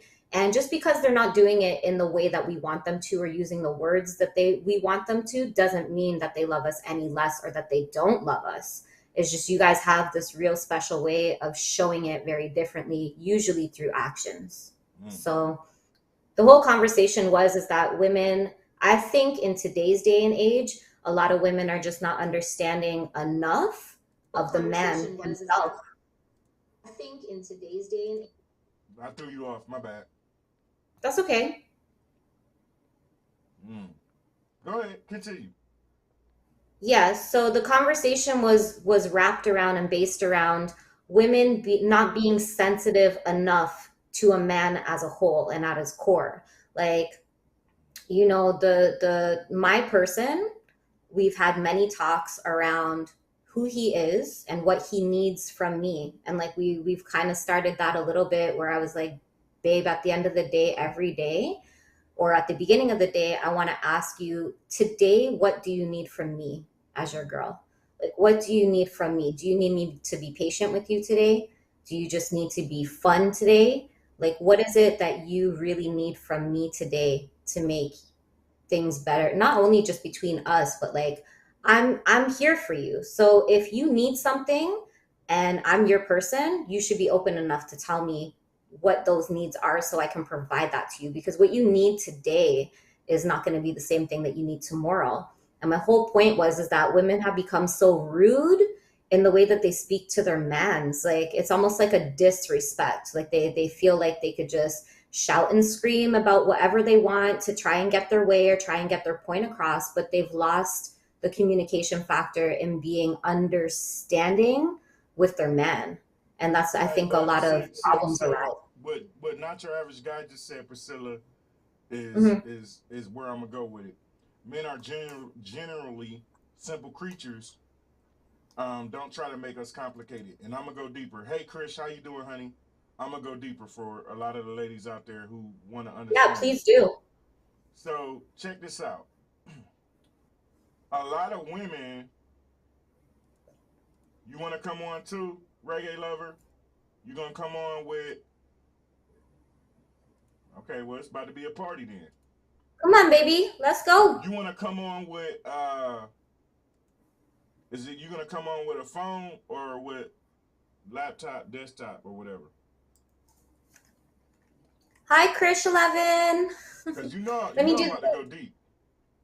Wait, I have to do the thing for everybody, Josh. Hold on. So everybody, good morning. Welcome to my room. Mwah. Well, welcome to Josh's room. Well, thank you. You're welcome. Hey, reggae lover, are you about to use a phone or are you gonna use desktop? What you gonna use? No, you're not coming on until you're home. She said she drives. Yeah. No. I hate when people drive and try to be on the show. I hate it because if something happen, I'm gonna feel bad. Yep. I tell my mods all the time, if they tell me that they're driving and modding, I tell them I'm going to take their sword away. So don't let me catch them doing that shit, because I don't play. That's one thing with me that I don't play with, driving and texting. And also, like if you're on the phone and you have Bluetooth and you're in the car, cool, whatever. But the other thing is like drinking and driving and texting are two things that I just don't fuck with at all. So I'm going to go deep, and reggae lover, when you get home, you're more than welcome to join. Okay? Let's hear it. I'm about to go deep. So I think, a lot of women are always yelling, communication is key. And I think the biggest reason why women don't understand men is because they say communication is key, but they forget comprehension is key. And not only that, men do not like, listen, a lot of women tend to tell men they want men to communicate with them, but they make men shut down because they want men to communicate, but they want men to communicate the way they communicate. And a lot of women do not understand that men do not communicate the same way. Men tend, now me, I'm a little bit different. I'm a sapiosexual. I love intellect and conversations, and I express my feelings. Yes. So I'm a little bit different, but most men are simple, right? And you always hear women say things like, I didn't know. He didn't tell me. You hear women say stuff like that all the time. The lie detector determined that was a lie. Men tell you, you just don't listen because you forget that that comprehension is key as well. Yo, Josh, say that again. What you just said there is so important. You said that they don't listen. And we were talking about that last night with men and women, that either party sometimes does not listen to understand. A lot of people like listen to reply with something. Yeah. But when you just shut the fuck up and take in what your man is saying to you, you will feel very differently about him and his feelings and where he's coming from, because there's a lot of things that you guys don't say, right? So even if you're explaining something to me, there's a lot of shit that's behind those words that you're actually saying to me. And as your woman, I don't mean to make it sound like it's our job to decipher everything, but at the end of the day, you do have to decipher certain shit, because if you're not hearing the words behind what he's actually saying, you're not trying to understand him. At all. And that's where the communication falls off between couples, is because it's like, yo, everybody wants to be heard. And so if it's me and my person and he's in the middle of trying to explain himself, but I feel like he's not understanding me or where I'm coming from, a lot of times the woman will get frustrated and be like, you don't understand where I'm coming from. You don't this, you don't that. And it's not that at all. It's the fucking girl who's blocking the communication because only she wants to be heard. Mm-hmm. It's all about her. They want to talk. And a lot of women think that raising their voice makes their point more valid. And let me tell you something. When you raise your voice, the second you raise your voice, a man completely shuts down. I promise you. Yep. And that's the thing. Talk on that about men shutting down when they don't feel heard by their woman, because it's so big. Listen, let me tell y'all something. Me and my old lady, I'm married. Me and my old lady been together 8 years, married 3 years. She used to raise her voice a lot. It caused us a lot of issues. Yeah. To the point where I was ready to leave her ass. Because here's the thing, ladies. Fuck it. Is the hat tip straight, Priscilla? Uh-huh. Mm-hmm. Is the beard smell like burnt? Yeah. Because I'm going to be pretty when I say this shit. Some of y'all women don't understand that it is disrespectful to raise your voice to a man. And not only do you not understand that it is disrespectful to raise your voice, y'all hate when anybody else raises their voice to you. Make that shit make sense. So you will sit here and raise your voice to your man. Yeah. That's right. I'm finna go in. That's right. Y'all will sit here, raise your voice to your man, but let the kids raise their tone. Who you talking to? Let anybody else raise their tone to you. Who you talking to? So you don't like it, but you do it. And see, here's the thing. The second you do that, not the minute, not the hour, the second you raise your voice to your man, he forgets. He instantly shuts down. He ain't hearing nothing you got to say because you have now been disrespectful. Yeah. And Josh, this is one thing that I brought up last night because I'm built different. I'm a little bit of a different breed when it comes to being a woman, right? But you hear me on my channel all the time, and my man knows this, that when it comes to me in a relationship, like he gets to experience the real fucking Priscilla. And he knows at the end of the day with me, I'm very submissive when it comes to him. Not in a way that you guys might think where I'm like, oh, I just fall back and he controls everything. That's not how it is at all. But what I mean is I have so much respect for him as a man. And I understand that certain things coming from his woman, or if I was to say certain things to him, would make him feel a ways. And I would never, ever want to disrespect my man by raising my fucking voice at him. Like, if I feel like I need to be heard, there are moments where I feel like I can get loud, and we could probably get into it with each other. Not with this person specifically, but in the past. This person that I'm fucking with right now is so great at like, I wish a lot of relationships would just be like this, because it feels so good to have somebody who allows me to express myself as I am without any hesitation and is willing to sit there and listen, but it's to the point where I don't feel like I have to raise my voice. You know why he does that? Because what did you say last week, the week before, you said I put in my shadow work. Yes. I fixed me first. And see, the I problem with did. most people, both men and women, is that most of them got no business dating in the first damn place because they got all these Yeah. damn unhealed traumas that they ain't addressed. Yes. And they carry that shit over into a new relationship. If you not together mentally and financially, you got no business dating. Why, Josh? Yeah. Well, one, that man or woman shouldn't have to help you get yourself together financially, right? Yeah. And I'm not Yeah. saying you ain't gotta be rich or nothing. I'm just saying Yeah. basic necessities you should have. You listen. If you can't pay your rent, if you can't provide a roof over your head, food on your table, and transportation yourself, you ain't got no business dating. Damn it, you should be fixing you. Yeah. You feel Yeah. me? And mentally, if you got all these unhealed traumas, all that's doing is you're committing slow murder to your relationship before the relationship even starts. Because guess what? All you're going to do is you're going to take them same unhealed traumas, them same insecurities, they're going to carry over into your next relationship. Yeah. And guess what? That man or woman that you decide to date, guess what? They ain't even did nothing wrong. They sitting there thinking you batshit crazy. Like, what? And What yo, did I do?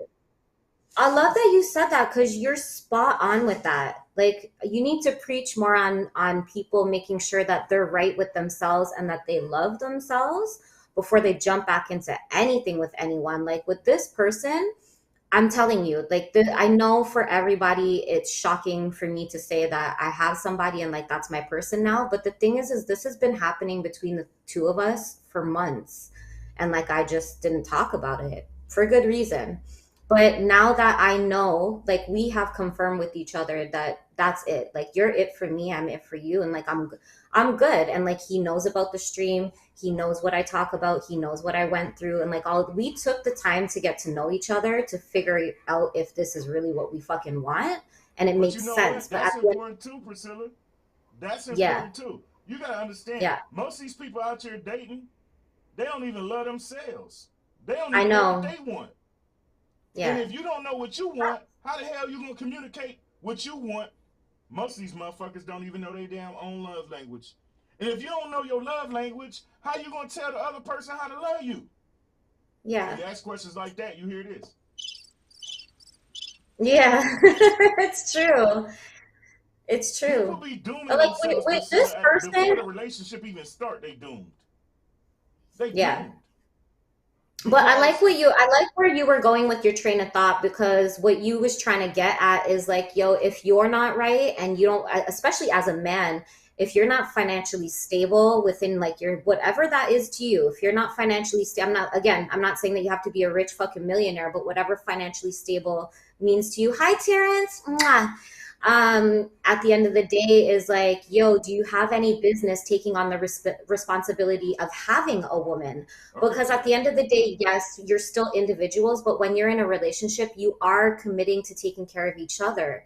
And that doesn't just mean financially, that means mentally, emotionally, physically, all of these things come with it. Like when you're in a relationship, let's face the facts. Yes, we're individuals and we're responsible for our own happiness. But the reason you're in a relationship, or for me, the only way I can explain the reason why I'm with this guy is because he adds so much value to the happiness that I already have. It's like a part of my life is like an enhancement. He enhances everything around me. Like he just makes me want to be a better person. He helps me see the things that I already know about myself and I love about myself. He reiterates that to me and like confirms that those are things that he loves about me too. And like, we just have such an open, I wish relationships would be like this, because it's so easy just to talk about everything. If I don't like something, I know I could go to him like this and I'm not scared to tell him. Same thing with him with me. But like at the end of the day, my point is to bring this topic up is I just feel like women are just not understanding enough of the man itself. Like he's got so much shit going on in the background. And so I'm gonna say this. Women ain't gonna like me saying it, but I don't give a damn. You better watch somebody else show if you don't want the truth. You got hurt some feelings for people to boss the fuck up. Yeah, I'm gonna hurt some fucking feelings right now. I don't care. Women ain't about to like what I'm about to say. Right? But I'm gonna say it. DJ Sega in the building. let me tell y'all something. A lot of y'all women are stubborn as hell, stuck in your ways, right? And y'all don't understand that shit, that boss mentality that y'all got. Y'all running around here singing the Lil Webby song, INDEPENDENT. Do you know what that means? I got my own house. I got my own. Then date yourself, heifer. Yes. Because a lot of y'all carry around that boss mentality. A lot of y'all carry around, a lot of women carry around that boss mentality thinking they running shit. And they talk down to their man and don't even know they doing it. You know And that's the difference, Josh. That's the difference is like this dude knows how bossy I can fucking be in life. You know what I mean? Like when it comes to my business and the woman that I am, I'm not going to deny the type of like boss, the person that I am. I'm not going to deny that. But like I said, there's a difference when he totally loves the person that I am inside and out all the way around full circle. But the difference is he knows that when it comes to me and him, the things that he loves the most is how caring and sensitive that I am and understanding, because just because you see Priscilla in the pics on the camera, you know yes, that he is who. Yes. See, a lot of women think that submission means slavery. Ooh. Right, and it's not that at all. For me, it's a respect thing. For me, I'm very old school when it comes to a relationship where I'm like, the man is above me in the relationship. What daddy says goes. You know what I mean? If that man tells me to do something or he doesn't like something or whatever, as long as it's within reason and it's not degrading to me or disrespectful, what he says goes. And that's the end of the story. That's how I am with my man. If we're in the middle of a conversation and I'm getting out of hand and he tells me, lower your fucking voice and shut the fuck up, I'm going to do that because that's my man. You know what I mean? And I want him to feel like at any given point in our relationship that he runs shit. You know what I mean? Because I understand internally for a man, it's important for me not to take that away from him. He needs to feel like he is providing, like he is the protector, and like he's in control. Yes, exactly. And I have to give that as his woman. If I do not give that to him, I'm fucking up, because there's certain things that you cannot take away from a man. And I feel like the way that women, like what you were just talking on, how women are so fucking bossy and they feel like, oh, I'm so independent and I can do everything by myself. I don't need no fucking man. No man's going to want to stick around and be with you because they're like, well, go and get your battery operated dick and fuck with yourself alone. Because if you don't need me for nothing, why am I going to fuck with you? Yeah. Right. That's all it's going. And guess what? Let's go deeper. Cause see, guess what? If you walk around with that, and now, see, a lot of women only date men they feel like they can control. Oh, shit. I can't control there. And see, this is so funny because you are right. I have to agree with you. My two serious relationships, so my marriage and this last asshole ex-boyfriend, it's exactly what you said. I thought that I could change them. I thought that I was really above in the relationship. And personally, I didn't like wearing the pants. It's not for me. So I knew something was wrong. But with this man, I don't even know how to explain it. Like, I don't think that I could ever be like that with him. Like, he's already put me in my place without he doesn't even know he's put me in my place really, but he knows that he has. You know what I mean? He will always have the upper hand in the relationship regardless. But the thing is, Josh, the thing is, yes, but the thing is, he doesn't do it in a controlling way. There's a difference. It's a big difference. So yes. In my clip, one of the things you hear me say in my intro is so many men don't understand. You just automatically think just because you're a man that the woman is supposed to submit to you. And so many men don't understand that if you don't make her feel secure mentally, financially, if you don't make her feel secure, she's never going to submit to you. Okay? It's so funny you said that because that's the word that comes up often is, babe, with you, I need certain affirmations word-wise, for like verbally from you, because I need to feel wanted and secure from you. So I'm very vocal about what it is that I need as a woman because it's very different than what you need as a man from me, right? And I think that that's a really cool thing. Like maybe you could try it with your wife too, Josh, is like on a daily, hey babe, what is it that you think that you need from me today as your girl, as your husband, no, or like listen, what? that happens No? all the time over here. Listen, that That's happens. I dope. don't believe in y'all think I got a talk show for nothing for nothing. Nah, we talks. Not Your Average Guy just made a good point though. He said the sooner women realize that trying to change a man is counterproductive, the sooner they be happier in their relationship. That shit there is bars. Can we talk about that for a second? So I love that he said that, and I want your opinion on this, Josh, because this can go deep. So with my last relationship before, I thought that I could change him. I thought that the abuse would go away. I thought if I did certain things that he would stop doing what he would do, whatever. I thought that I could help elevate him and like grow.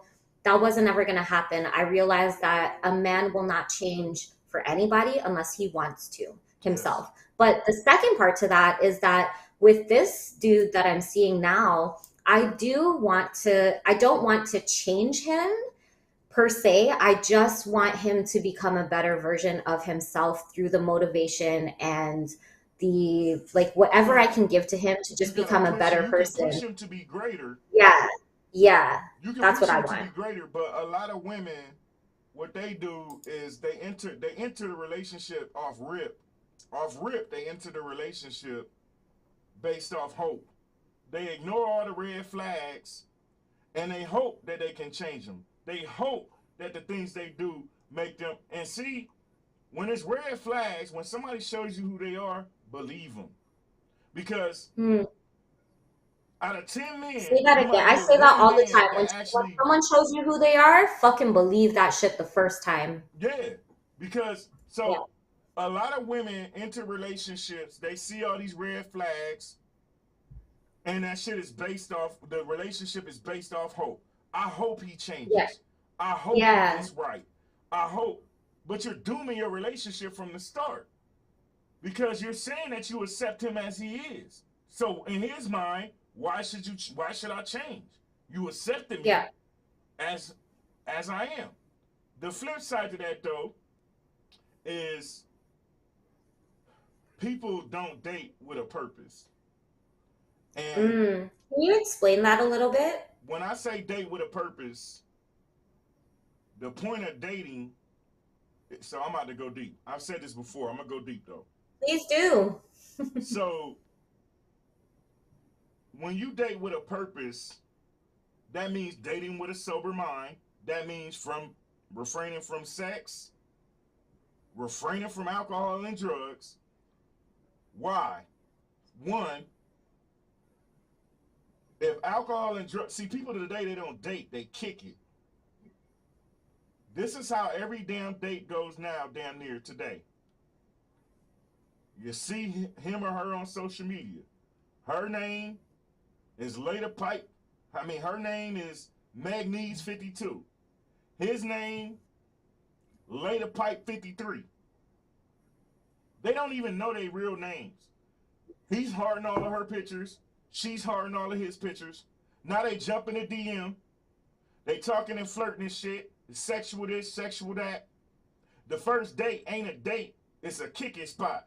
Hey, baby, meet me at this bar. Meet me at this club.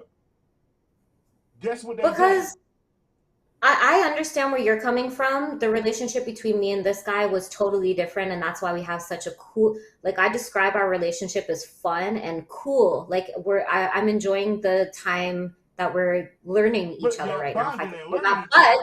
But before him, including up to like a month ago when I was trying to like actively date different guys, that's what it was for me, Josh, because I didn't know any different. It was like, yo, do you want to like smoke a blunt and just like kick it and chill? Exactly what you're saying. See, but I didn't know any I'm gonna different. go deeper though, Priscilla, because let me explain this date with a purpose shit. Yeah. When you smoking and drinking and kicking it, guess what you doing? Now all of a sudden, damn, he look good in them gray sweatpants. Damn, her booty look good in them motherfucking jeans, right? Y'all don't even really know each other yet. You ain't asked him nothing about himself, because y'all flirting the whole night. Y'all high, y'all drunk. You ain't asked no pertinent questions, none of that. Next thing you know, It's based on physical and pleasure. That's it. And guess what happens when you do that? Now, y'all done smashed. Then So you now fall in love with the devil dick. you're hypnotized. You're coochie Yeah. whipped. And guess what? Yeah. You don't know his or her red flags because you ain't dating with a purpose, you kicking it. And you I gotta agree with you 100%, Josh, because my last relationship, had I had not fallen in love with it, because our relationship was based on sex. We had amazing sex for the first couple weeks that we knew each other, and it was based on that. And I saw a bunch of fucking red flags. What's up? I saw a bunch of red flags. That's okay. And I ignored it. But with this, here, let me tell you something so you can. No, hold on. I gotta warm it up. Okay, go ahead. Go ahead. So now, what happens after what happens after you keep going like that? Y'all ain't got to know each other at all. Yeah. But now soul ties are playing a part. Ooh, wee. A lot of people don't even know what that means, though, Josh. Soul ties. You're about to find out. Good. So now you're connected, right? Yes. You can't wait. Because sexual energy is real. Sexual energy is real. It is. Yeah. So now y'all connected. You can't wait to get that D again. Brandon, what's up? You can't wait. That's right, Brandon. Empty and deadly soul ties. Now he can't wait to get that cuckoo again. Guess what though? Now a baby's involved. Y'all don't even know nothing about each other. And you don't even know if this person has the same views as raising a child together with, even if he wants to do it with you. You haven't even had those important conversations yet. Right. Now you're gonna get fucked up. And that's the difference between, now we just explained kicking it. Now we gotta explain dating with a purpose. See, when you date with a purpose, you asking pertinent questions. See, a lot of people don't know what true intimacy is. We just did a whole show on intimacy, like last week, the week before. Yeah. People don't know what intimacy is. Intimacy is a walk on the park, listening to her talk, asking about her day. There's so much different things involved with intimacy. One sec. Yeah. What's up, honey? Oh, okay, hold on.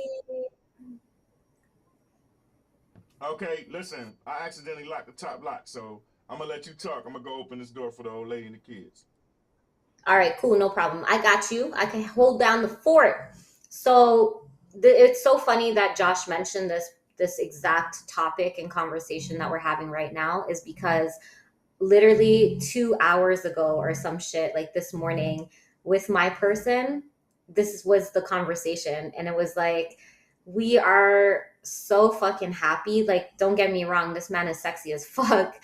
But at the end of the day, because we didn't make sex the priority of our relationship, we were able to get to know each other on such a different level and appreciate each other on a very, very different level. Like, real and raw is what our relationship is based on, is being real and raw with each other. And he made it very clear to me that, we said this to each other today. He said, if we had like fucked with each other physically first before we did what we're doing now and getting to know each other on an intellectual level, we wouldn't be where we're at today in the relationship, or we wouldn't respect each other as we do. And it's funny that Josh brought that up, because that was the conversation today, was like, we're both thankful that we took time to like really fucking pick each other's minds, see where each other's at. What do you think about this? How do you feel about this? What if this, like, bring up different scenarios, you know what I mean? And we were able to connect. So what I was going to say is, like, I feel like as sexual as a person that I am, and like sex is so important to me in a relationship with this person, it's not my priority. And it's so weird for me to say that. Like, he knows how important sex is to me, and that I need those sexual comments. I need to feel sexy. I need to feel wanted by you. But it has not been the number one conversation or foundation of our relationship at all. It's just like, yo, baby, I love you for your fucking mind. And like, that shit make my mouth water more than anything. And I'm so thankful. Yes, I'm so thankful to find somebody like that, because when he came after me, and he made it very clear that it was my mind that he was so fucking attracted to. He's like, I love. He did. He did. And see, he did. I did a whole But show this on that cool too. thing, Josh, is like he took the time to get to know me over several months before he even approached me to tell me that he felt this way about me. So the difference is that because he took the time to really get to know the Priscilla ins and outs and like who I am as a person is why I feel like we won't really have a lot of conflict. And I'm confident in saying that because the communication in this relationship is so fucking different. It's so fucking different from anything that I've ever experienced. But you know, people never understand. What's up, Sosa? People never understand that it takes work to get and to keep. Yeah. And if they did minimum to get you, they're going to do minimum to keep you. Ooh, wee. Yeah, facts. Say that again. Ooh, wee. See, people never understand that it take work to get them and to keep them. But if you did minimum to get them, you're going to do minimum to keep them. And Yeah. so I like that you said that. Say again? I like that you said that because it sparks something in my mind that like there's a lot of chasing that happens, you know, in the early stages or whatever to get that person. And then once you have that person, we were talking about this last night, what men wish women would understand is men don't want their women to let themselves go. Like they still want them to maintain their attractiveness and stuff. So just bringing that point up real quick, as you say, it's important to keep that person when you have them. But and don't stop I'm doing glad you said that because men don't understand too. Because listen, a lot of these men out here want women to keep their coochie Brazilian waxed up. They want us hair all dead, nails all dead, everything dead. Yeah. And they sitting here walking around with a rainforest down there. She don't want to get down there and be... I be staying I have to say this because this is just me. If I have a man or no man, I don't give a fuck because here's part of the self work that I did before was making sure that I'm content with myself physically as well. So I be staying ready. My legs be shaved every other day. Coochie be clean as fuck. All of the things, like there's days where for my self-care, I put on my makeup and I put on my lingerie and I sit at the desk and I work in it because it makes me feel more confident. It makes me feel more productive, like I'm a fucking boss and I can do whatever I want. So a lot of that women don't understand is you're not doing it for your man at the end of the day. Like, yes, you are. You do it for yourself. And when your man sees that you're confident in you, that's a fucking turn on for him. Sega said I parked that motherfucker with a black fist. But a lot of y'all that's right, Kobe. We stay ready. If you afraid to listen, if you a man and you afraid to shave, go get some nair or something. But you can't expect. That's a conversation we had. Like, I like it when a guy is, I'll use this word, groomed. So like when his beard is neat, I don't mind. I'll be honest. I'm the type of woman, I don't mind if he has hair down there. I'll suck a dick no matter what. If I like that dick, I'm gonna suck it. But at the end of the day, just have it neat. You know what I mean? Don't have it all same thing like a woman. I don't know. Some guys like it, but some guys don't. And I prefer to be like completely clean. But at the end of the day, it's the presentation. It's letting your partner know that you care enough about them to look good for them physically. Damn that, Priscilla. Damn that. Men, the same way you want her to keep that shit groomed, so do you. Yeah. Okay? Yeah. Y'all stop being hypocrites out here, man. Y'all want her to keep it tone. Y'all walking around here built like a scoop of mashed potatoes plopped on a plate, but you want her in the damn gym all the damn time. Fuck out of here. You got to do the same shit. Get your little chunky ass in the gym. You know what I'm saying?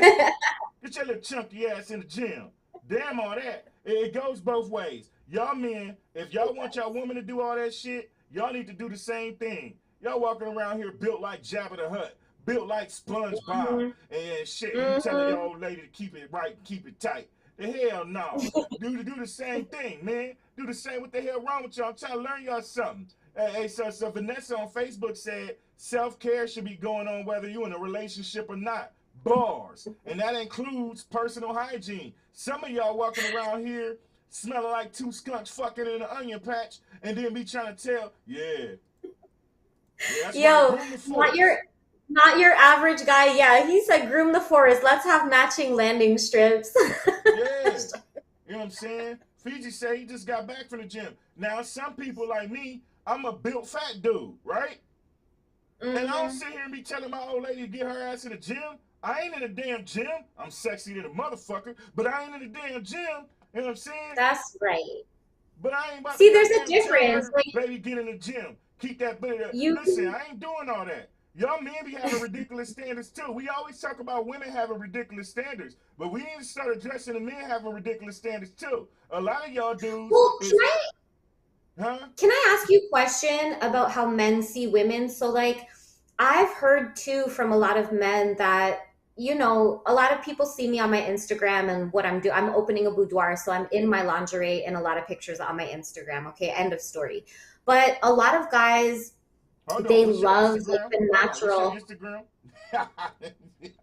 It's the same. It's my name. Y'all can add me up. It's so my man is absolute. This is the other thing that I love about him is he's so confident in who I am that he's not the jealous type, and he understands what it is that I'm doing, and he knows the person that I am. He's not trying to change any part of that. Like, he encourages it. And I love that. But my point is like, my question to you is, a lot of men have voiced that they love just like the natural look. When his girl is in like the sweatpants and t-shirt at home with the hair tied up, like they love that shit more than they love seeing a girl in lingerie. Is that true? And if it is, why? Wait a minute. Ask that again, because I want to make sure I understand what you just So said. a lot of men have voiced, especially in my chat, that they love the more natural, easygoing look, like chill look on a woman as opposed to a woman in lingerie, because seeing women in lingerie or sexy outfits is just almost overplayed or played out. But when it comes to their women, they love that like sweatpants, hair in a bun, like I'm just chilling kind of vibe, which to them is a little bit more sexier. Yeah? I like a mixture of both, but here's what I will say. I believe that women today do way too much. You know what I'm saying? What do you mean? Like, women today, man, everything on them be fake. You know what I'm saying? They walking around looking like bats and shit. These is both of my smoke rings. This is how they walking around with their damn eyelashes. You know what I'm saying? Eyelashes way the fuck out here. You know what I'm saying? Like, they be doing the most. You feel me? And to me, I don't like all that. I like natural. I mean, some men like weed. I don't like that either. They own preferences. Me personally, I like a natural look. You know what I'm saying? Like, I don't mind my old lady. I like lingerie. You know what I'm saying? But lingerie kind of defeats the purpose at the same damn time, because whenever my woman wears lingerie, that shit is only on for a couple of seconds before make it clap. Oh, no. For me, I have to speak for myself because lingerie is so big for me. But when you get Priscilla in the bedroom in her lingerie, that shit not coming off for like an hour, I promise you, because I'm so big on foreplay. You's not taking my clothes off until I fucking please you. I'm a pleaser, but I want to do all of the things and keep my shit on until I'm ready for you to take it off. Well, I mean, here's what I mean. When you put all that shit, you do all that work, put all that lingerie on, right? For me, I'm speaking for me, right? And I can't speak for nobody else. He said penis looking like Frederick Douglass. Why your balls look like there's dreadlocks on it? But for me, right? For me personally, okay? Yes, Queen Nikki, we talking relationships now. Priscilla, they wouldn't let me leave because they know I don't come back until Monday. So they got me. They got trying to hold you here. Yeah, they put me in here. They made me stay on. And I don't mind it. Because I'm gonna miss y'all too. But so for me, you know what I'm saying? I'm keeping the crock pot warm and tender all damn day.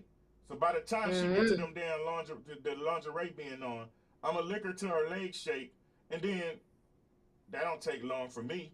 And then next thing I know, I'm ripping that shit off. So for me, you know what I'm saying? No. Don't touch the lingerie. It's very expensive. Let me take it off, please. And thanks. I'm very particular about my lingerie. That's what you do. You know what I'm saying? So hold on, baby. I'll do the things. But that's what you do. You know what I'm saying? I'm telling you how we do. You know what I'm saying? You ain't the boss of me, Priscilla. Don't be. Hold on, Priscilla. Hold on. My kung fu is excellent. Ow, it hurts. You know what? For me too, that's sexy as fuck. Like if I try to tell him no in the bedroom, do the nasty like she do the nasty. Hold up. Wait a second, damn it. Then ain't you the one who just said earlier to stop trying to control you? Don't be trying to control your man, and here you are trying to control me all the way from Canada. You don't sit your ass down somewhere, Miss Priscilla. no, because here's the thing, Josh, is in the bedroom. I think that the art of sex has been lost between couples a lot, especially when you're in a relationship over a period of time, right? Sometimes it can become mundane. Sometimes it can become routine. And you was talking about, I think it was you the other day, is like keeping shit spicy. But at the other end of the spectrum is for me as a woman in a relationship. Like I said, I'm a very sexual person. So I find many opportunities outside of the bedroom to keep things interesting. So when it comes to being in the bedroom with my man, whatever he wants goes. Whatever he says goes. That's the end of the story. So I'm glad you said that, because there's a lot of people in the chat.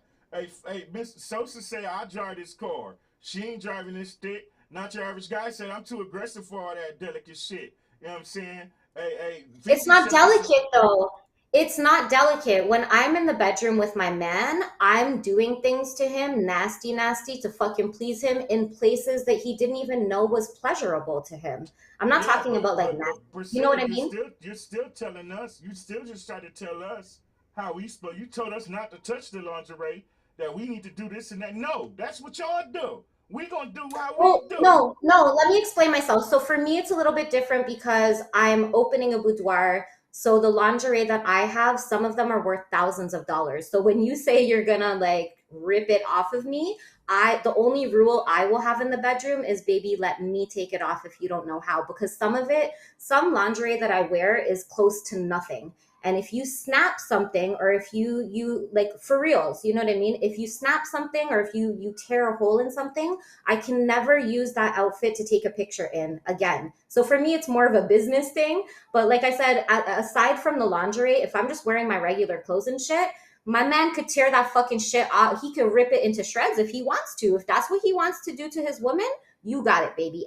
But like I'm saying, anything he says in the bedroom goes. Whatever he wants goes. We can't hear you. Whatever, Priscilla. Whatever. You wish you was my man because you want to experience all the things I'm talking about, Josh. Who said I don't? I didn't say. I just said I know. I know you want this. I know you want this. Moving on.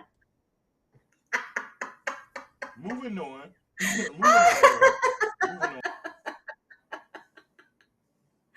You know I love you. You use my Twitch husband. How about that? Hey, watch your tone. Watch your damn tone. Watch your damn tone. Okay. Hey, so Queen All Nick, right. Queen Nick, we not listening to her shit. We not. Yes, I don't model in lingerie. I do. I shouldn't say I don't. I do model in my lingerie. If you guys didn't know, I am opening a boudoir, which will be open in a couple months. So if you have me on Instagram, you'll see a lot of the pictures that I've taken. And there's a difference though. It's like, here's the thing, Josh, is a lot of women used to fucking judge the fuck out of me because before I mentioned I was opening a boudoir, I was posting sexy pictures of myself on Instagram. We can't hear you. Was you talking? I know y'all can't hear me. Oh, okay. But what ended up happening is once I ended up saying I'm opening a boudoir, everything changed. Everything changed. Even men that were married would finally come on my page and start to like my pictures because they understood what it was for. But at the end of the day, it was like there's so much judgment when you don't know the reason behind what people are doing. And I did it for a purpose. It was for research purposes, and I had to do it that way. And it was because during my boudoir sessions, when the women come in, I'm going to have a whole hour session with them before we actually do the shoot. And that hour session is to find out where their insecurities are, what parts of themselves they like and they don't like, and to talk about any trauma that might have happened before they came into the session. Because these boudoir shoots are to encourage and empower women to see themselves as beautiful and sexy inside and out, no matter what shape, size, or color you are or what you've been through. So, yeah. Okay. That's why I'm saying, like, the whole lingerie thing for me is very, like, important, and it means something to me deeper than a man that's seeing. cool, but at the same time, hey, thanks, Kobe, for the bits. I appreciate you. Listen, if you want to wear $1,000 lingerie that you don't want touched, that's one thing. You know what I'm saying? But most of us, I'm saying, I be telling my old lady all the time, I mean, we don't spend all that money on that. Put a thong on and some booty shorts or something. You know what I'm saying? Because I'm just like, But I have in the those too. kitchen, over by the stove. She going to get it wherever she in. You know what I'm saying? That's what I'm saying, 100%. When I'm in my regular shit and the fucker just creeps up on you, he want to bend me over while I'm cooking dinner in the kitchen and do the thing. Baby, let's go. Tear all the fucking clothes off. You could do whatever the fuck you want to me. I don't care. I don't care. But it's the same in the bedroom. It's the same in the bedroom. We have been together 16 years. This is from Facebook. Every time my hubby brought me lingerie, it got tore up. And I can never wear it again. A waste of money. And see, that's where I'm coming from. My old lady put that lingerie shit on. That shit getting tore off. Most times I'm sliding that shit to the side and like, nah, I ain't got time for all that. You could slide the shit to the side. That's not a problem. But my baby understands that it's like, he knows me and he knows my business. And he knows that if we're in the bedroom and I'm wearing some expensive shit, please be careful. That's all.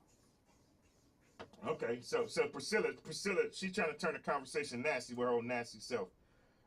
Yeah. And all of y'all little nasties in here, Queen Nikki, old nasty ass in here, Reggae Lover, Black Queen, all y'all little nasty asses. You know what I'm saying? I know Flame, where Flame ass at? Flame ass is nasty too. I can sense that too. Her little broken Magnese. She trying to act like she got Magnese and shit. I got her to do too. But back to the topic at hand, you know what I'm saying, with y'all nasty asses. I think women don't understand that. I think the biggest problem is women don't understand men communicate differently. You know what I'm saying? Yes. We're simple. Most men are simple. You know what I'm saying? Every now and then you get somebody who's intellectual as hell like me, like your dude, intellectual. You know what I'm saying? Watch your tone, Queen Nikki. Watch your tone. No. That's Priscilla trying to be nasty. That's you trying to be nasty. No, we not about to turn this into another nasty show. No, pineapples. I don't like it. When you have Priscilla in the six, when Priscilla in the six is around, it gonna just turn nasty because I love sex and I'm sex positive and I big up anybody. Y'all some old nasty asses. Queen Nikki, old nasty ass. Reggae Lover, old nasty ass. Who else in here, old nasty? Fiji, nasty ass. Fiji was in there talking about sucking feet and shit the other damn day. You know what I'm saying? All y'all little nasty asses. Y'all ain't about to take no. Oh, Josh, I have a question for you that I forgot to bring up yesterday, and it was really important to me to get a male perspective on this. And I have not talked to my partner about this, but I'm very curious from a man's point of view. So here it is. There are times when a man is feeling exhausted, mentally, physically, whatever, and he doesn't want to be sexual. Okay, let's just face the facts. You guys are human. There's times where we get horny as fuck and you're not into it or whatever. There's been moments, just sometimes, let's say maybe you had a loss in your family and it's just not the time. You're just going through some shit or whatever. Maybe you've been having a really hard time at work, whatever the case is, right? And my question is a lot of women will get really cheeky or upset at their man when they want it. And their man, because it doesn't happen often, but when their man is like, I can't, or I don't want to right now. And the women take offense to it because it's like, oh, what, you don't want me, and they not having understanding that they take offense, because most of the women that's taking offense when he don't want to do it, how many times have they told him no? See what I'm saying? A lot of women are very stubborn. You feel me? Oh no. A lot of women are very stubborn, and they'll tell their man no 10 times, and their man tell them no once, and all of a sudden, oh, you don't want me. Well, heifer, you know how many times you done told me no? I can't relate because I don't give a damn what's going on. I don't give a damn if bombs over Baghdad come right now. I'm still beating that coochie up. That's I me. love that. I don't give I a love damn that. what's going on. I don't give a damn if I'm stressed. Listen, I used to work driving buses. I don't care how much I work, double shifts, not. I'm still going to make it go. Yeah. So I can't relate. But what I will say is a lot of the women who do that, how many times they got to stop being, a lot of women are selfish as hell. Right? Yes. I 100% agree with that. And they'll tell their man no 1,000,000 times over the course of the relationship. And then the one time that man tell her no, then it's a problem. Okay, I don't like that. I don't like it when I hear about women turning their man down for sex. I don't, because it's just like the way that I think, Josh, is like, yo, if you're gonna be with somebody, sex is gonna be a big part of that, because otherwise I look at you as just my friend. If we're sexually involved, you're my person. But if we're not having sex and we're just sharing shit on an intimate level, intellectual level, what the fuck? Like, you might as well just be my fucking best friend. You know what I mean? And so for me, my point is like, I really, really, really hate it when I hear about women saying no, that they won't give it up to their man. Like, why the fuck are you depriving him of like something so big in the relationship? I don't like that at all. I'm going to say this as somebody that got 7 sisters, only boy, right? So I've been around all of their friends for a long time, right? And on top of that, I'm going to go deeper, right? Look at the little kitty cat. I'm going to go deeper. A lot of women use their coochie as a weapon in the relationship. I know they going to sit here and say, they lying. Listen, and then if you get to talk about cheating, women are always yelling, men cheating, right? Most of them women who yelling at their man, all men cheat, is one common denominator in every single relationship where the man cheated on them. And I call bullshit when they say they didn't know. They knew. They knew that they weren't giving up the coochie. They knew.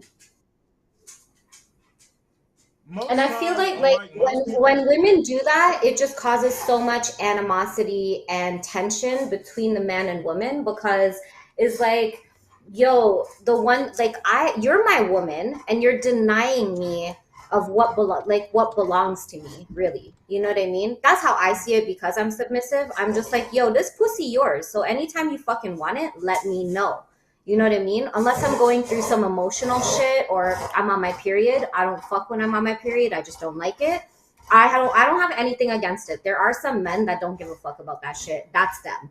But for me, it's uncomfortable. It doesn't feel good because my body is physically going through a bunch of shit and I know that I'm not going to enjoy it. Other than that, if you tell me that you want me in any kind of fucking way, it's yes, daddy, right away. You know what I mean? Like, whatever the fucks you want, take me and have me your way. I could never deny my man anything sexual, ever. I just can't. And you shouldn't.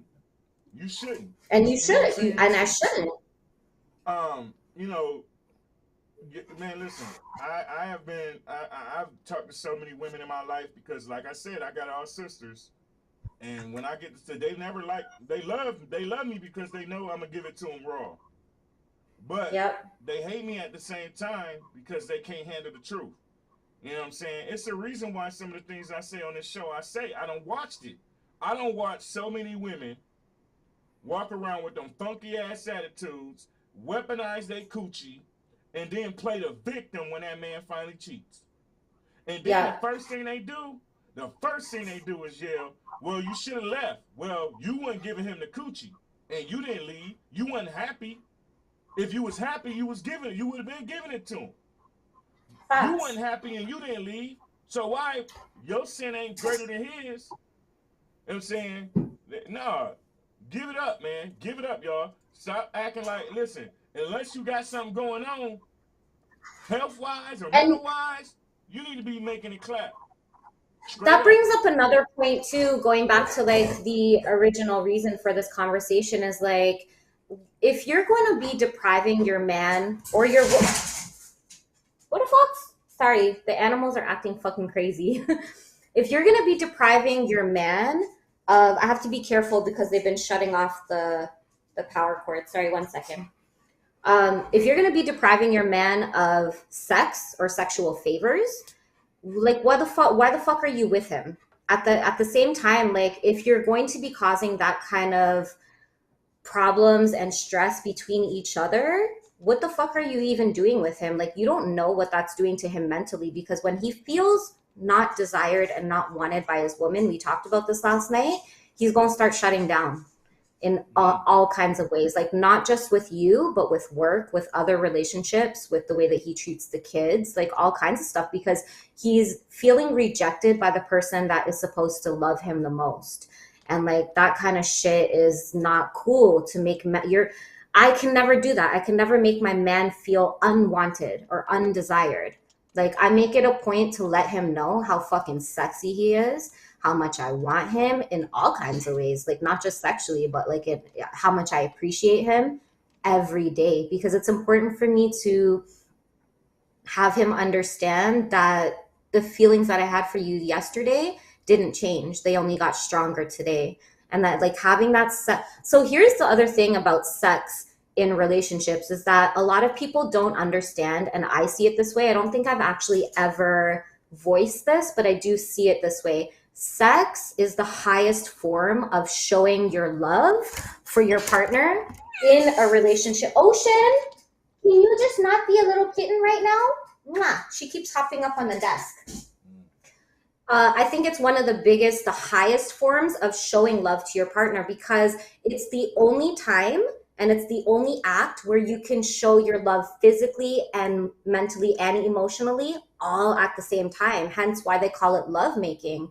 And there's no other experience in the whole world than making love to your fucking partner on any given day.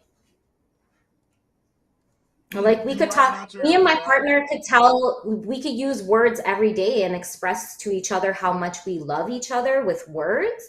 But for me, that love making, that physical body connection, and now that I understand sexual energy, is like that for me, that's the highest form of love itself that I could show my partner. Because I'm literally saying, I want to connect my energy with yours and merge it to become one. And like, you can't do that without having sex. So, yeah. Not your average guy got a good point. Every woman, as soon as she get pissed off, she don't got the desire to give her man a coochie. What you mean, Kobe? Kobe said Priscilla got that Burger King. What? Chaka, you have it your way, baby? What you mean? Reggae Lover said she's the opposite. What do you mean? Hey, Reggae Lover, are you home yet? Because Reggae Lover is supposed to come on the screen. She thinks she's slick. That's right. She thinks she's slick. You not slick, Reggae Lover. You ain't off the hook. Did you get home, Reggae Lover? Because I got her to do too. She thinks she's just gonna get out of some stuff. If I'm used to fucking so we can go to sleep, you gonna fuck me whether we mad or not. But a lot of people don't think like that. I'm telling you, man, there's so many people out here. Nope, cause you driving. Nope, cause you driving. Are you home?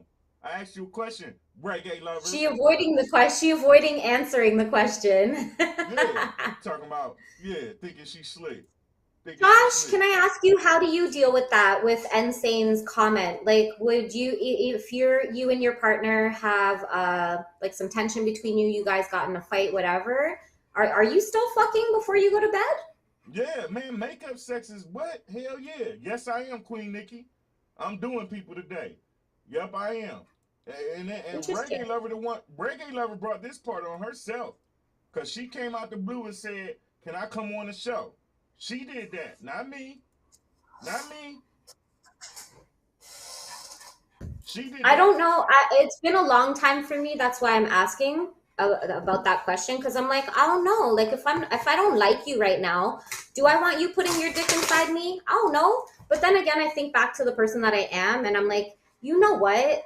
More than likely, if he fucks the shit out of me before I go to, like, if we're, you know, mad at each other, it's just gonna shut me the fuck up at the end. Because I'm like that. I'm like, daddy gave me some dick and now I'm good. Now I don't even remember what we were fighting about before. Barks.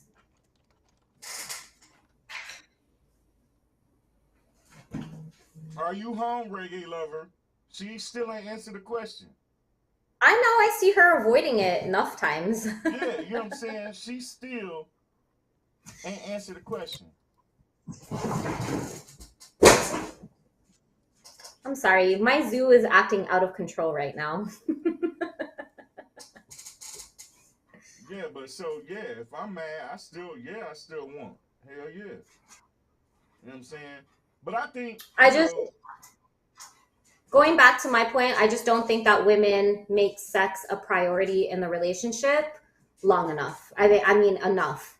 So yesterday to the conversation that we had, my point is that women need to take their man's wants and needs into consideration a little bit more often, because I think as women as a whole, we've been fucking up in relationships to the point where, going back to what you were saying, like, we feel like we're independent. Hold on, we want to be in control of this, that, whatever. Say that again. Women have been doing what? We've been fucking up with our men. In the sense that, like, we're not paying attention to you guys enough and, like, taking your wants and needs into consideration the way that we should as your woman. And, like, it's just as important for me to understand what my man is going through and what he's feeling, because then I know how to fuck with him. You know what I mean? What if I wake up really fucking happy and excited and horny, and before even talking to him, I see these fucking animals. Hold on. Hey, I'm recording. Hold on one second. I'm recording it. You are okay. Give me 1 second. Let me just. Something. You so right.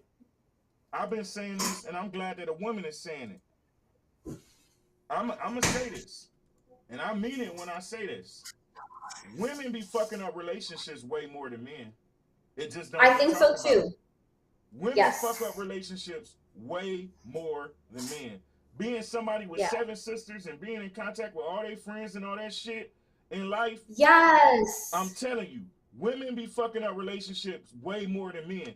And they be knowing. Yo, can we touch on that? They be involving too many people in their relationship. Ooh, like I could be honest with you. This man that I'm seeing, number one, he knows that I have this podcast that I do, and he'll come in and he'll watch, but he's not allowed to be in the chat. The second thing is that he knows that I have one friend, my best friend, that I talk to that knows about him, but she's the only one. And here's the thing, is like, I don't go to her to be like, oh, what do you think I should do about this? He did this, to complain about him and like whatever. I'm literally sharing how great things are within the relationship so she can understand where I'm at in life as a person. It's not it's very opposite for a lot of other women. Like, when they start to date a man, they will go to their friends or like in the group chat and be like, girl, all this shit about him. And then now you got 4 or 5 other girls giving you opinions about shit that they don't even know about. Go deeper. Not only you got all these different girls giving opinions, you gotta go deeper. It be single ass, bitter ass women that they getting advice from. Yes. That shit makes sense. Yes. They can't even keep a man, but you taking their advice. Huh? Right. And a lot of y'all, these nasty ass, you want to know how I shut a man down? How men shut down on y'all? Them raggedy ass attitudes and mood swings. But let me speak to that for 1 second, because I was single for a very long time period of my life. And there's a difference. When you're talking to your girls that are literally trying to give you the best advice that they can because they care about you, they will tell you when you're fucking up or when you're talking shit about your man, like, yo, don't do him like that, or it's you that's causing or whatever. They're trying to help elevate you and understand. They will not be your yes man. Those are the people that you need to go to, because my point to that is I was single for a long time. but my whole stream is about relationships. But here's the thing, Josh, if I didn't have the stream about relationships and was able to have these proper conversations with not only my boss the fuck up crew, but come into rooms like yours where we discuss different things like this, I would not be able to, like you said, I did my shadow work and it allowed me to do that. But I feel like as a single woman, like before, that if people came to me, I would give them the best advice that I could in regards to relationships based on what my knowledge is and that kind of stuff. But I know what you're talking about. There's a lot of friends and women who just talk a lot of fucking shit and they get inside of the girl's head. And then the girl starts to see things in a way that they're just now making up stories about shit that doesn't even exist in a relationship. Priscilla, that's only part of it. We going deeper. We going deeper. Yeah, please do. We going deeper. These women, y'all women that run y'all damn mouths to everybody, all your friends, y'all don't understand that all y'all doing, they know you ain't shit because they're your friend. And they be knowing that man is good to you. They be knowing you got all these damn mood swings, that you playing a stingy coochie game and all of that. And guess what? You telling him, I ain't cooked for him. Guess what they doing? In his DM. Y'all, you ain't doing nothing but giving a damn ammo for them to steal your man. Yo, that's some fucked up shit. Because the instant you start telling your friend about everything that your man do, they be looking at you like, bitch, you're stupid. And at the same time, they in his inbox providing every single thing, all the ammo that you gave them, they using it to steal your man. Women out here today. But see, that's why it's so important to have the right people around you in your life. Like with T.I. Montana, like I said, she's not my yes man. And the thing is that from everything that I told her about this guy and the way that he is with me, she had nothing bad to say because she understands the relationships that I've had before and what I went through. And she's like, at this point, everything that you tell me, like, I'll love this guy for you. You know what I mean? Like, you fucking deserve this shit. And I'm happy that I don't have to fucking cuss him off because he's doing all of the things right. So like, and she encourages me in ways to like be better for him as well. And I love that from my best friend, you know? Listen, some of y'all be talking to your friends about how your man sex you down. Uh-oh. Yes, Queen Nikki, I know you don't like to share. That's a little inside thing. To your friends about what your man do to you in the bedroom. And as you doing it, listen, women are a lot like men these days. Nobody talks about that. If you really want to be honest, the men are the ones that's super emotional now. You think so? Yes. How? Men, what? How? Yeah. Women be the thugs these days. It be the dudes falling and getting all emotional. Yeah. Dudes be stalking, doing all that other shit. Listen, y'all know how many times I seen a woman post, my side dude catching feelings? I done seen that shit so much. And some of y'all sitting in the chat, don't act like, some of y'all watching, don't sit here and act like y'all ain't never had no side piece. Y'all lying. Everybody done had a side piece. Stop lying. Don't act like that. Sega said, we've been emotional because all humans are biological creatures. The bio part being forgotten that it includes emotions. I guess, but at the same time, these women out here, they like, we tired of these men shit. We about to. Sorry, I just gotta plug my phone in. Be right back. They're like, yo, we gonna start doing the same shit to women. We gonna start doing the same shit to men. Huh? We gonna start doing the same shit to men that they've been doing to us. How many of y'all, I know ain't, see Phoenix Flames is being honest. Well, I wanted you to explain yourself because I do agree to an extent. So for example, with my person, he's very sensitive in the sense that like I wouldn't say he's like sensitive, like crybaby bitch, not like that at all. He's very much a man, but at the end of the day, he's done, like you said, shadow work is very important. He's done his shadow work ish. And at the end of the day, when it comes to me and even with other people, he's very good at communicating his feelings and not scared to say what it is that he's feeling. So when I think of sensitive, I think that I think of more around being open and honest about how you really feel, because he's like that with me. It's two different things. I'm not talking about men being sensitive. I'm talking about being emotional. So see, well, what's the difference? It's the difference. So check this out. Men, when they have sex, they coochie whip instantly, get all emotional, turn stalkerish. That's emotional. You get what I'm saying? They the ones that do that these days. It's not the women. I don't know. I don't see the difference. Okay, so when I hear you say sensitive and emotional, for me, sensitive might be like, yo, you're taking that shit a little bit. I didn't say the word sensitive. What then? Being emotional? Oh. I said emotional. So you think that they can become pussy whipped just like this? Instantly.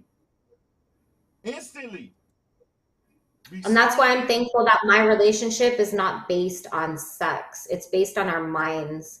And he's made that very, very, very fucking clear. Go ahead. Hey, thanks for the sub, Phoenix Flames. I appreciate it. Oh, wait. Yeah, thanks for the sub.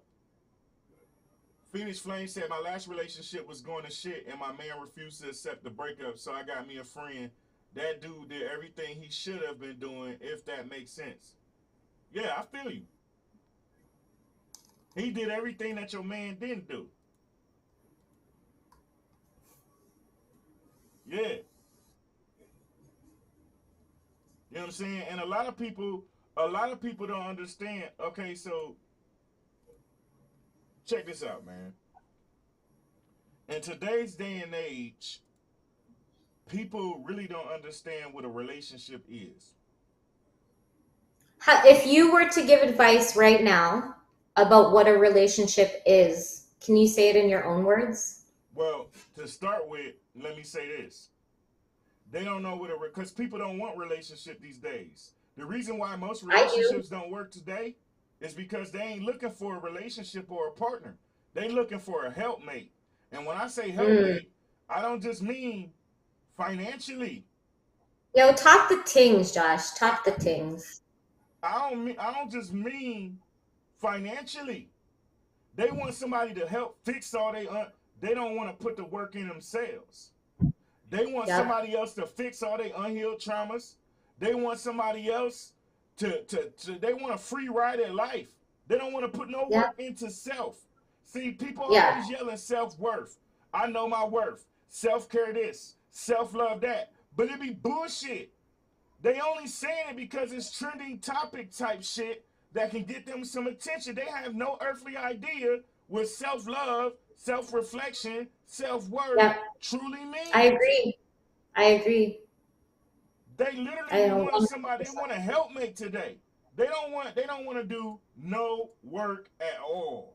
You get what I'm saying? And see, I love that you brought that up, because with me and him, we had that conversation already. So here's the thing with us is that it's really cool. I keep saying this relationship is really cool because he's on the exact same page as me in regards to okay, so I don't want to get married or have kids, and I'm firm on that, and so is he. So those were two major things that we knocked out. That's not going to be part of the relationship at all, where we both agree like that's not what we want. If you love me, just be with me. You know what I mean? And we could do this till the end of time. Hold on, wait, whoa. Pause. What? Neither one of y'all want to be married? No. May I ask why? Yes. So he has been married and I have been married. And at the same time, we've experienced that. We both have, so I have a son, he has kids. But at the end of the day, when we talked about it, it was like, number one, marriage for me, like actually signing the paperwork, doesn't mean shit. For me, the way that I see that is you're signing a fucking piece of paper so the government can control the income between the two of you. At the end of the day, it's a money-making thing. If you want to commit yourself to me, you want to buy me a ring at the end of the day, go ahead, baby. That's fine. You want to do the ceremony just to show that we're committed to each other for whatever, we can do that. But I'm not, for me, it's the signing the paperwork. We're not doing that. But marriage for